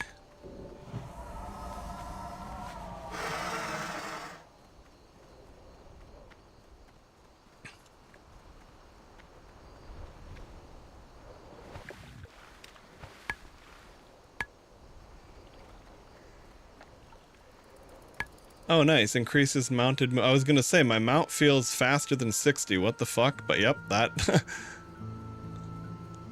Oh, Titan Scroll Aeonar. I didn't realize that grants mana as well. That's nice. Piece of shit fucking days proc, huh? Oh, this is a level 38. God damn.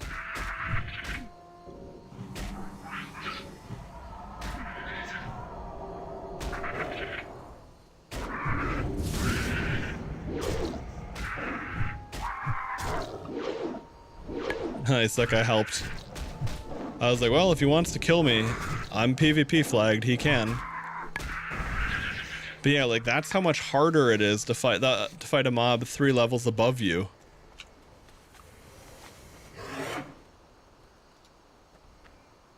Thank you.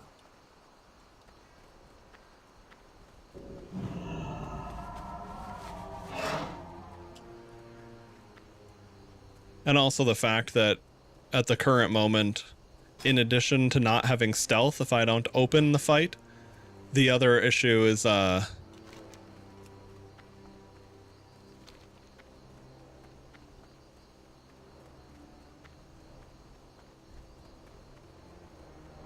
have to build energy before, like I start with an empty energy bar.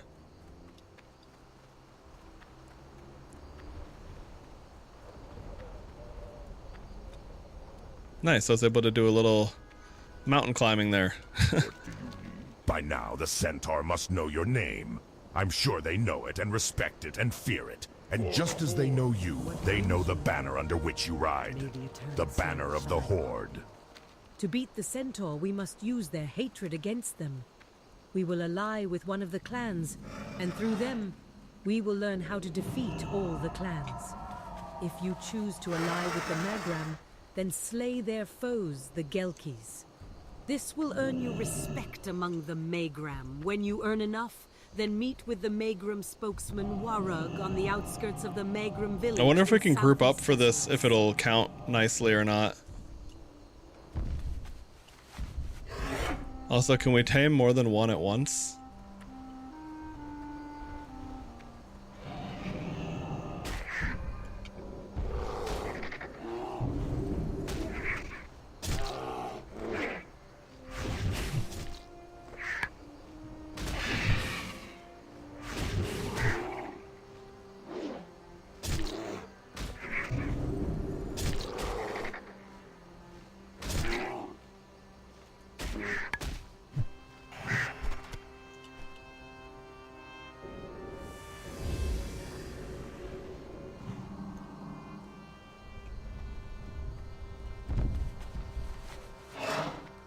Okay, so that's what we gotta watch out for, is the big damn birds.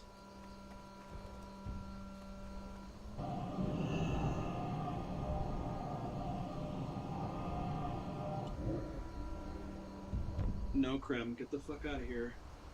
Trying to eat Mooncake's food. Uh-uh.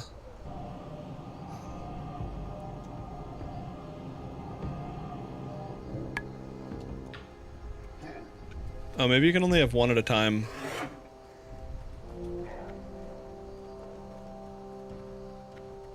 Because there was another quest with the baby Kodos and you could grab a whole bunch.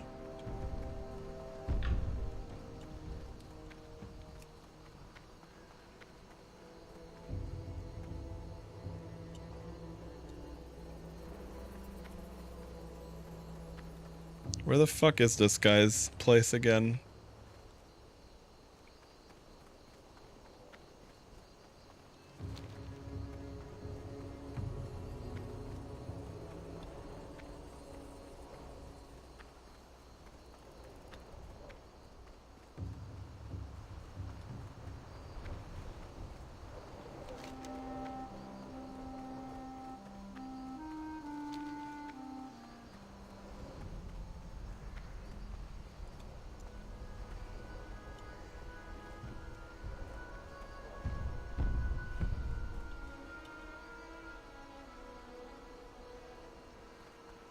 Might have ran too far. Oh, there he is. Okay.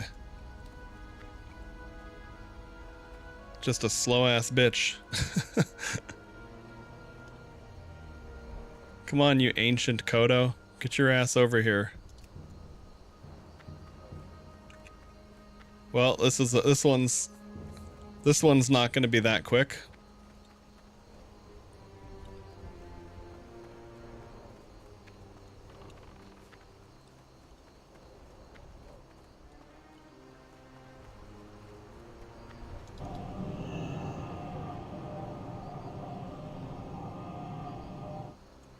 Okay.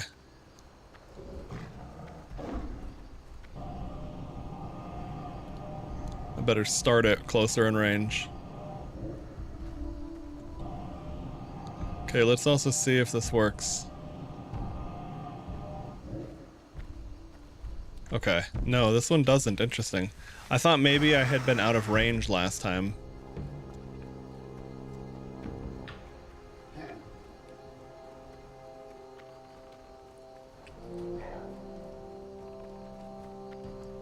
Is this thing gonna aggro my mob? No. Good, okay. I wasn't sure if I'd have to defend it as well.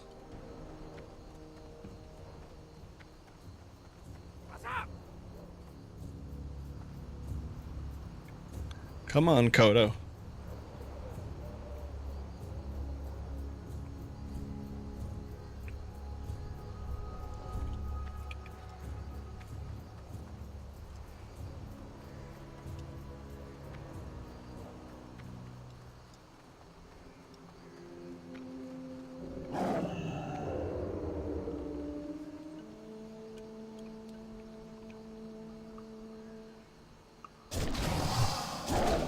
I'm gonna get this basilisk out of the way instead of having to run around him.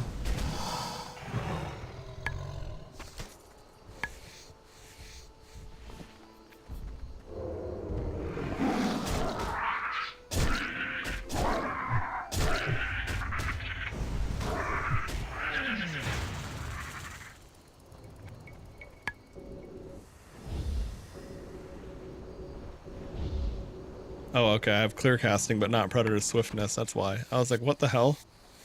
I expected it to be instant, and it wasn't.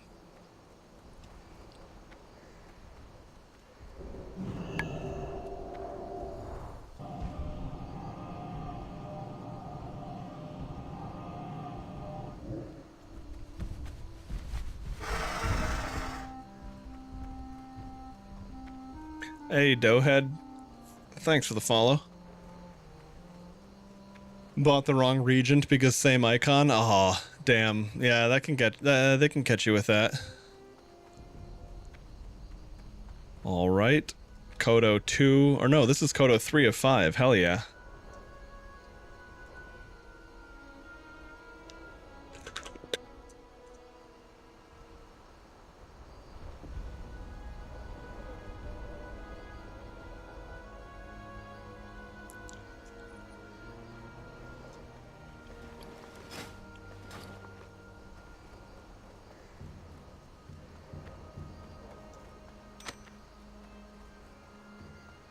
Ooh, 4 stamina, 20 attack power.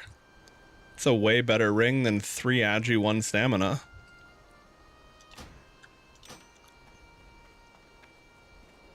Mark of Kern.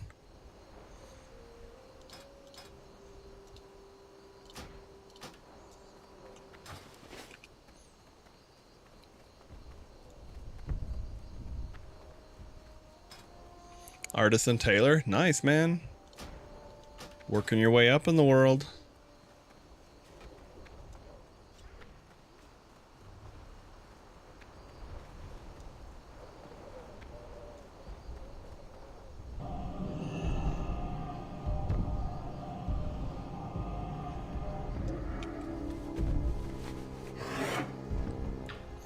Okay, Kodo 4 of 5 on the way.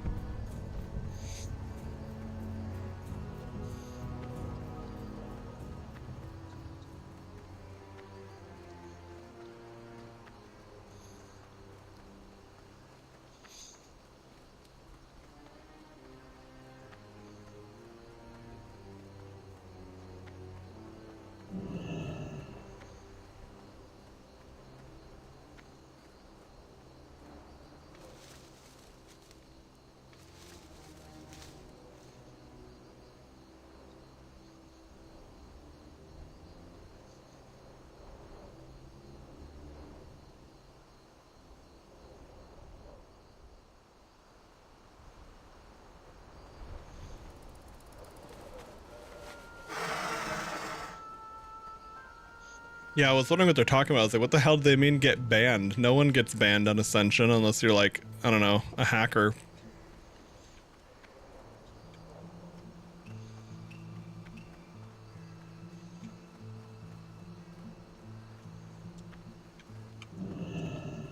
Take a little bit of grave moss.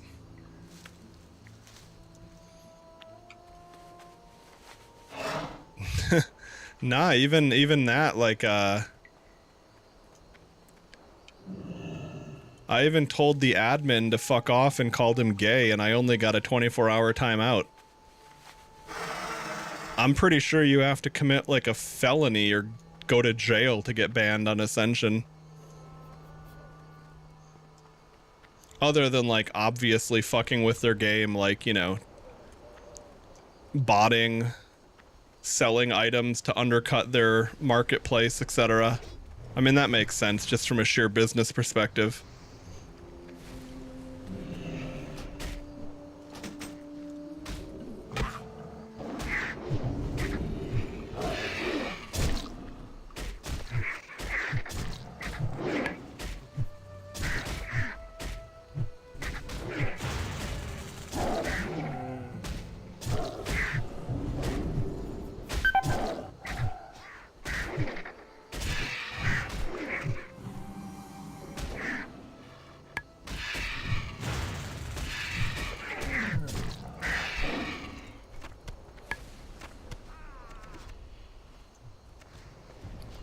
You can get the 100 pieces of cloth out of your inventory. Nice, man.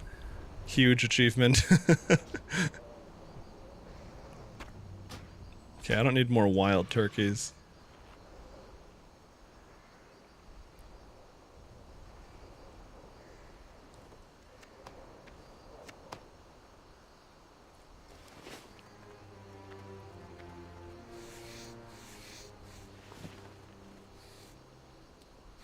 Oh, there's an enemy shaman around here somewhere.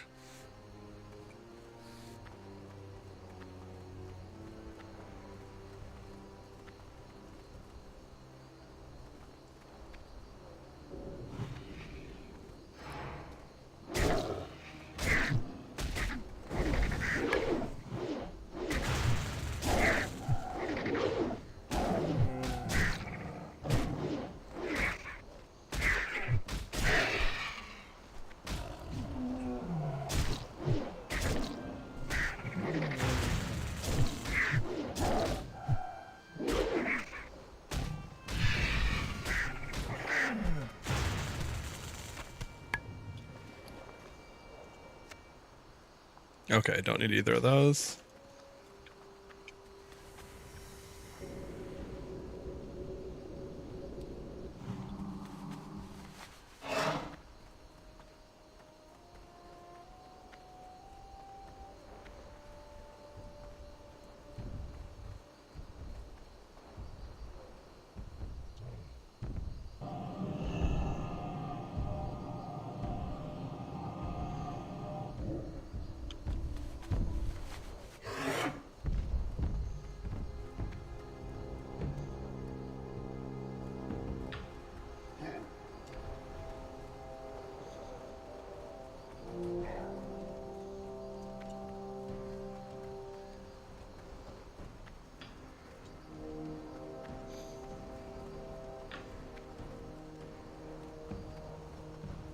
I'm trying to catch up on the chat that I missed.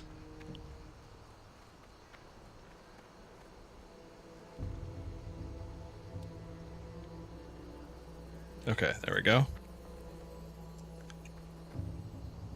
Gotta wait for my Kodo to catch up, and then we're done with this quest.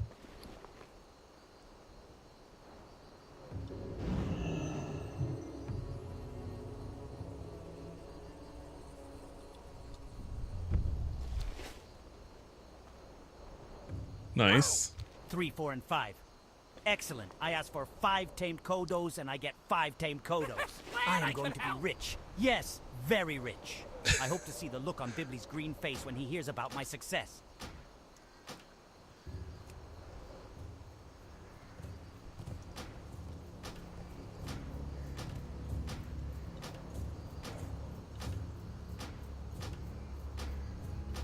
So many things to claim. Okay. Talk to me. 3, 4, and 5. Excellent. I asked for 5 tamed Kodos. Oh, yeah. 5 Okay. tamed Kodos. I am going to be rich. Yes. It's one of those awkward voice lines. It's funny. 3, 4, and 5. Wait, I still don't have enough? What the fuck? Oh, it's trying to give me the item before it takes the other one out of my inventory. Because it's like, no. You definitely have enough room here. Don't be a liar.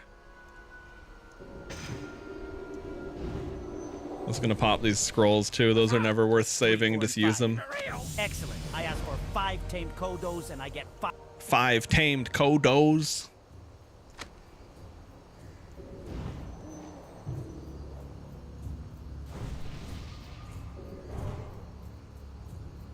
Oh, it's a Draenei Paladin. I can't buff. No wonder I can't buff them. Okay. Hey, Fred. It is from the all my add-ons are from the launcher. Voiceover. Because there's another one called immersive questing that gives you like a single-player RPG style dialogue with branching dialogue options and stuff when it supports it. The only problem with that is it doesn't feel very. So the setup I have, I can just turn in the quest instantly and then, you know, go off my own way.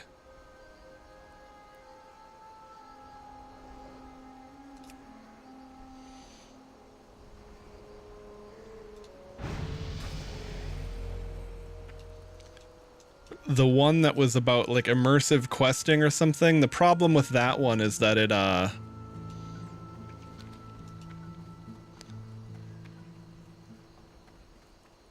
it makes you sit around at the quest keeper for longer, unless you're going to auto run and leave the UI open, but it wasn't my preferred flow.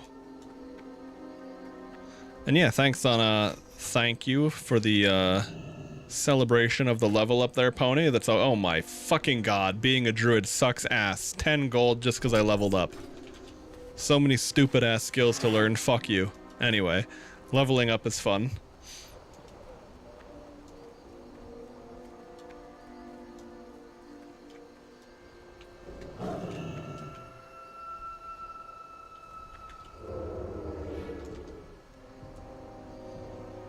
See if I can pull her over here. I'll give up the stealth. Oh man, okay. Wasn't worth it.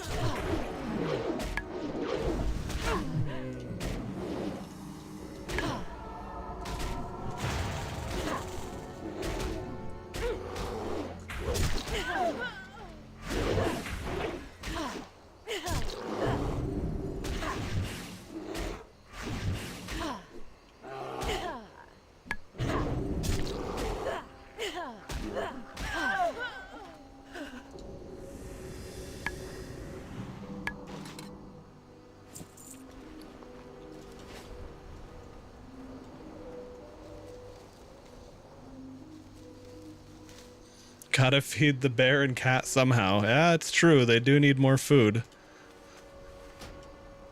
Burning Blade Ritual Knife. Int Spell Power Spirit. It's not bad. Now, I have a 20-something... Oh, 15 spell power because it's scaled. Yeah, that's pretty good. If I get a good offhand, that's better than my... If I got an offhand that had 7 spell power, it would be a direct upgrade because my current staff is 22 spell power, and that's it. That's all it does is 22 spell power. It's pretty good given that I got it at level 30 or whatever, but...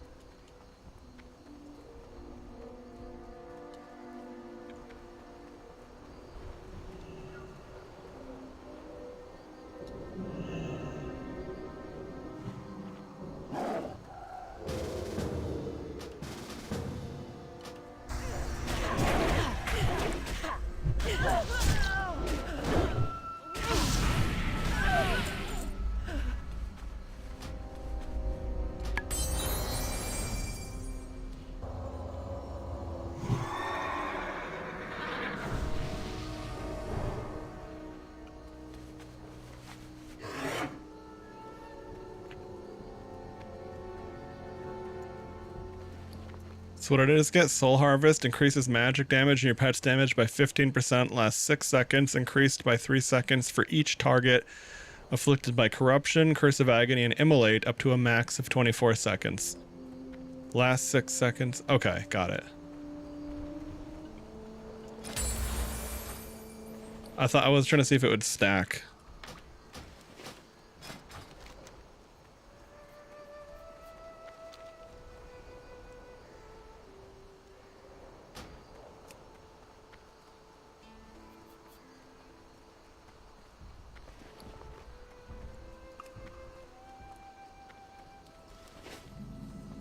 Here we go.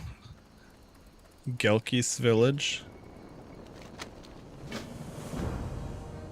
Stealing supplies. Okay. We need crudely dried centaur meat, probably from over... Yeah, I was gonna say, you're gonna have to steal from their shit, aren't you? Now the question is there anyone who will, like, sell me shit here because I'm friendly with them? No, these are all useless dickheads. Okay.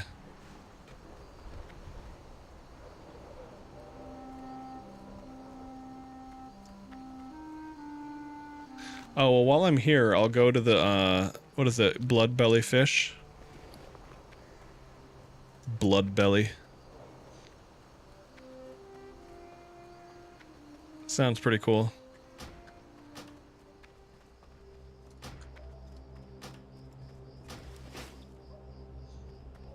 Oh, I found out about, heirlooms, by the way.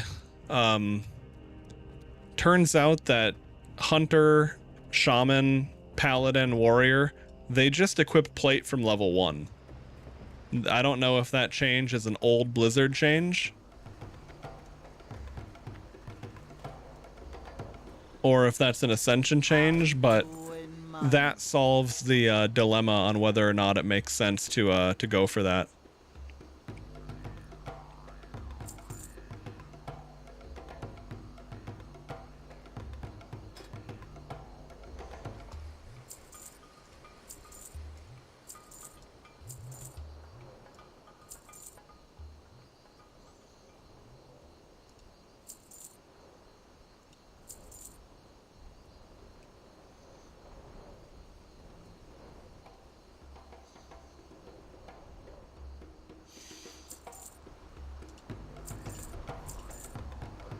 I mean, even those greens that I'm vendoring, they're not great, but they're so much better than random greens would be in, like, the vanilla situation.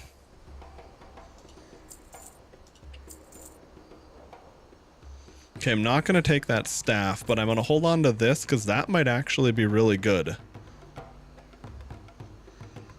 Okay.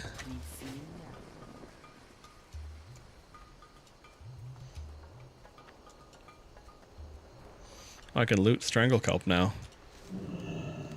Like, as an actual herb. Previously, I'd just get a bunch of that from fishing and shit. What you want?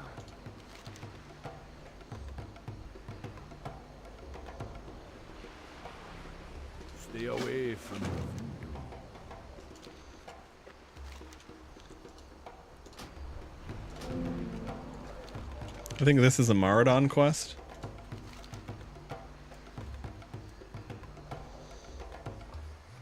Okay.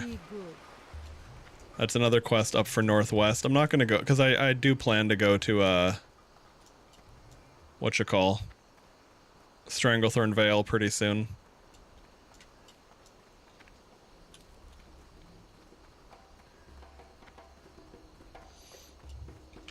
Well met. A satyr known as Vile Tongue has corrupted the caverns of Maradon, stunting the I thought, okay, so that's the Maradon one. Taiga Wisemane, I don't know what they do here. I don't know what they're for. The Burning Blade possesses the Demon Box. Within it lies the powerful hand of Iruxos. The Burning Blade Demon uses Box. it to open demonic portals at Manorock Coven.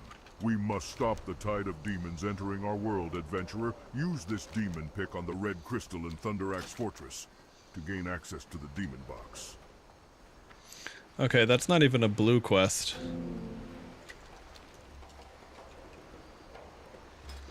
Okay, before, I can't remember if I've updated my feral set or not, so I'll do that quick. Fishing gear. Tap this little nonsense here.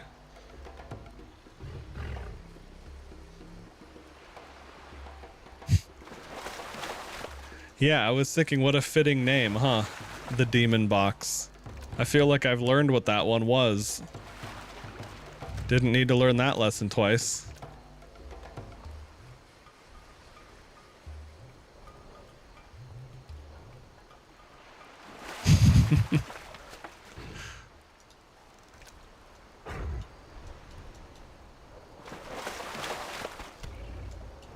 Alright, so what the fuck am I looking for? Catch of the day. Talk to...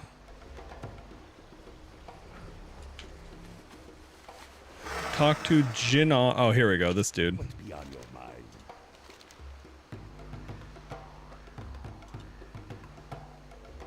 Oh, okay. You bring him the shellfish, he brings you the blood belly. Got it. Okay.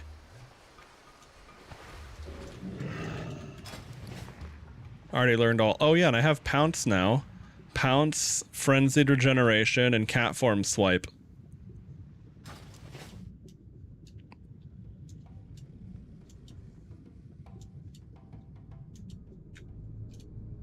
Yeah, no, thanks, Pony. I would have been very confused if it not for learning this as I was doing it for farming while in queue and stuff.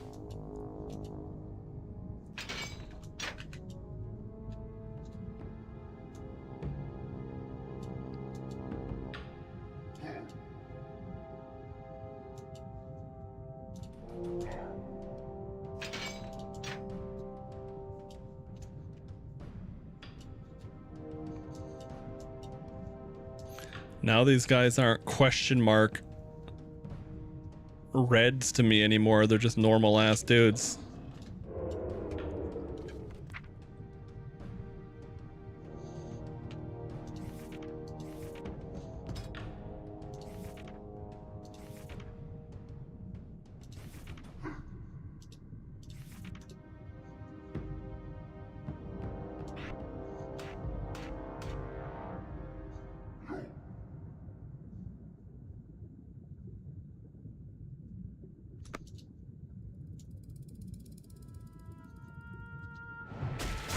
Oh shit, he saw me.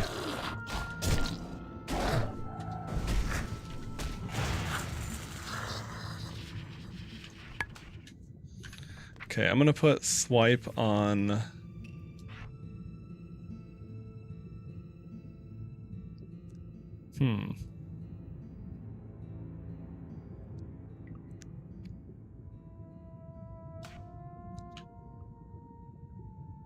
Guess I'll put it there for now. Frenzied Regeneration is an amazing, like, oh shit button on bear form.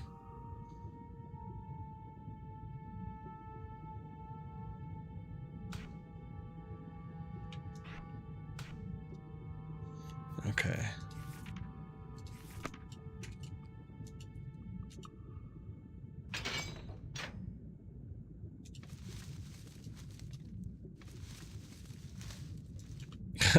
the bear pawing at the ground to loot the plant. That's actually a great animation.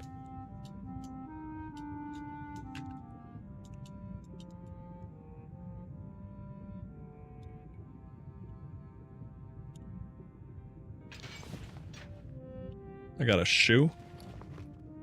Fucking sandals. Who lost their sandals over here? I guess that's just all that's left of them after the crabs got to them. Okay, we'll see if 6 shellfish is enough.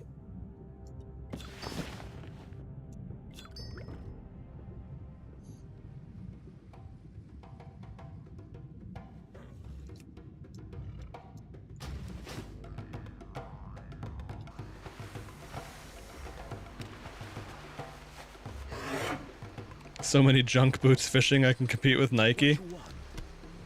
Yeah, that does seem about right.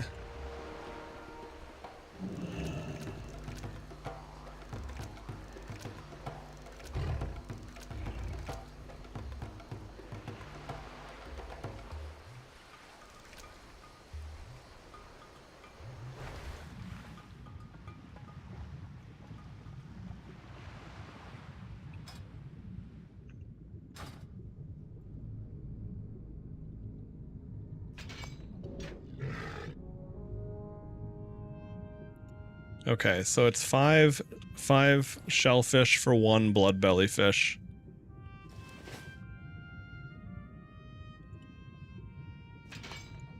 Ooh, nice. We got a double off of that one.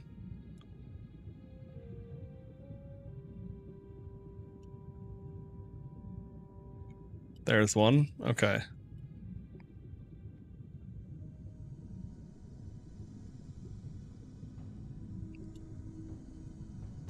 Yeah, so far that's what I'm doing, Fred. I mean, my leveling of fishing and cooking is just because I think it's fun. I mean, cooking does have endgame raid benefits, but you only need 1 chef per raid.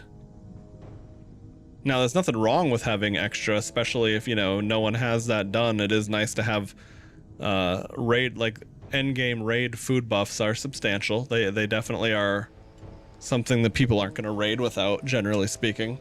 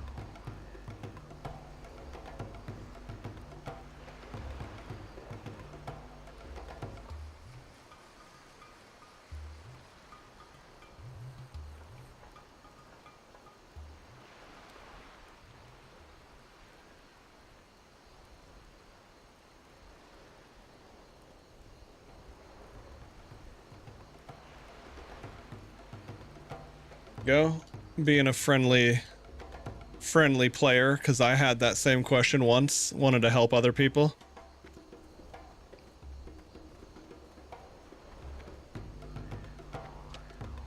Come get the food.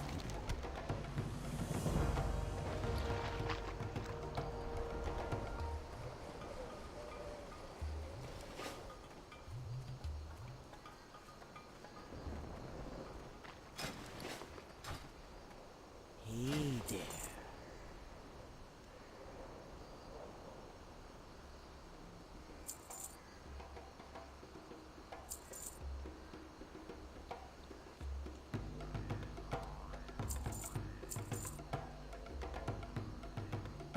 Oh yeah, true silver bars had like no fucking value at all.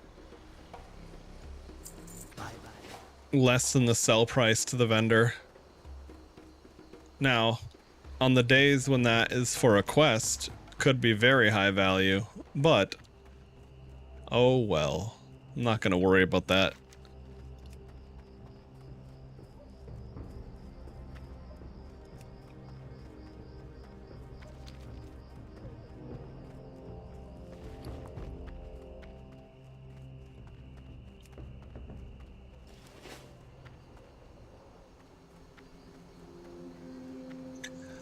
Oh, the only place I know to get pearls is, you can open clams, and clams can drop pearls. And if you do random dungeons and get Black Fathom Depths, they have a pretty good amount of pearls on the loot table there. But, you know, when you're low level, you have to just luckily, it's like you gotta get the right one, right? Yeah, I don't know what the best way to farm them is. And the other thing too is, generally speaking, your crafting leveling, although Pony would know because he just did tailoring, generally speaking, crafting leveling, the recipes you're going to be spamming to level up are probably not that difficult to craft unless there's a really easy source of pearls I'm unaware of.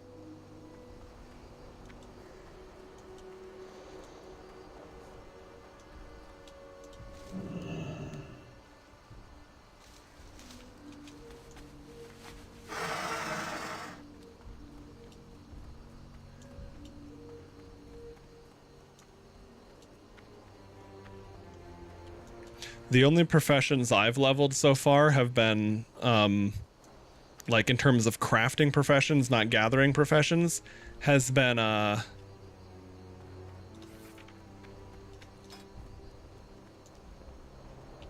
yeah, cooking, which I got up to 300 thanks to the ongoing holiday buff, or holiday event. And then first aid, I blasted through the levels because it's just so quick if you have any, like, if you've already played and have cloth. You are a savior, adventurer. These blood-belly fish look almost good enough to eat raw. Here you go. Choose one of these items as a payment for these fish.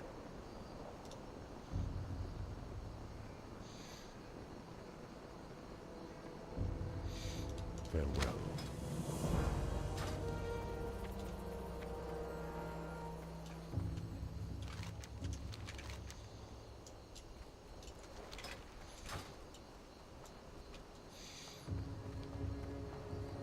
Most of your armor are self-crafted. Nice. Yeah, my understanding is that the stuff you can craft is actually pretty good. Oh yeah, I need a rogue to open that for me.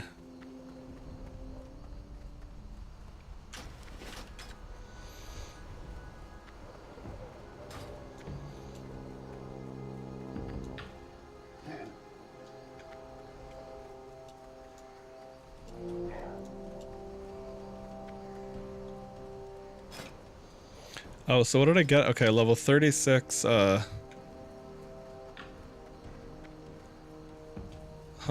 I don't even know what the fuck Star Surge is. I guess it's a baseline spell, but as a cooldown.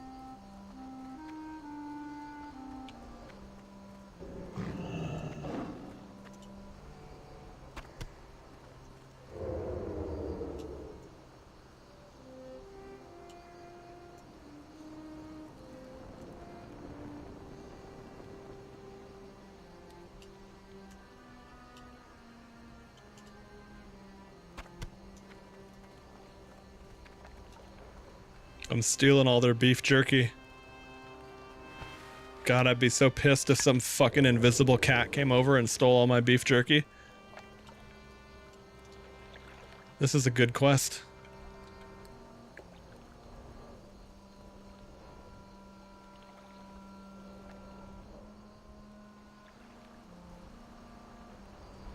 Okay, I'm gonna take out the mobs here though, because I think it's gonna be Chain Aggro City.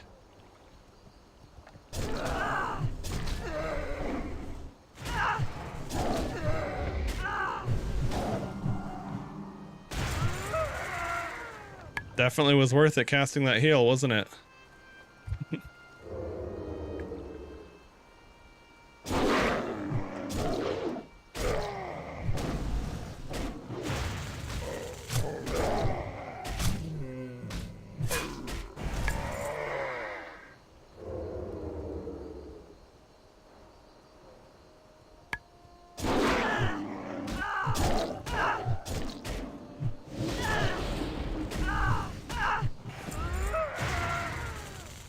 Yeah, Pounce is pretty nice in that I don't really get hit very much.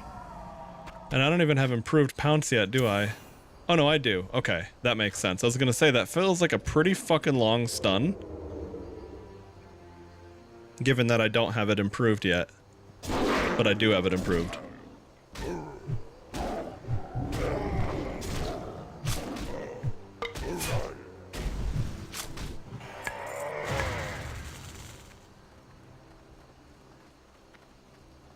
It's less raw damage, but opening up a fight with a fucking, what is it, a 4-second stun? Yeah, 4-second stun. That is not bad. The other thing too is you don't need to be behind a target to pounce. So if their positioning is annoying or a backstab is going to be impossible, you're not just no opener for you.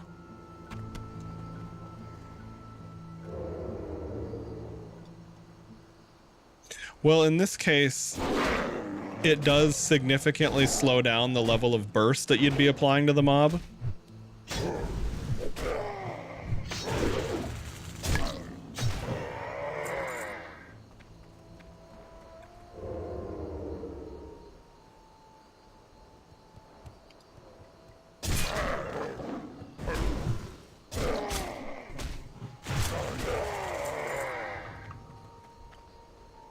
But yeah, no, it is nice. There's a very real and tangible difference when you don't have to get up behind them to backstab.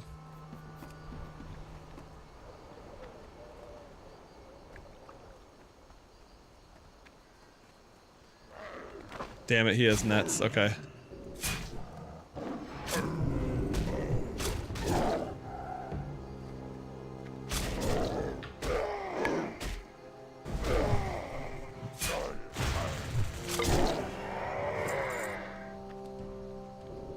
But the other thing too is we can become a discount rogue. At level 60, you get Maim. Now, Maim is not a stun. Oh no, it is a stun. I thought it was a fucking incapacitate that just didn't get interrupted by your bleeds. Okay, so that either used to be the case in a sense. Okay. Stuns the target. Yeah, okay, so you can go pounce into Maim and basically do cheap shot, kidney shot as if you were a rogue. Nice.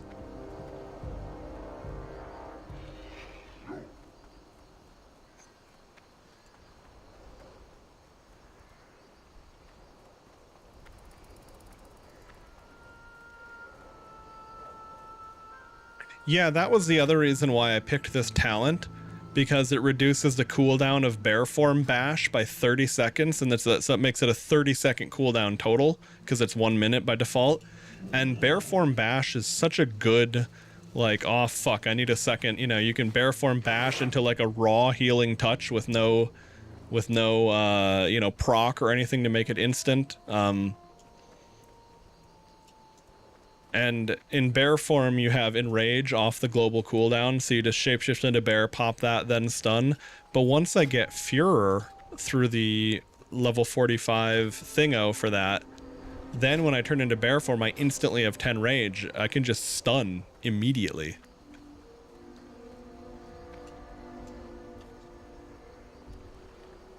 It's also really useful for PvP.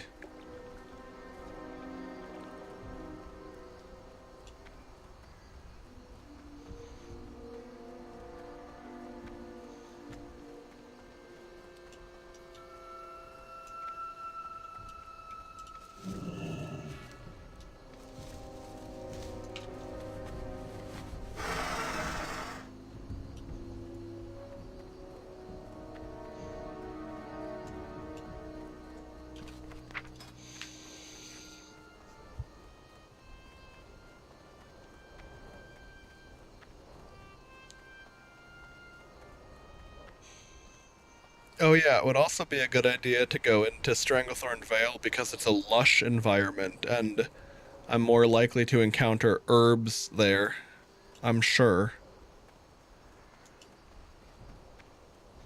And my wood cutting is 150, so I should be able to handle the trees in that location too.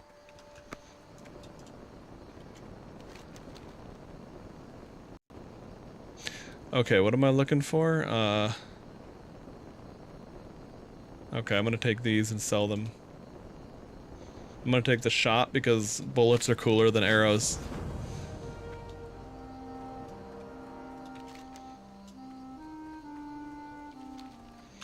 Okay.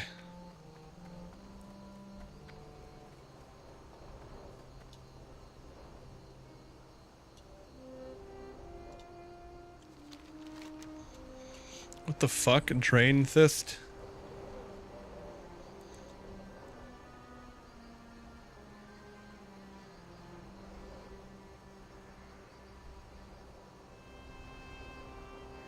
Swamp of Sorrows, okay.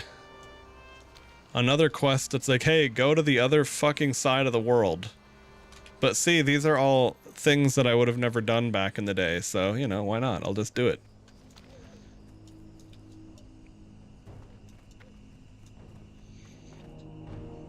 Oh, you know what? I'm just gonna Hearth because I'll get there quicker. I need to get that. I need to sit in the inn and, get my nerd-ass XP buff again. Okay. I'm gonna go to the bathroom. I'll be back. And we'll get the, whatchamacall. We'll get this buff and, watch a video until we're done with it. But first, I gotta pee.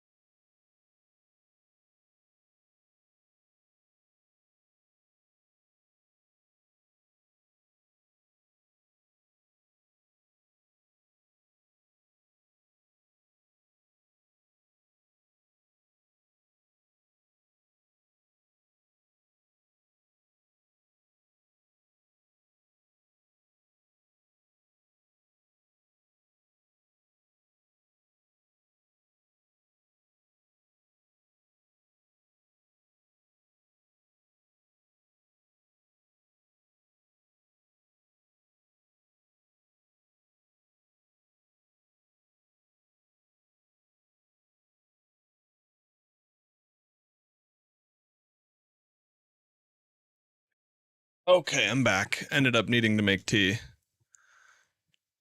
Ah, well, look at that. The rested buff is already done, and then some. Okay. Well, let me get my headphones in.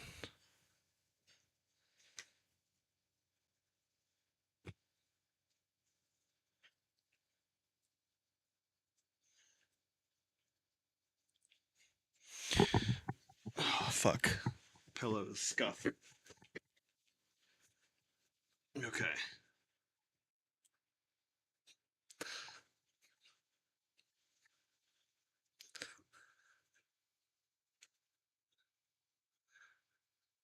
Oh no.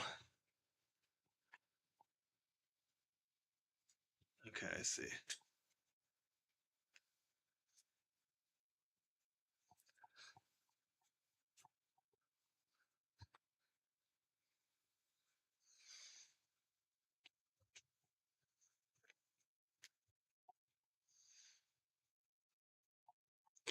Okay.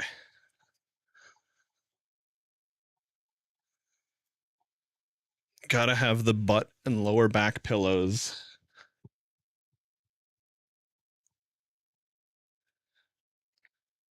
All situated. Oh, fuck. I took off my watch in the bathroom. Oh well, I'll just deal with it later. Okay. Let's see.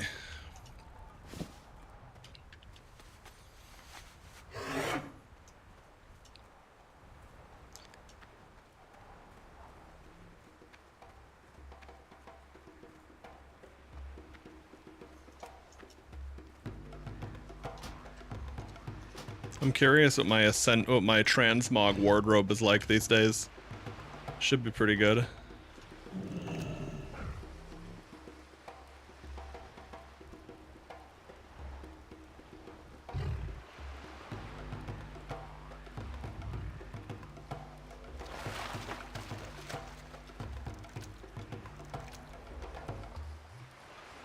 Might as well grab the ironbound trunks that can be obtained.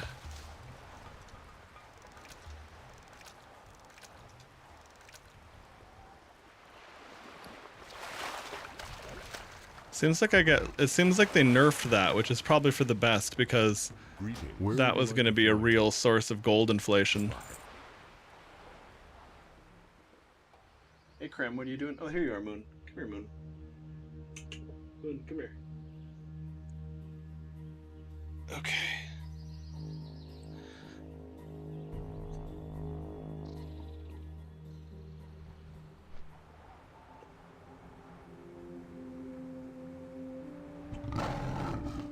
Okay, Moon, give me just a sec, and we'll get you all set up to be a kangaroo cat.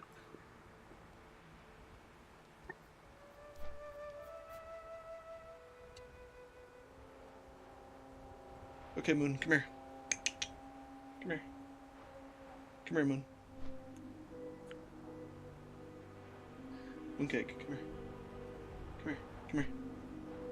There we go, good kitty cat.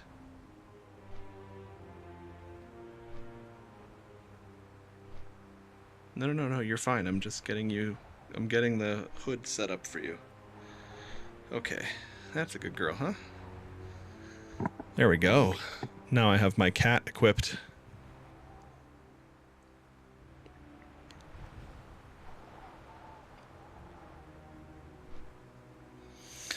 All right, we are set for.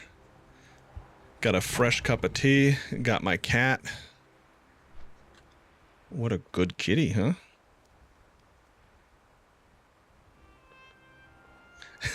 the guild chat there. What is Pride of the Pit Lord red? It's something he's proud of, and it's red.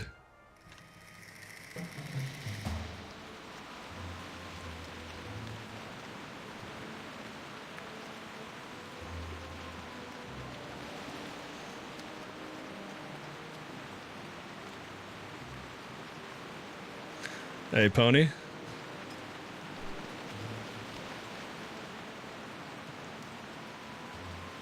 Oh, nice. My friend got his shaman to level 59 already.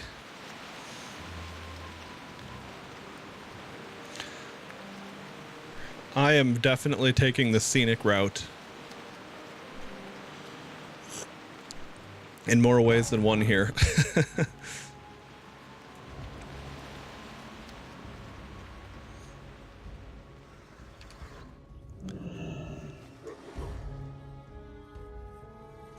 I'm gonna reload my UI so that error goes away.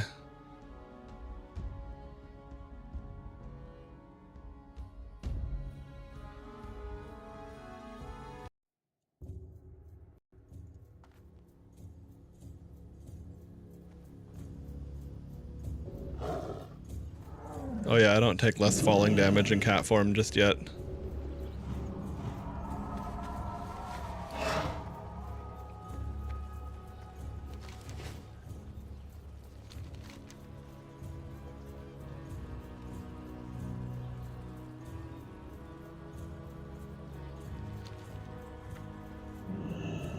Hail.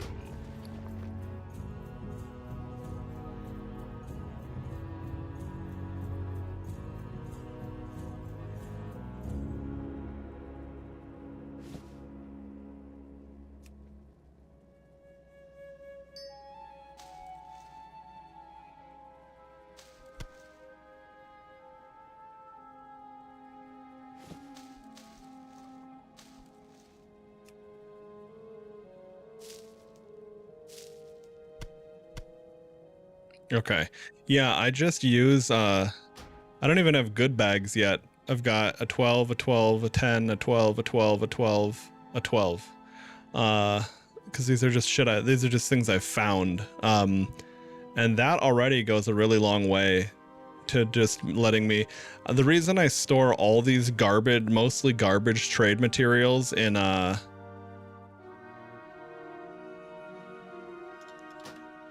there we go. I was like, wait, what? That's part of my resto set, but I see. Just because some days they're valuable, some days they're not. So until I have to worry about free space, I'm just gonna keep doing that. Peace, friend.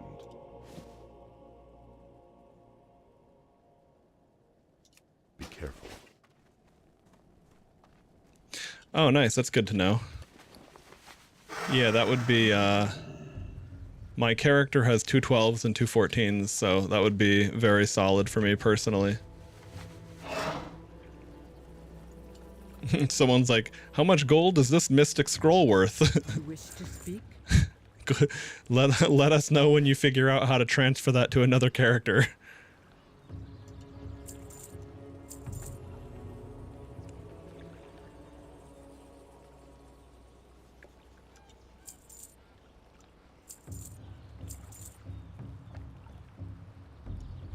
We shall meet again.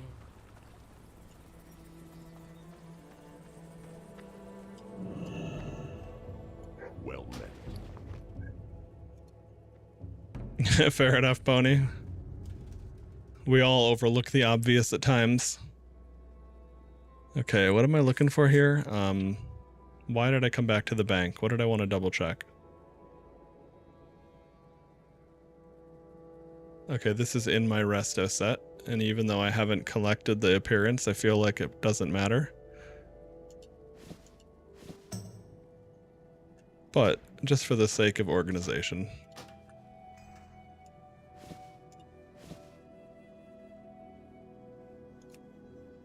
Okay, yeah, that is all in the resto set, though, which is what's important.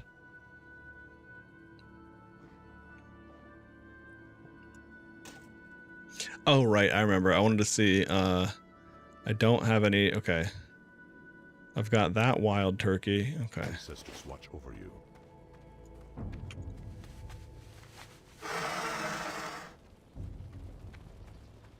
I guess I'll go turn in the quest at Elder Rise before I forget.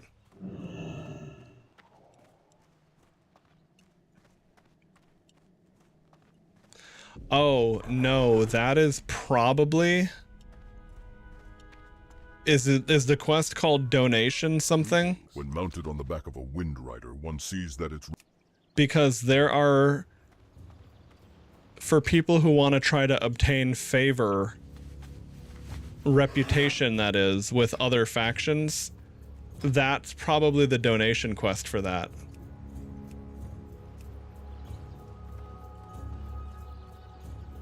Like I'm revered with Ogremar and Darkspear, honored with Silver Moon, Thunderbluff, etc.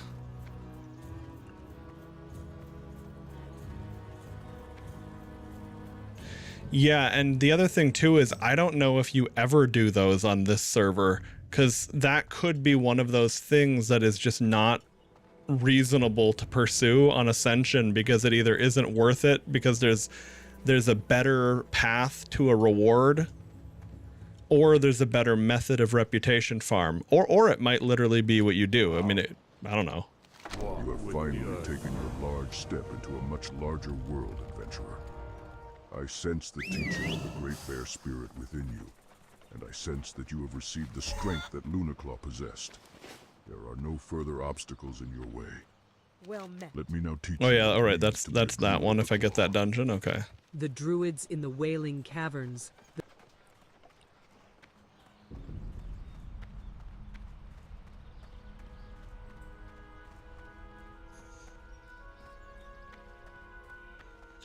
Yeah, that makes sense, because that's effectively your starting city on Blood Elf, even though it should be Silver Moon, but you know, you're doing quests in the undead area. And you also probably did What brings you here? Oh, more cooking recipes. You also probably did Plagueland stuff, I assume. I think a lot of the quests in the Plaguelands are going to... Oh nice, I'm a lunch lady now. Can I wear that as a title? Aw.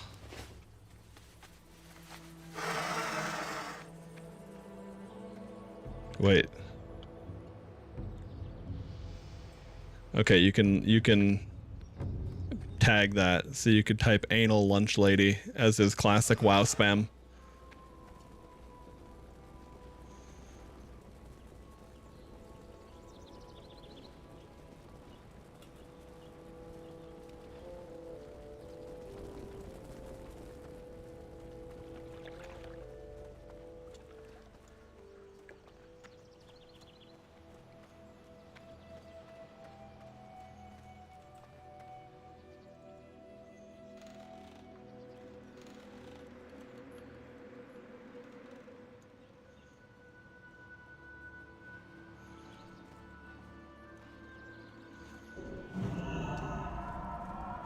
Greetings. Go in peace. Okay, I gotta stand right here to get the phasing to... Okay. Fuck. So I need... Pumpkin pie was the one for this spot. I forgot about that. Okay. Well, anyway, this is the city... Oh, that's right, but I already flew to this city because this is just the one that was close to where I was at.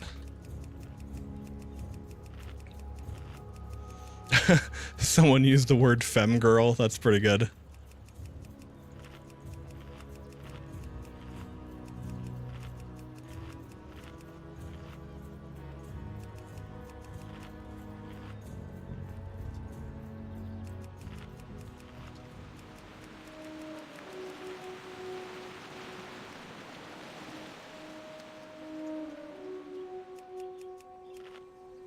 Nice. So it looks like you can throw a serving over, but it's only one stack unless maybe there's like enough people there or someone caught it.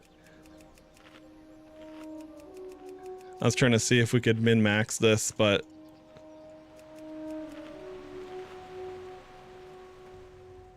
hang on, it's probably better to use this one. Oh, nice. Someone has all the shit at this table. Sweet.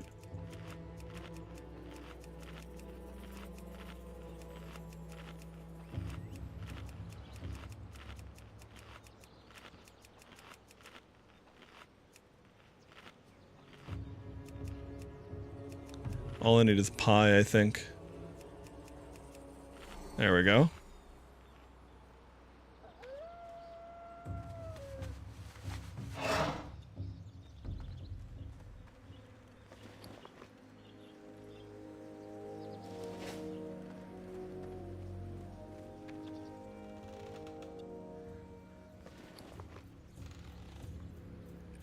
Oh, nice. I got lots of rumsy rum.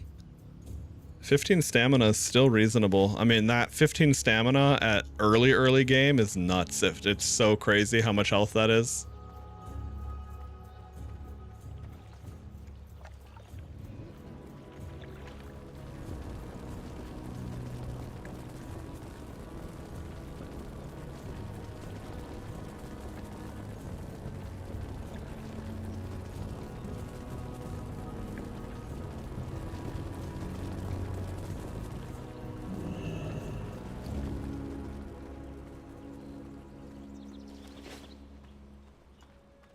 What brings you here?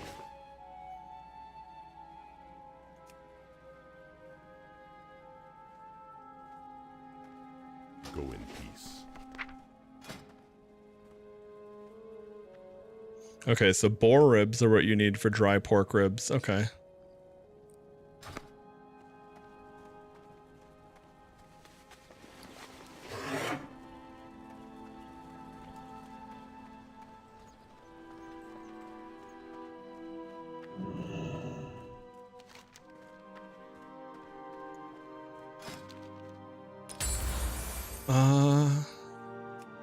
Oh shit, I think this is on cooldown, isn't it? Yeah, fuck.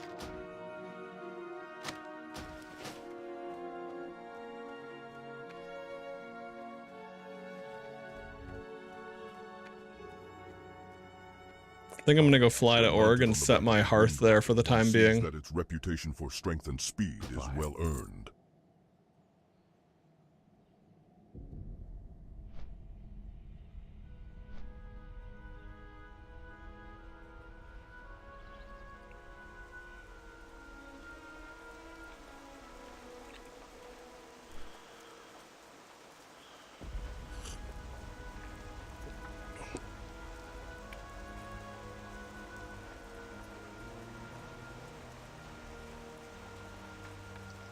Check the launcher, but open your eyes this time. That's what someone said. Well, they already answered the guy. I was gonna type more or less the same.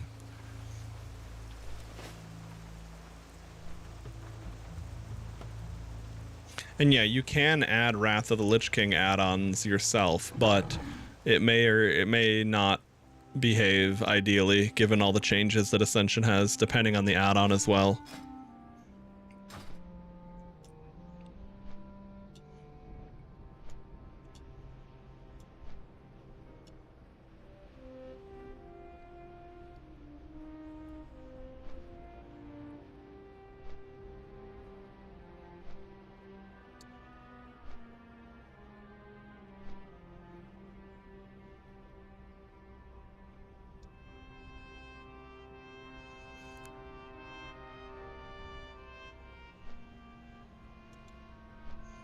Prophecy of Thunder.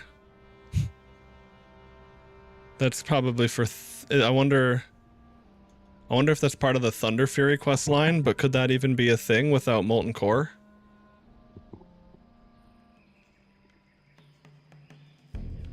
I guess the materials are probably in the game for now.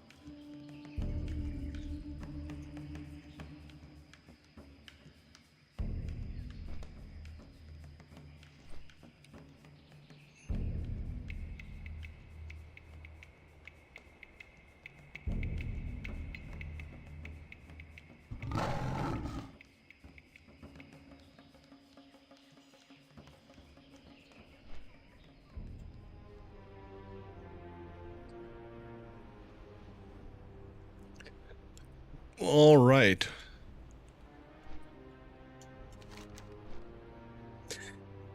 Anyway, yeah, if I set my hearth to Org, then I can take the instant Zeppelin to Stranglethorn and Undercity.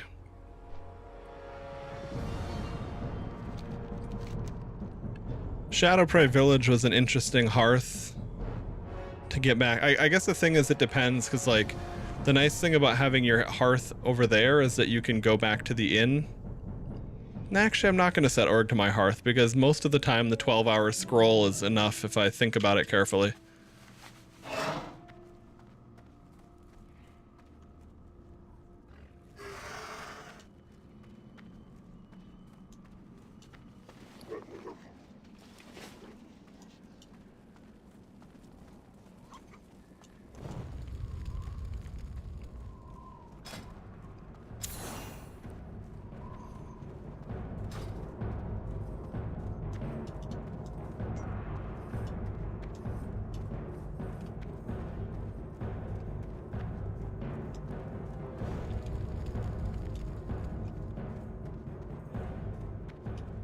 Okay.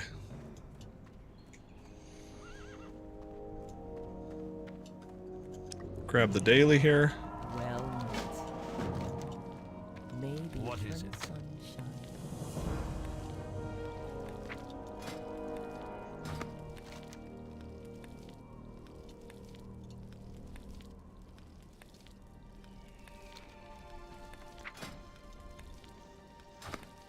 Looking for something special?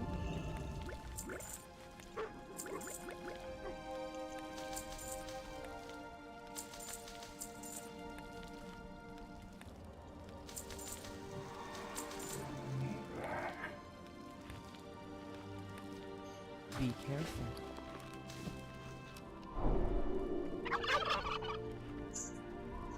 Okay. That's funny.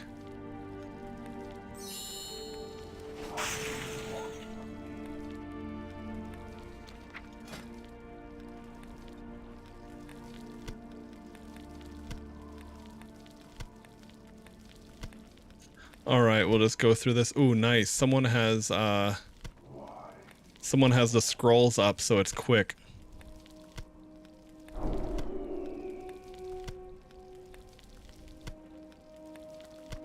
%25 haste on crafting is so good.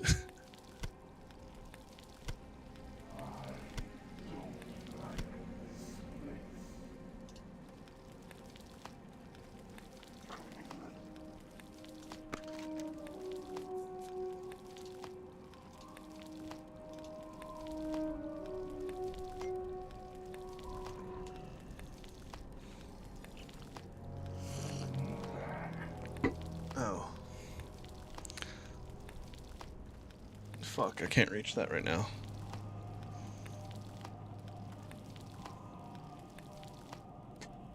Let's see.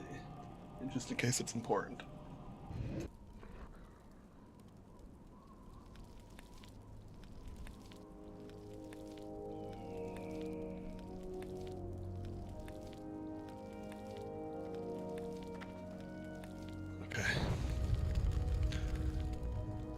Not time sensitive, so I'll get to that later.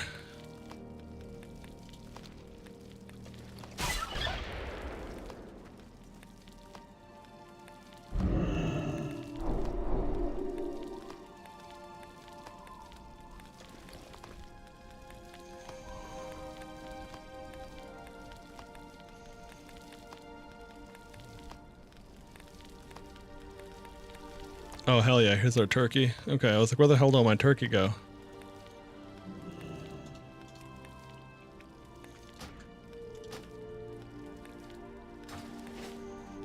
Greetings, traveler. Goodbye. May the eternal sun shine upon thee.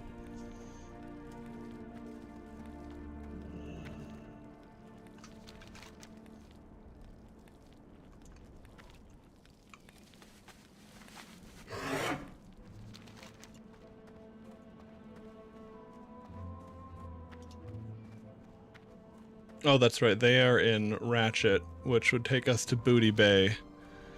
Oh, and that's it. Yeah, right. So then going from here to Ratchet to Booty Bay, especially with the way that you teleport around for free.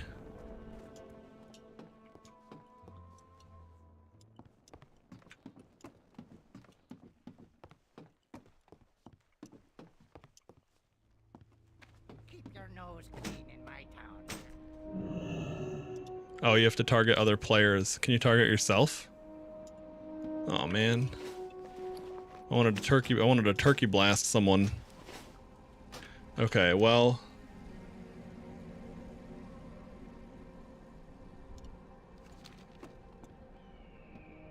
Well met, traveler. I guess since it's an instant transportation.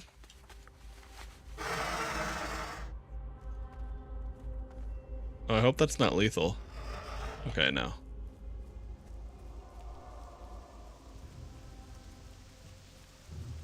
Wait, these Tirisfal trees are orange? That doesn't make any sense. How could they be? Yeah, that's just a tooltip fuckery of some sort.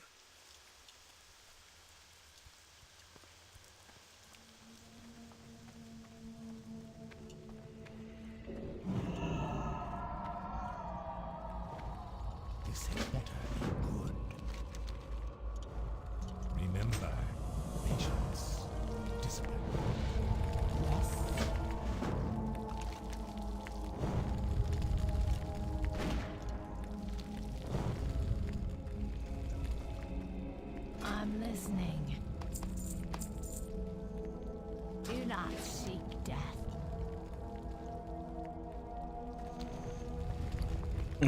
I forgot the dailies reset.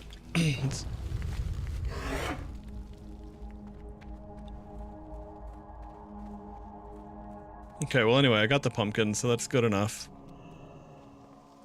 Don't need to take too much time here. Okay, now does this also go... Stranglethorn Vale, Howling Fjord. Okay.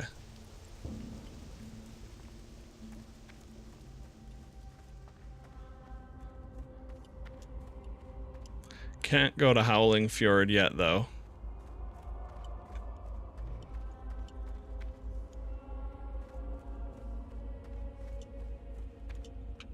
Adventure awaits.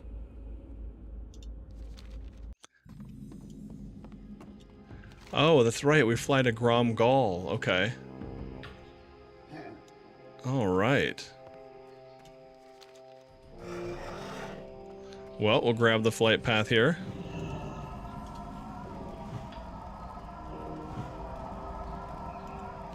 Where would you like to fly to?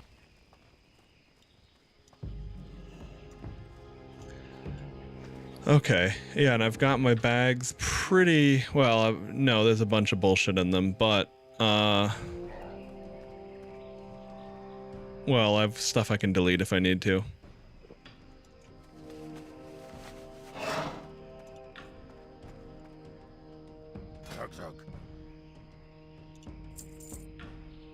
Victory!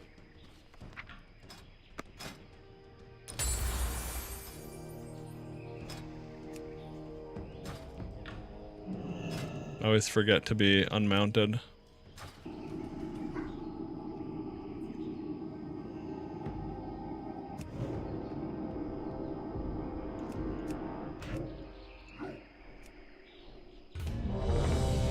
There we go.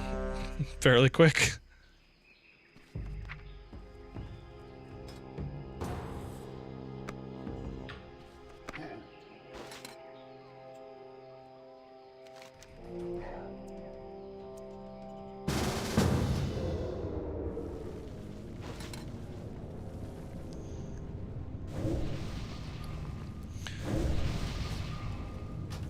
The least exciting dungeon, but it's also not difficult.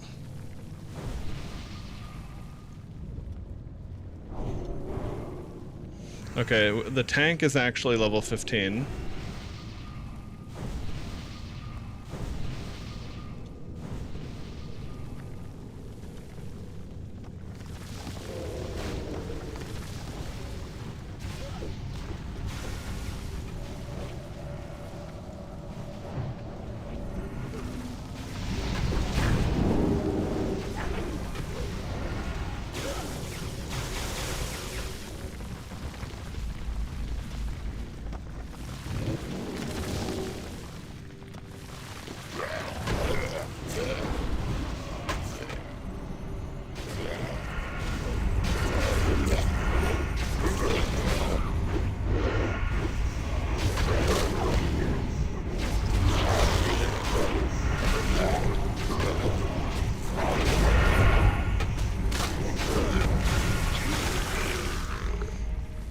Okay, our rogue has DPS.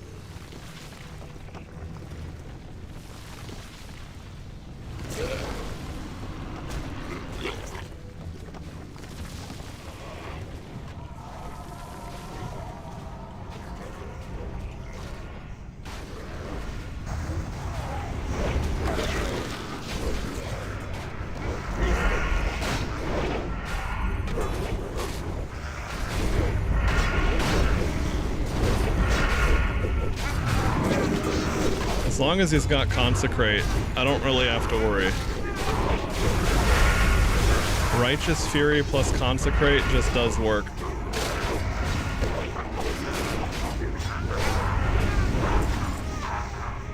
Oh, there you go, a small lustrous pearl. This is the one that Fred needs.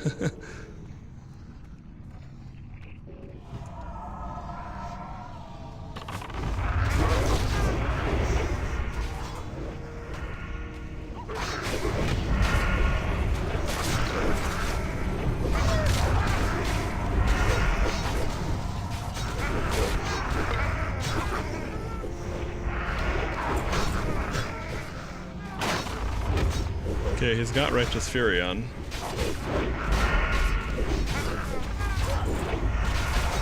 Now, I mean, I know the struggle of not having a lot of buttons. Oh, I don't know if they really know how to tank between the pulling speed and the fact that they had mobs facing their back. They could be new to it. I'll keep that in mind. Unfortunately, that could mean that this is going to be painfully slow.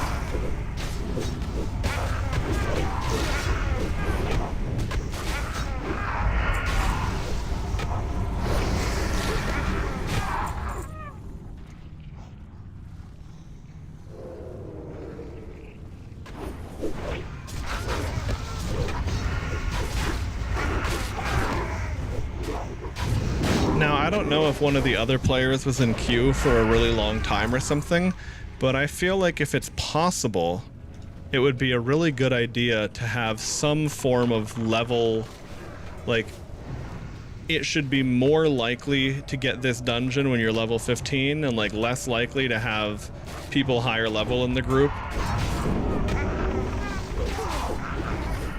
Not as like a mandatory hard limit, but just in the sense that, like, it would, if it works out, that would be great.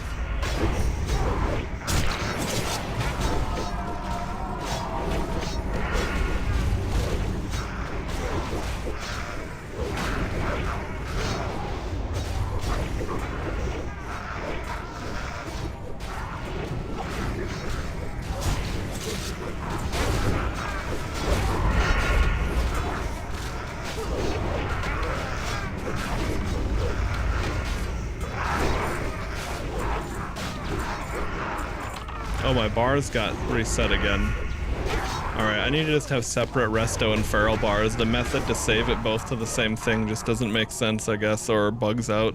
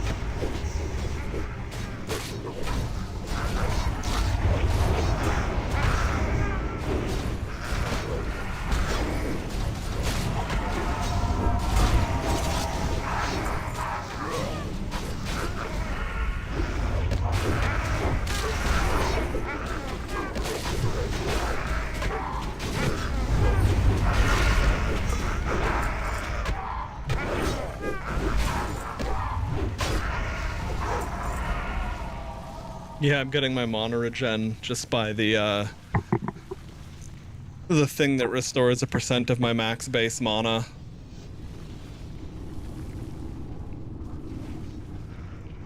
Mage has to thingo. Evocate.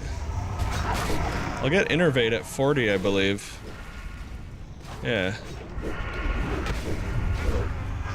If you have enough, it's so nice. Like if you have enough health to like or mana regen to support it.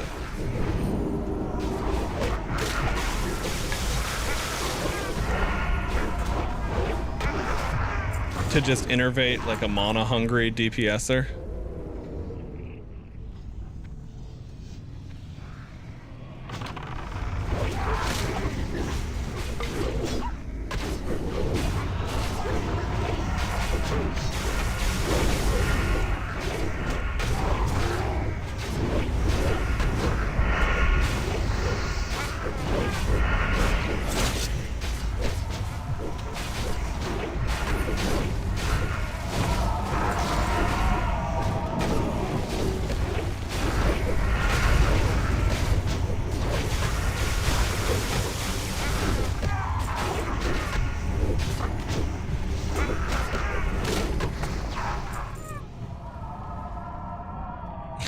Oggle Flint's Inspirer.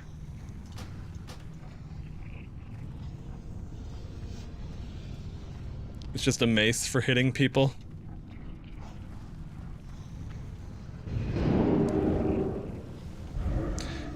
Blade Flurry, Sinister Strike. Okay, yeah. Yeah, no, it's crazy how much more damage the,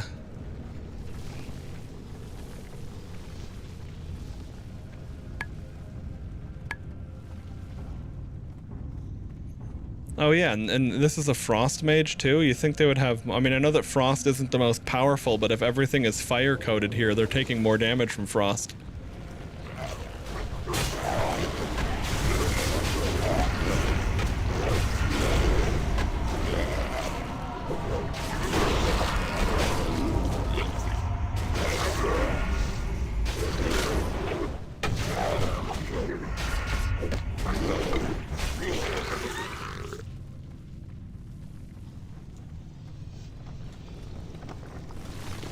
I wonder if they didn't get a legendary Mystic Enchant or just have a crazy weak build or something.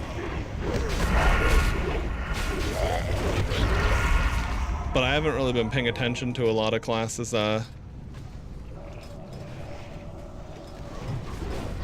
don't know. I don't. You can only see their talents. You can't see their Mystic Enchants. That's what I was curious about.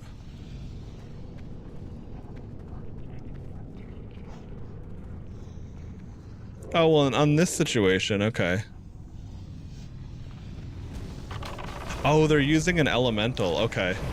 My understanding is the elementals do shit damage and don't scale well.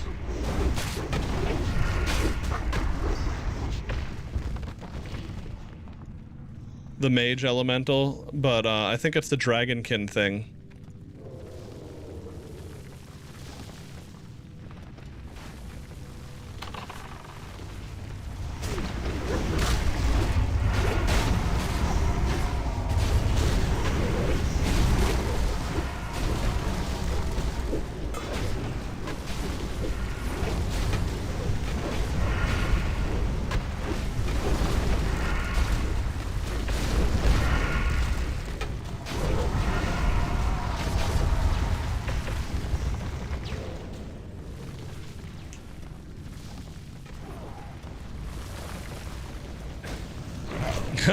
The knock-up. He got so much air there with the jump as well. That was funny.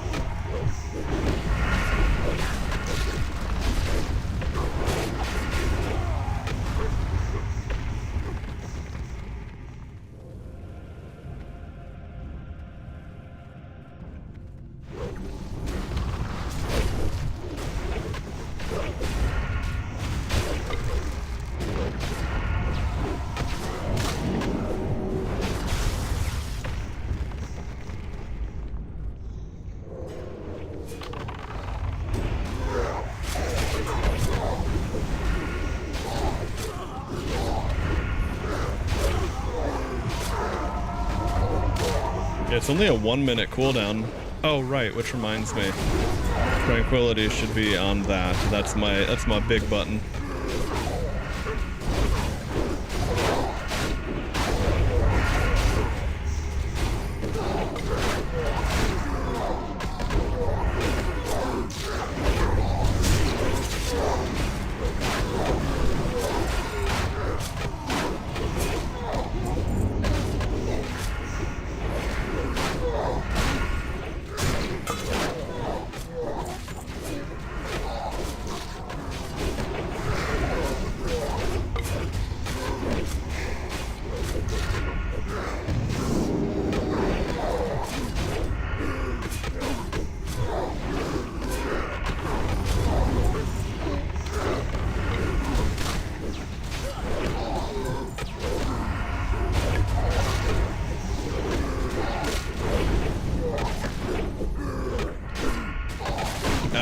This is such a good skill. Damn, I love it.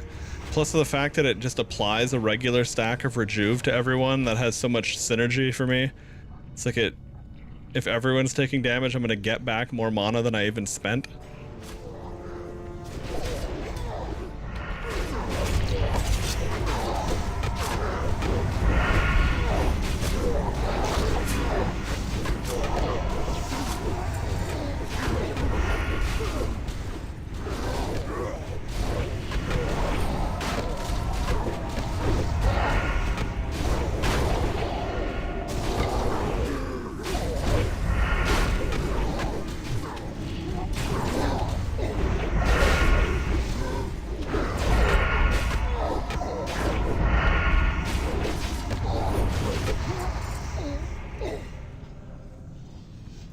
No, I mean, honestly, the tanking is fine because he doesn't take too much damage that I can't heal him.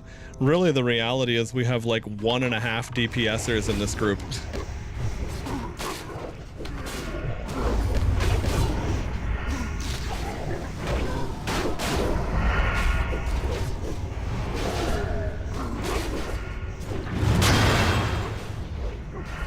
Oh no, he got knocked into the lava.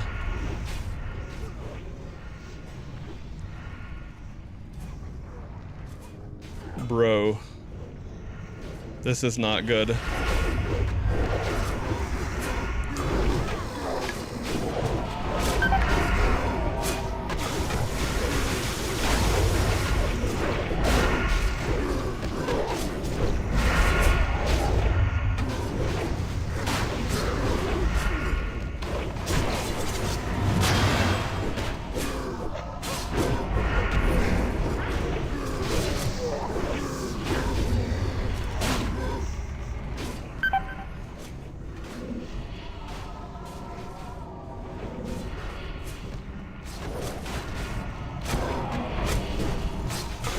Oh, he's gonna die. Oh, nice, lay on hands.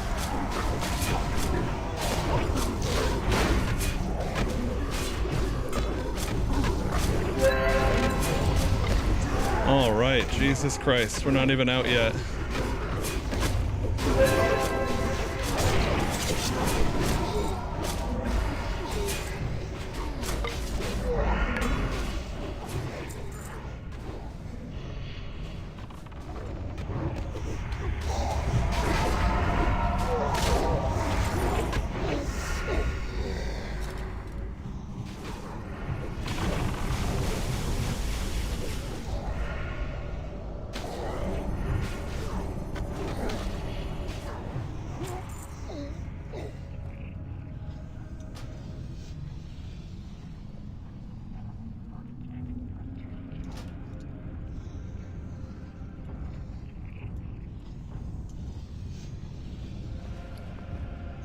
All right, managed to save that shit show.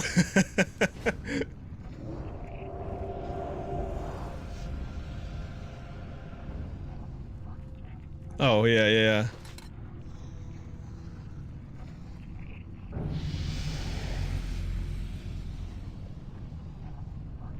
I forgot what the fuck. I was like, someone's like head, and I'm like, if you're offering, I guess.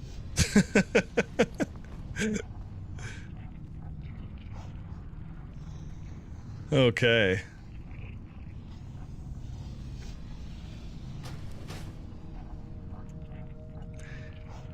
Yeah, giving head in the dungeon is a very gotcha situation. Alright, well, that rogue was... Tank was fine. I got a little bit of... Probably new to playing a tank based on the fact they got hit by that shit. But they also knew some things about the game that were clearly expressed. But yeah, I'm gonna do, if you wanna group up for one, I can, but I was only gonna do one more. Because I do have to get going and cook myself and the cats dinner, as is tradition.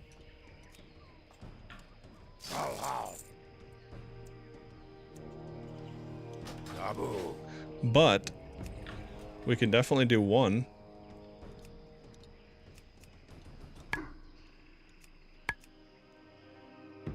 Interesting, okay. So Blackrock Caverns, road to the other side. Sunken Temple is only for 59. Interesting, okay. So I have the same UI that you see now at 60. Nice. Feels good to have all of that squared away, Pony. Definitely. Okay, so these gloves, 2 strength, 1 agility. Oh, yeah, those are better. Okay.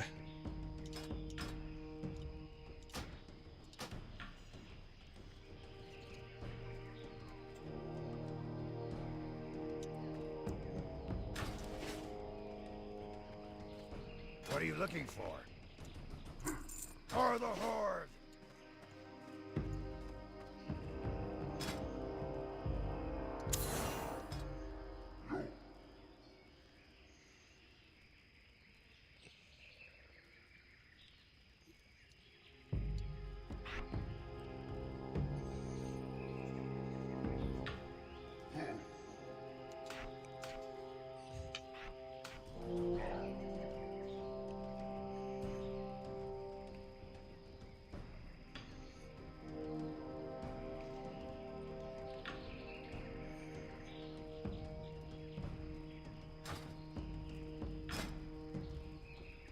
I guess Star Surge is kind of like a Resto Druid Holy Fire.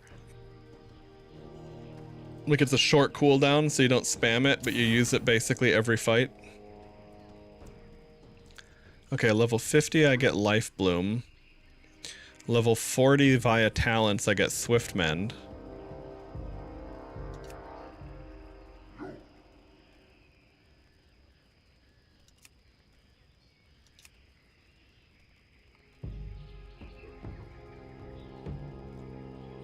So that would give me... Damn, so that gives up to 25% more crit on Nourish. Now, without... Nourish doesn't kick in until... Yeah, right, okay.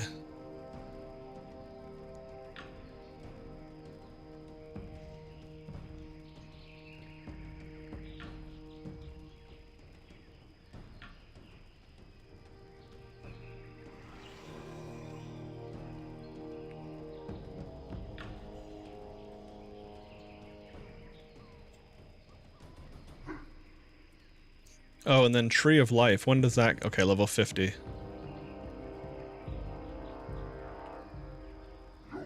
And then my mana cost of my healing over time spells becomes 20% cheaper as well? Damn. And we do the 6% raid-wide healing buff.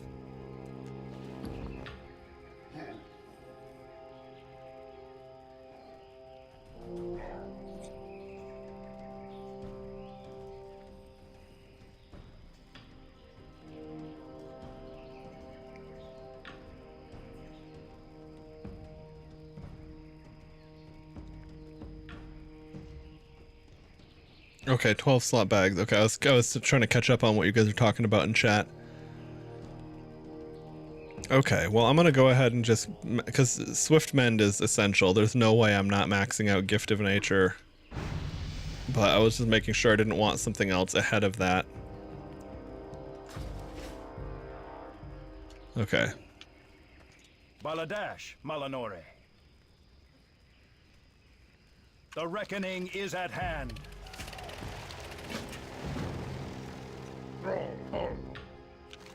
The Thromka, adventurer. Your arrival at Gromgol is timely indeed. As commander of the War Chief's base camp here in the jungle, I am bound by honor to ensure the safety of all members of the Horde.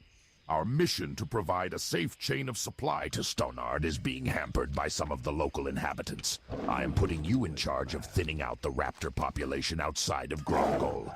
Once you have made significant progress, report back the power.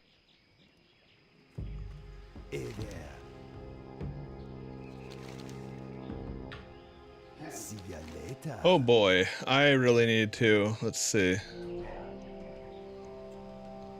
I will go ahead and drop this because that can be obtained later.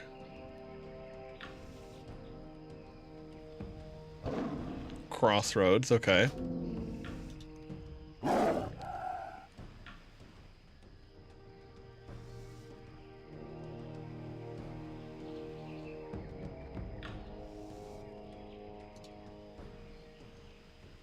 I'm gonna keep that because I'm gonna actually do that hunt quest chain. Okay, Camp Tarajo.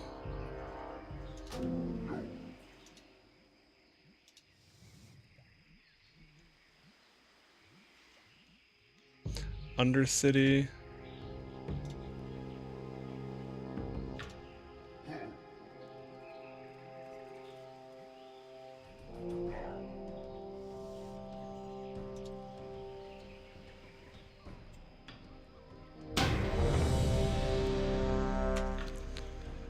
Pony, you've got something fucking up again, like that other time. I don't know if it's one of your add-ons or something, but should log out and log in or reload your UI, because the queue just popped and went away.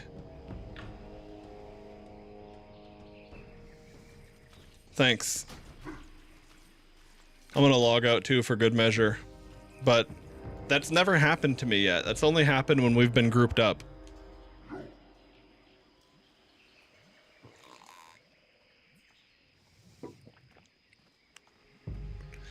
No, it's all good. I mean, if you, I'm just letting you know, like, if you have an add-on that comes to mind, like maybe there's something that would, maybe you have some privacy control or annoyance control add-on that's supposed to stop things from popping up at you, and or something could be bugged out. The other thing to check, by the way, not going to work anymore, but next time you're in that situation, if you see wherever this is on your mini map, the green bag icon, if it pops up with an error, it'll turn red. And if we lose the queue and this green bag turns red, whatever code you have in there would be useful. It also could have nothing to do with you, and it could just simply be some issue that pops up when we're in a group. But out of, because I've only played with a handful of people.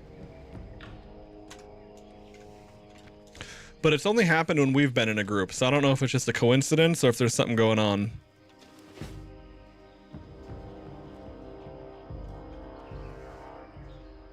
Well, no, that's the thing, is it could be the most simple add-on that has no UI at all and is only a text-based add-on or something that, I mean, could ultimately be anything. Could be a bugged game file that verifying the client would repair or something. Really no idea, to be honest. But anyway, not worth overthinking it, but if an error pops up when that happens, that would definitely be the first place to check. Okay, anyway.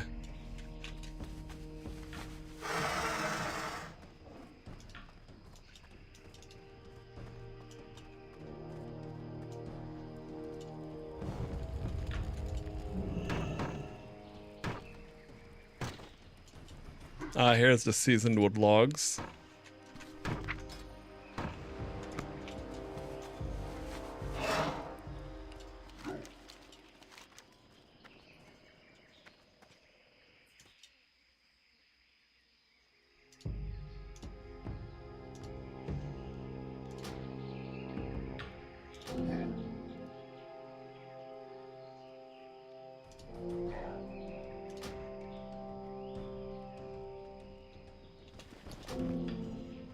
Okay, so yeah, dropping the pages quest doesn't delete those, which is nice. Okay.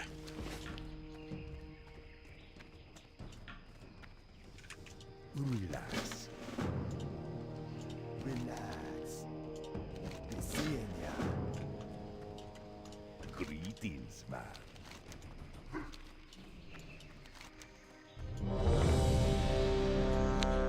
Oh, okay. Well, here we go.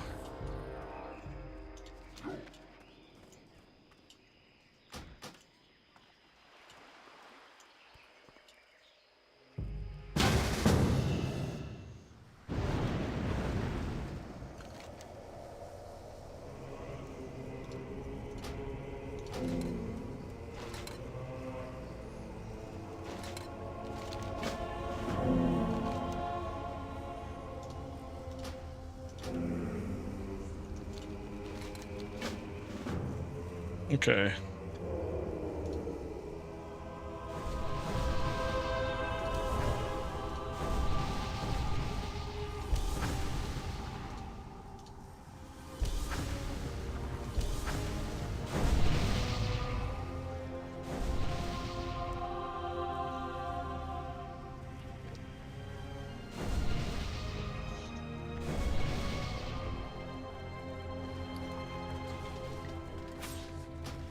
If you don't have water, Pony, let me know, because I have turkey at least.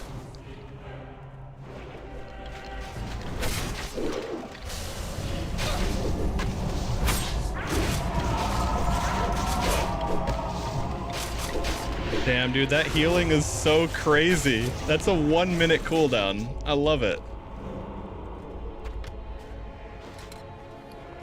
All right, let me get my loot bot out.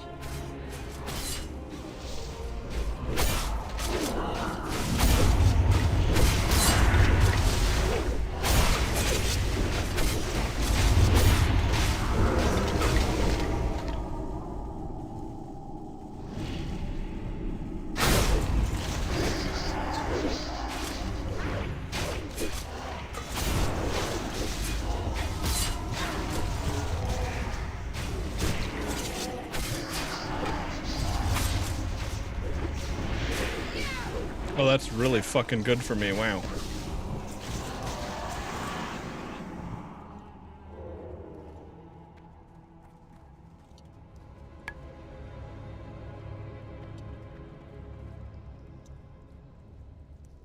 Yeah, there was big lag on the server there.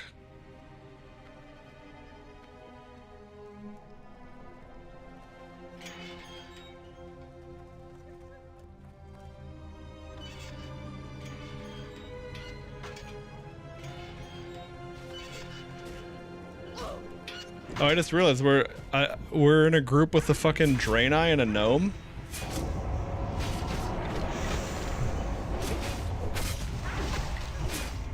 I've never noticed that the dungeons were cross-faction before. Does that only kick in at level 60 or something, or what?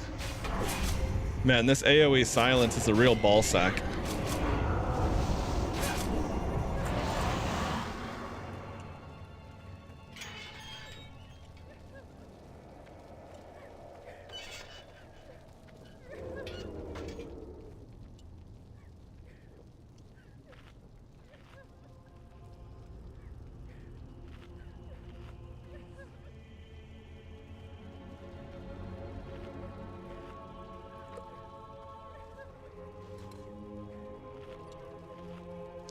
Mostly talking to the rogue because Priest Interrupt is on too long of a cooldown.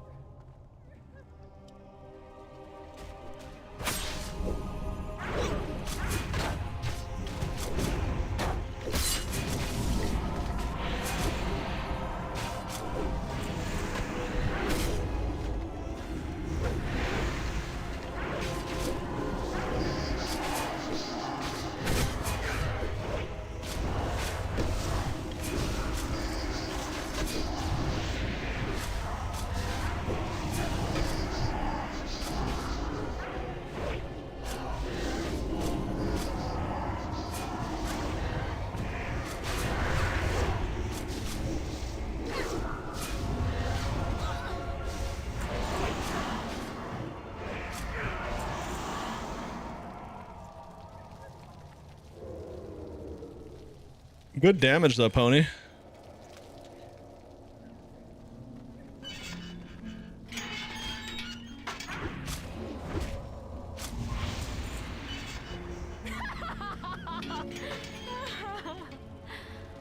How are you? What can I do for you?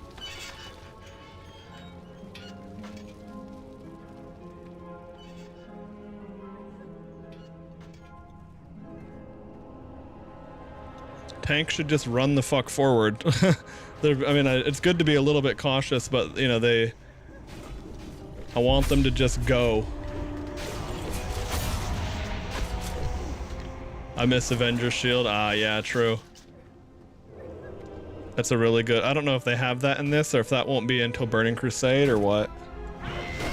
Not sure.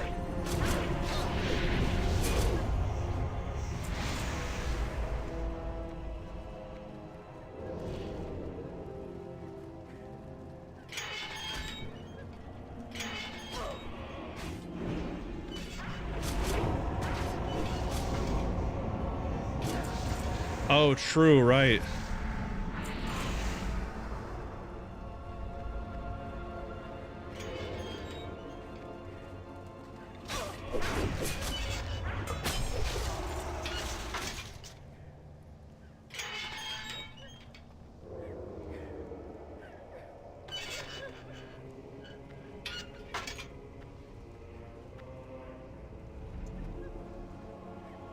Yeah, it's like healing, like I was saying, it's like healing a zombie in Final Fantasy.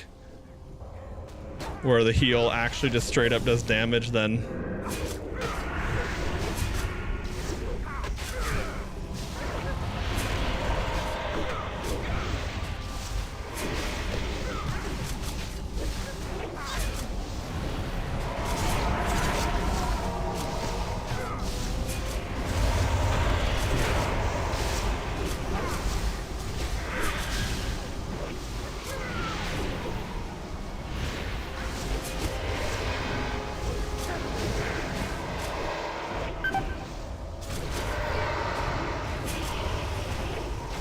I'm just gonna pop Tranquility or I'm about to fucking die.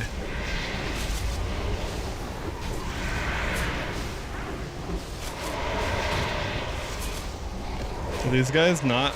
I wonder if they're one of those mobs that, like, you can't hold aggro on or something. They have like no threat table. Cause yeah, they've got Righteous Fury up. Anyway, all good.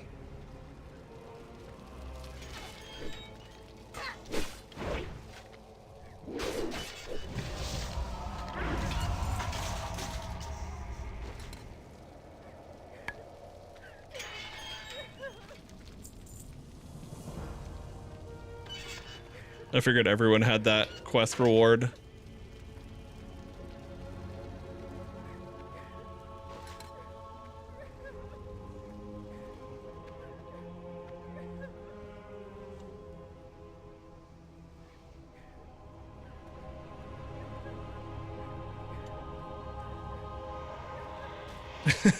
Did they feel good in your hands? It would be a female Draenei Paladin to immediately jump in on the fucking horny chat.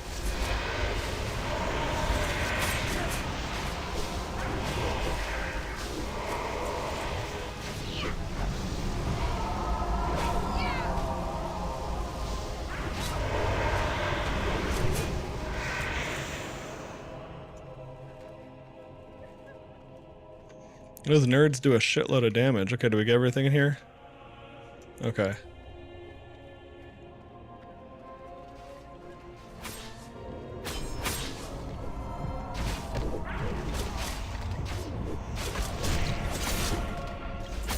I've never even cast Star Surge before.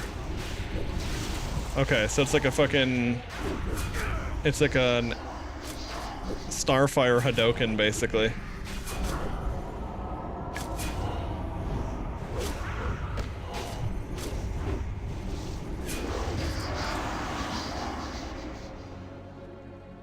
Yeah, actually kicking the mana burn is going to be huge for the tank.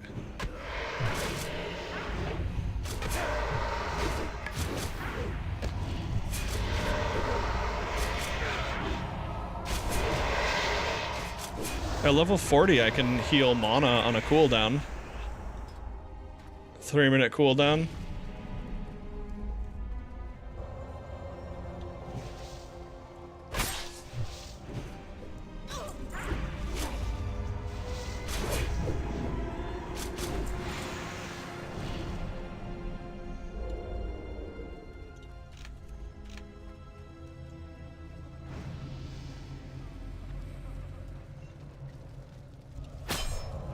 Oh nice, someone leveled up.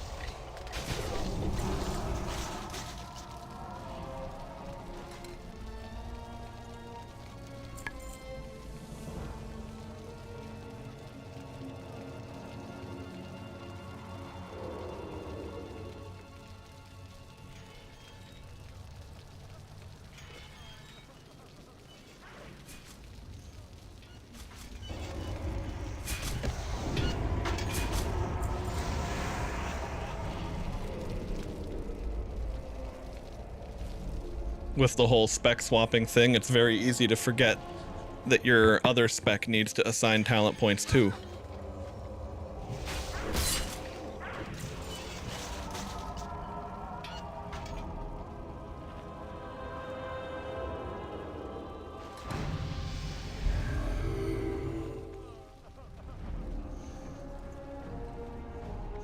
That's funny that you do so much damage, because like discipline being a damage spec wasn't a thing at any of the times that I played WoW. I think really early vanilla WoW that goes before my time, I remember hearing something about that, but there was all sorts of weird shit back then, honestly.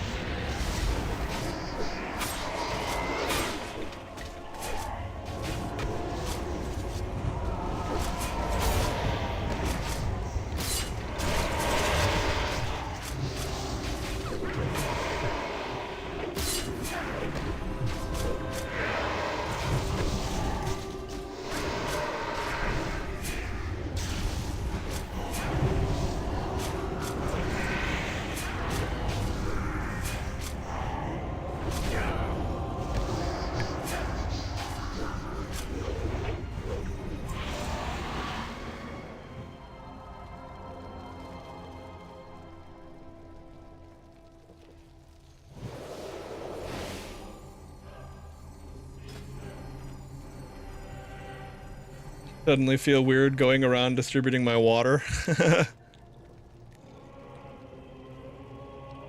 No, that's...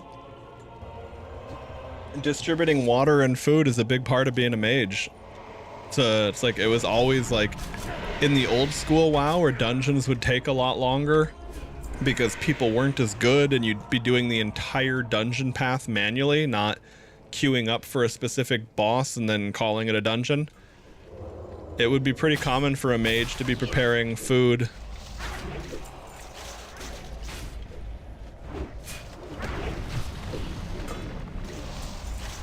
Uh-oh, looks like our other priest DC'd or oh no, they're back. Okay.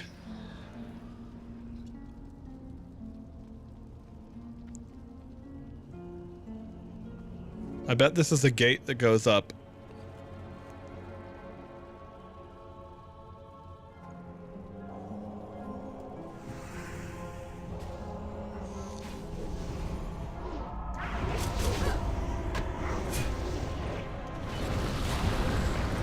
Oh, okay, that's obvious. Avoid that. Okay, it's not anywhere near lethal, but in higher difficulties, that could often be a lethal situation. I don't get... well, I don't know how we're supposed to avoid that.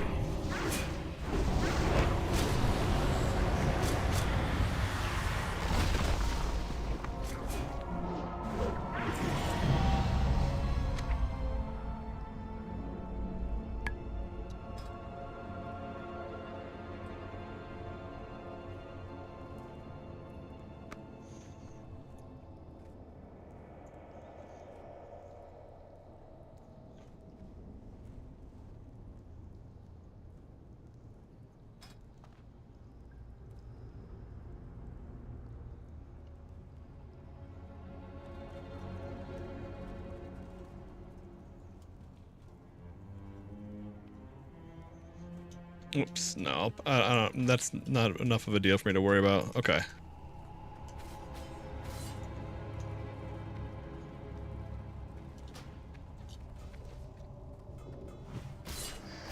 Wait, is that the dungeon run? Oh no, it's not. Okay.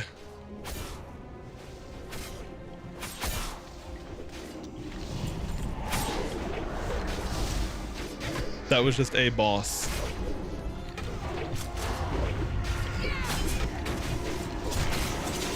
Druid with cloth. Oh, I greed rolled it though, didn't I?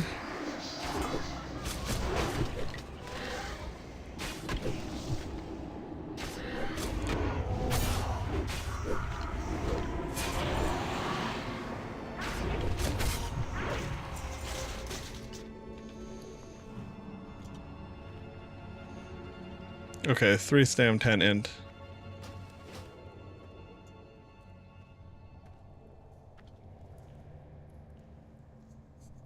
Took cloth as a druid tank.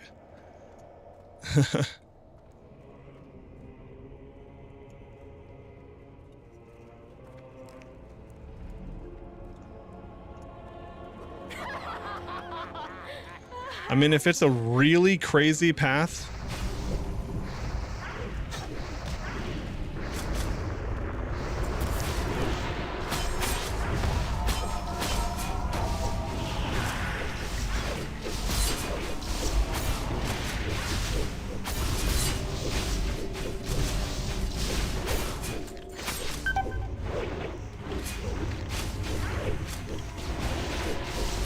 I've got mad aggro.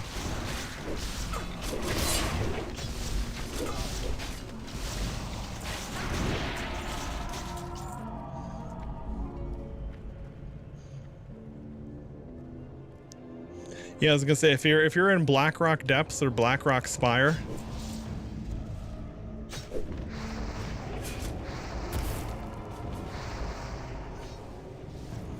bro, what the fuck? Those guys are going bonkers.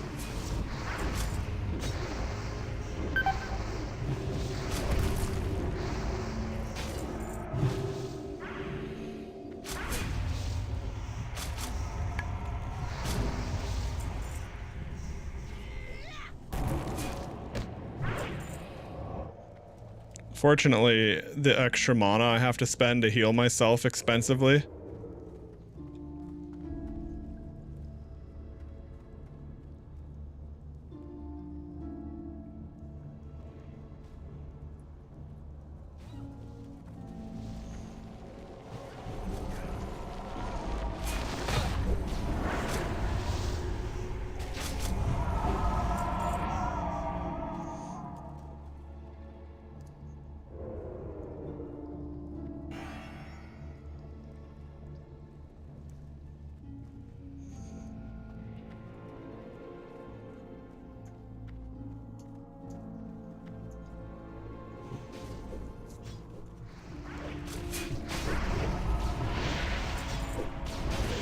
Yeah, those Dark Candle Flame Cabalds, it's like, you know, they tell me, you know, take candle. It's like, hey, I'm willing to cooperate. Quit fucking throwing them at me. It was like a stream of fire damage and almost killed me there.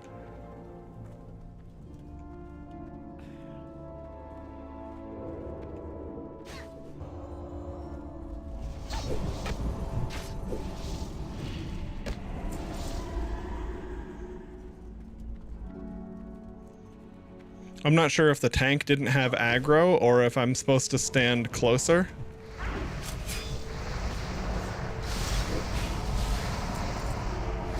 Holy shit, yeah, they died extremely fast.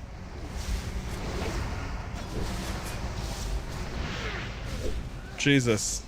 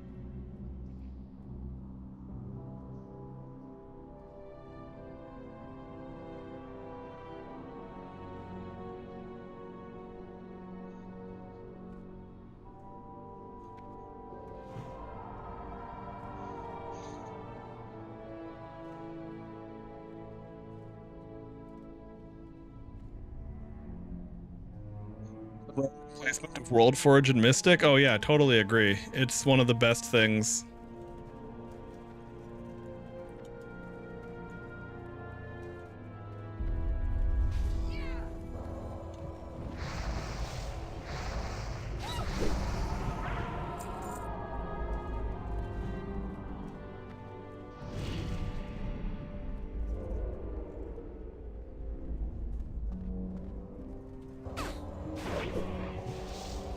Don't forget about Arcane Torrent as an interrupt too, the Blood Elf passive, or Blood Elf racial skill. That is incredible to just interrupt an enemy mob at times. No, I know, you're not going to cut a whole room, but like if you're standing next to, but like, you may as well stand next to them anyway, so it's ready. Plus, then if you pull aggro, you're standing in the Paladin's consecrate anyway. I mean, it's more or less like the tank and the rogue's job to interrupt stuff like that, but sometimes it's worth standing close. Ah, right, okay. Yeah, no, these don't have silence. That was only those ghost mobs.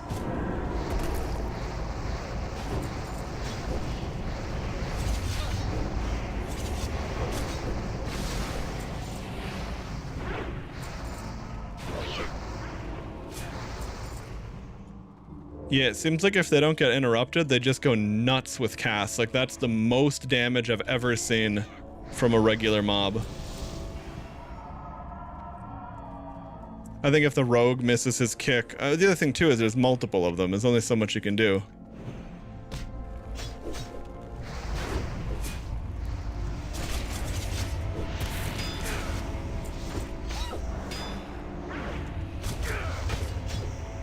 Could be a situation for dampen magic too, actually. That mage skill.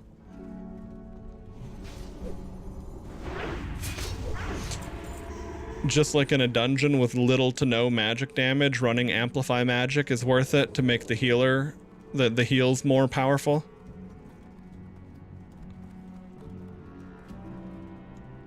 All right.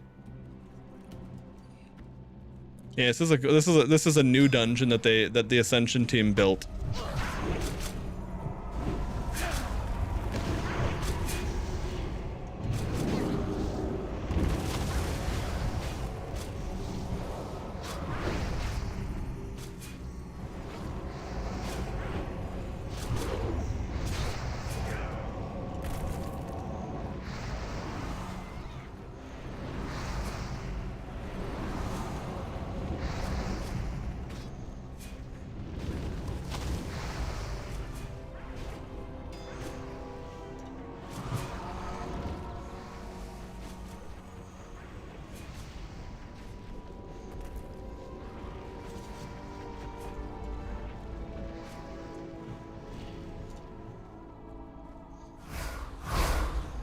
Oh, what the fuck?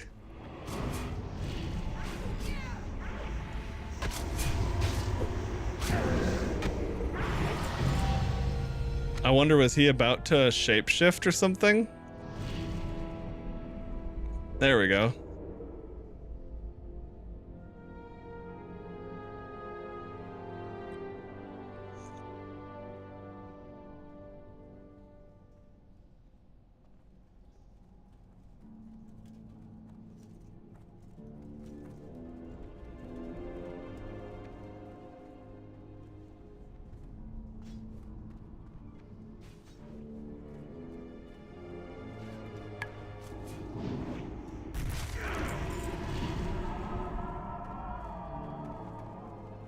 Oh, is there more?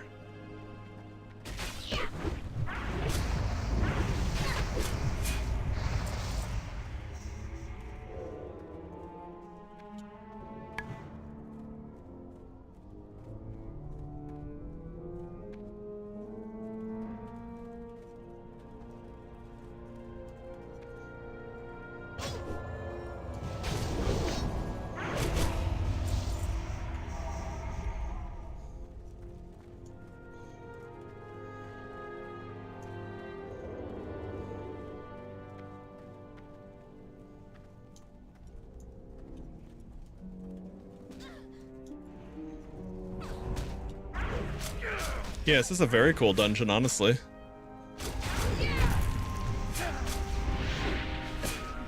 I think this is I've been to some new little areas. I've been, but I have not done a new dungeon yet. Like I've seen the new sub areas here and there.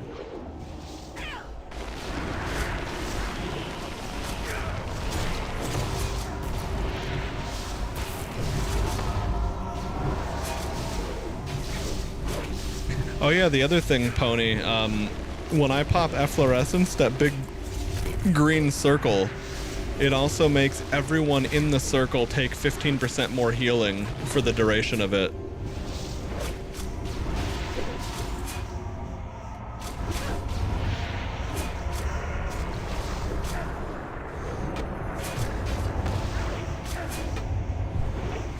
Yeah, no, that's an interesting build. I'm curious how it will stack up against like more or less equivalent end game meta builds. But if it's not like unreasonably missing damage compared to like a true DPS spec, yeah, that's really awesome to have that kind of utility.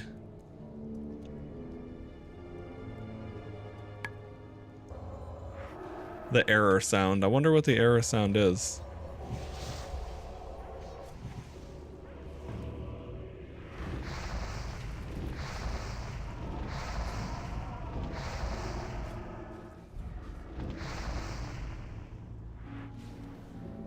Oh, you're playing with those not turned off? That's nuts.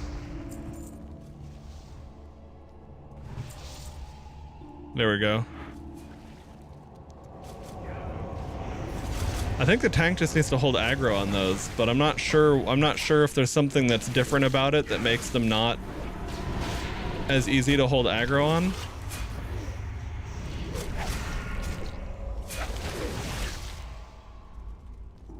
Well, you are certainly unique for having that turned on.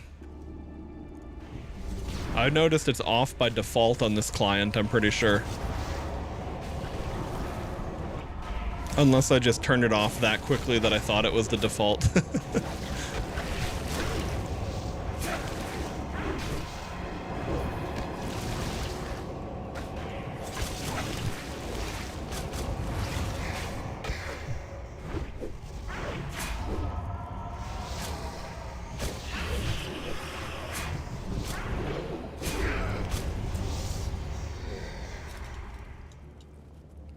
I wish I could donate mana to the tank.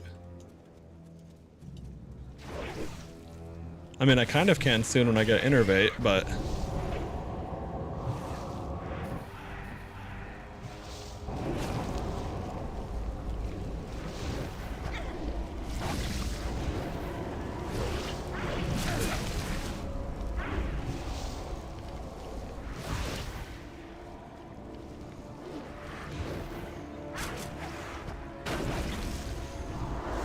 Dude, tentacles growing out of walls? That's an interesting enemy.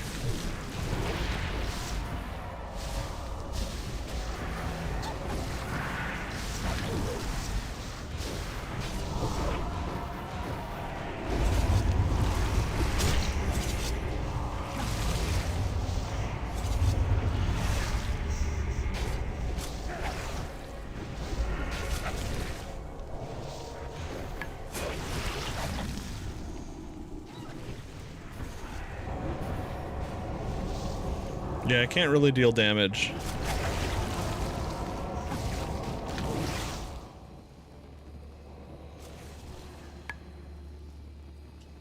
Oh, see, this is cool.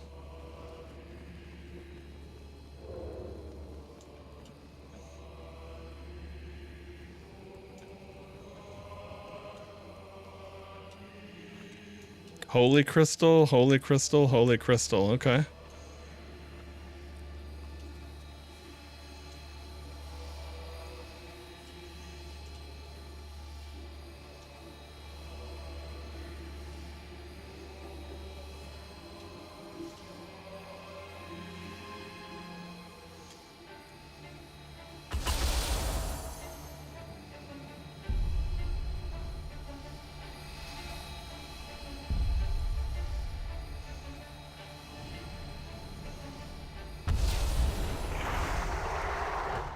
Oh shit, that's, whoa, dude, he looks awesome.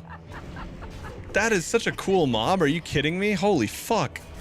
If that's an original design, that's incredible. If that's if Blizzard just made this design already for one of their raids, then hey, it seems like it fits the theme here. But if that's totally original, damn.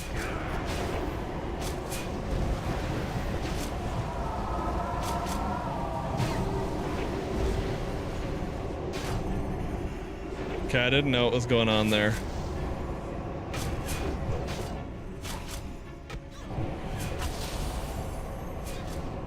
A holy crystal appears to help you, okay.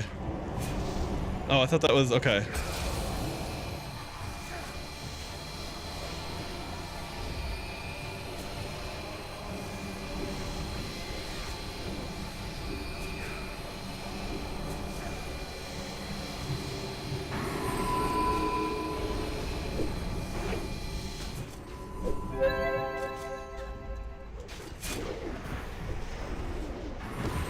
Okay, so we have to stay out of this and then get inside of it. I see. Okay.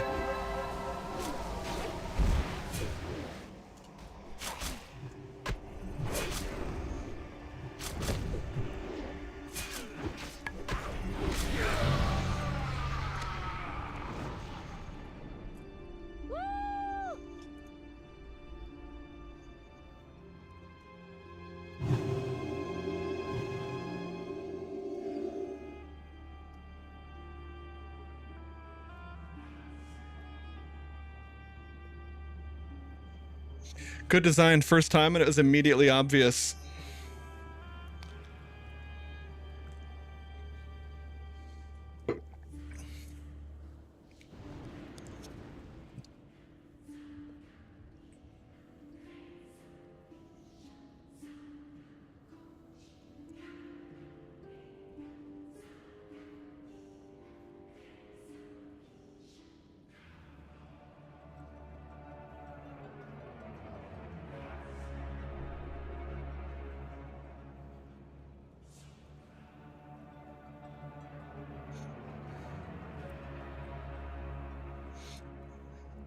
Yeah, the Lightwell did save the rogue.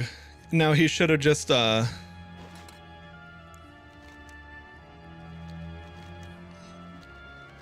how do we turn in the quest? Oh, I see. I already turned in my quest.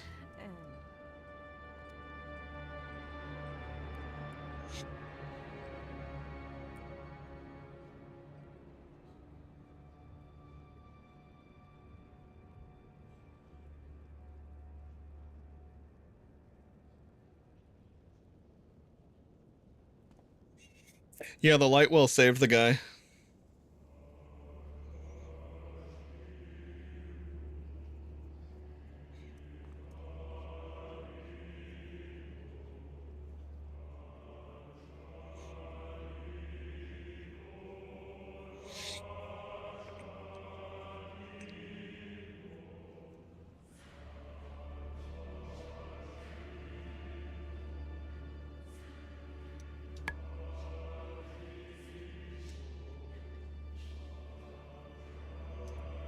All right.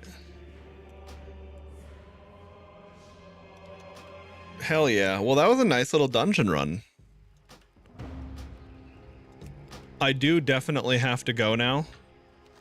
Realistically.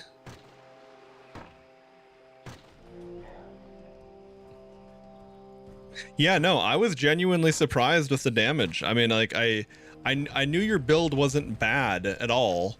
From, you know, we've already done a few dungeons before, but I was surprised to see it doing as much as it was and still able to heal. I was like, okay, that's pretty neat. Farewell.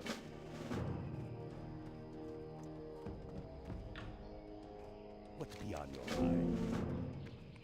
Okay, is there an inn here, or is this just a little shitty place that doesn't even have an inn? Does this flight tower count as an inn? Oh, fuck yeah, dude. Okay, I like this. This is actually sick. I think I'm going to set my hearth to this for now. Because this is an instant flight path to... Lay your axe by the fire and share the stories of your mighty battles.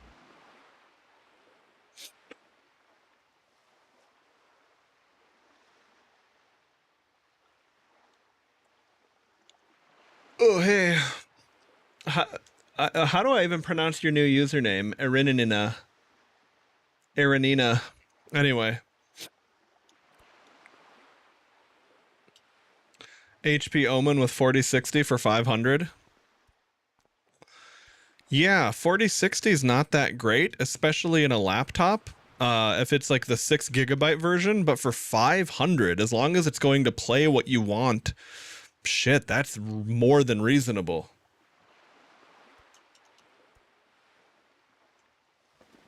Now, definitely make sure that you're not going to be bottlenecked on day one with that, but yeah, with the way hardware is going these days, as long as that is going to cover what you need, lay your axe hell yeah, by the dude. fire and share the stories of your mighty battles.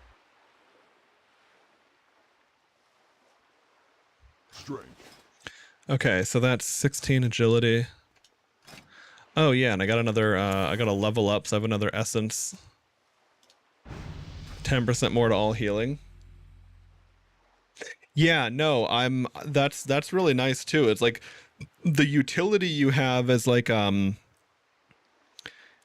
long as you're not doing less than 10% less DPS or so of an actual DPS spec, I would say that unless the group was doing a raid or a challenge thing and like the damage was short and that's what they needed more of, I would imagine your build to have a lot more general applicability to all situations. Like, you know, maybe you'd be 5 or 10% faster with pure DPS, but if you save a single wipe, if you save a single death, you know, that already speeds it up more than it would have cost you anyway. And again, it's also very possible that in these higher level dungeons, having a second healer that's predominantly like a backup healer could be huge, huge, huge. But anyway, yeah, dude, good grouping up. We'll definitely have to get to more of that. I've definitely been enjoying being able to group up with things. Anyway, as much as I'd love to stay and fuck around and all that, I'm gonna bounce. Gotta go cook dinner. Those burgers I was going to make the other day, I ended up not making them, and now I have to make them in the next couple of days while the beef is still fresh, so don't want to procrastinate on that. Anyway, it's about that time for me. Oh, this song reminds me, I gotta go turn in shit in Ashenvale later. Oh well, one thing at a time.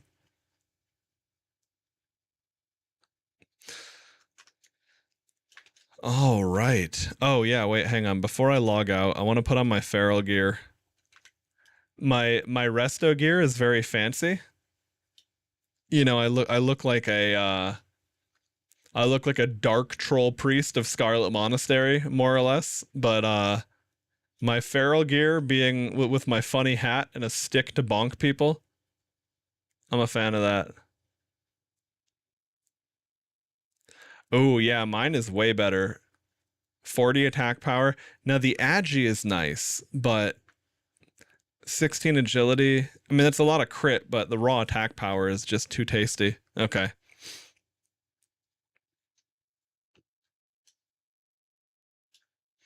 Yeah, I could see myself transmogging this helmet just because it looks so goofy to have this like bucket hat. Yeah. I'm basically an Australian nature document. I'm basically the crocodile hunter, and I have a stick for smacking crocodiles when they get too close. All right, dudes. Peace.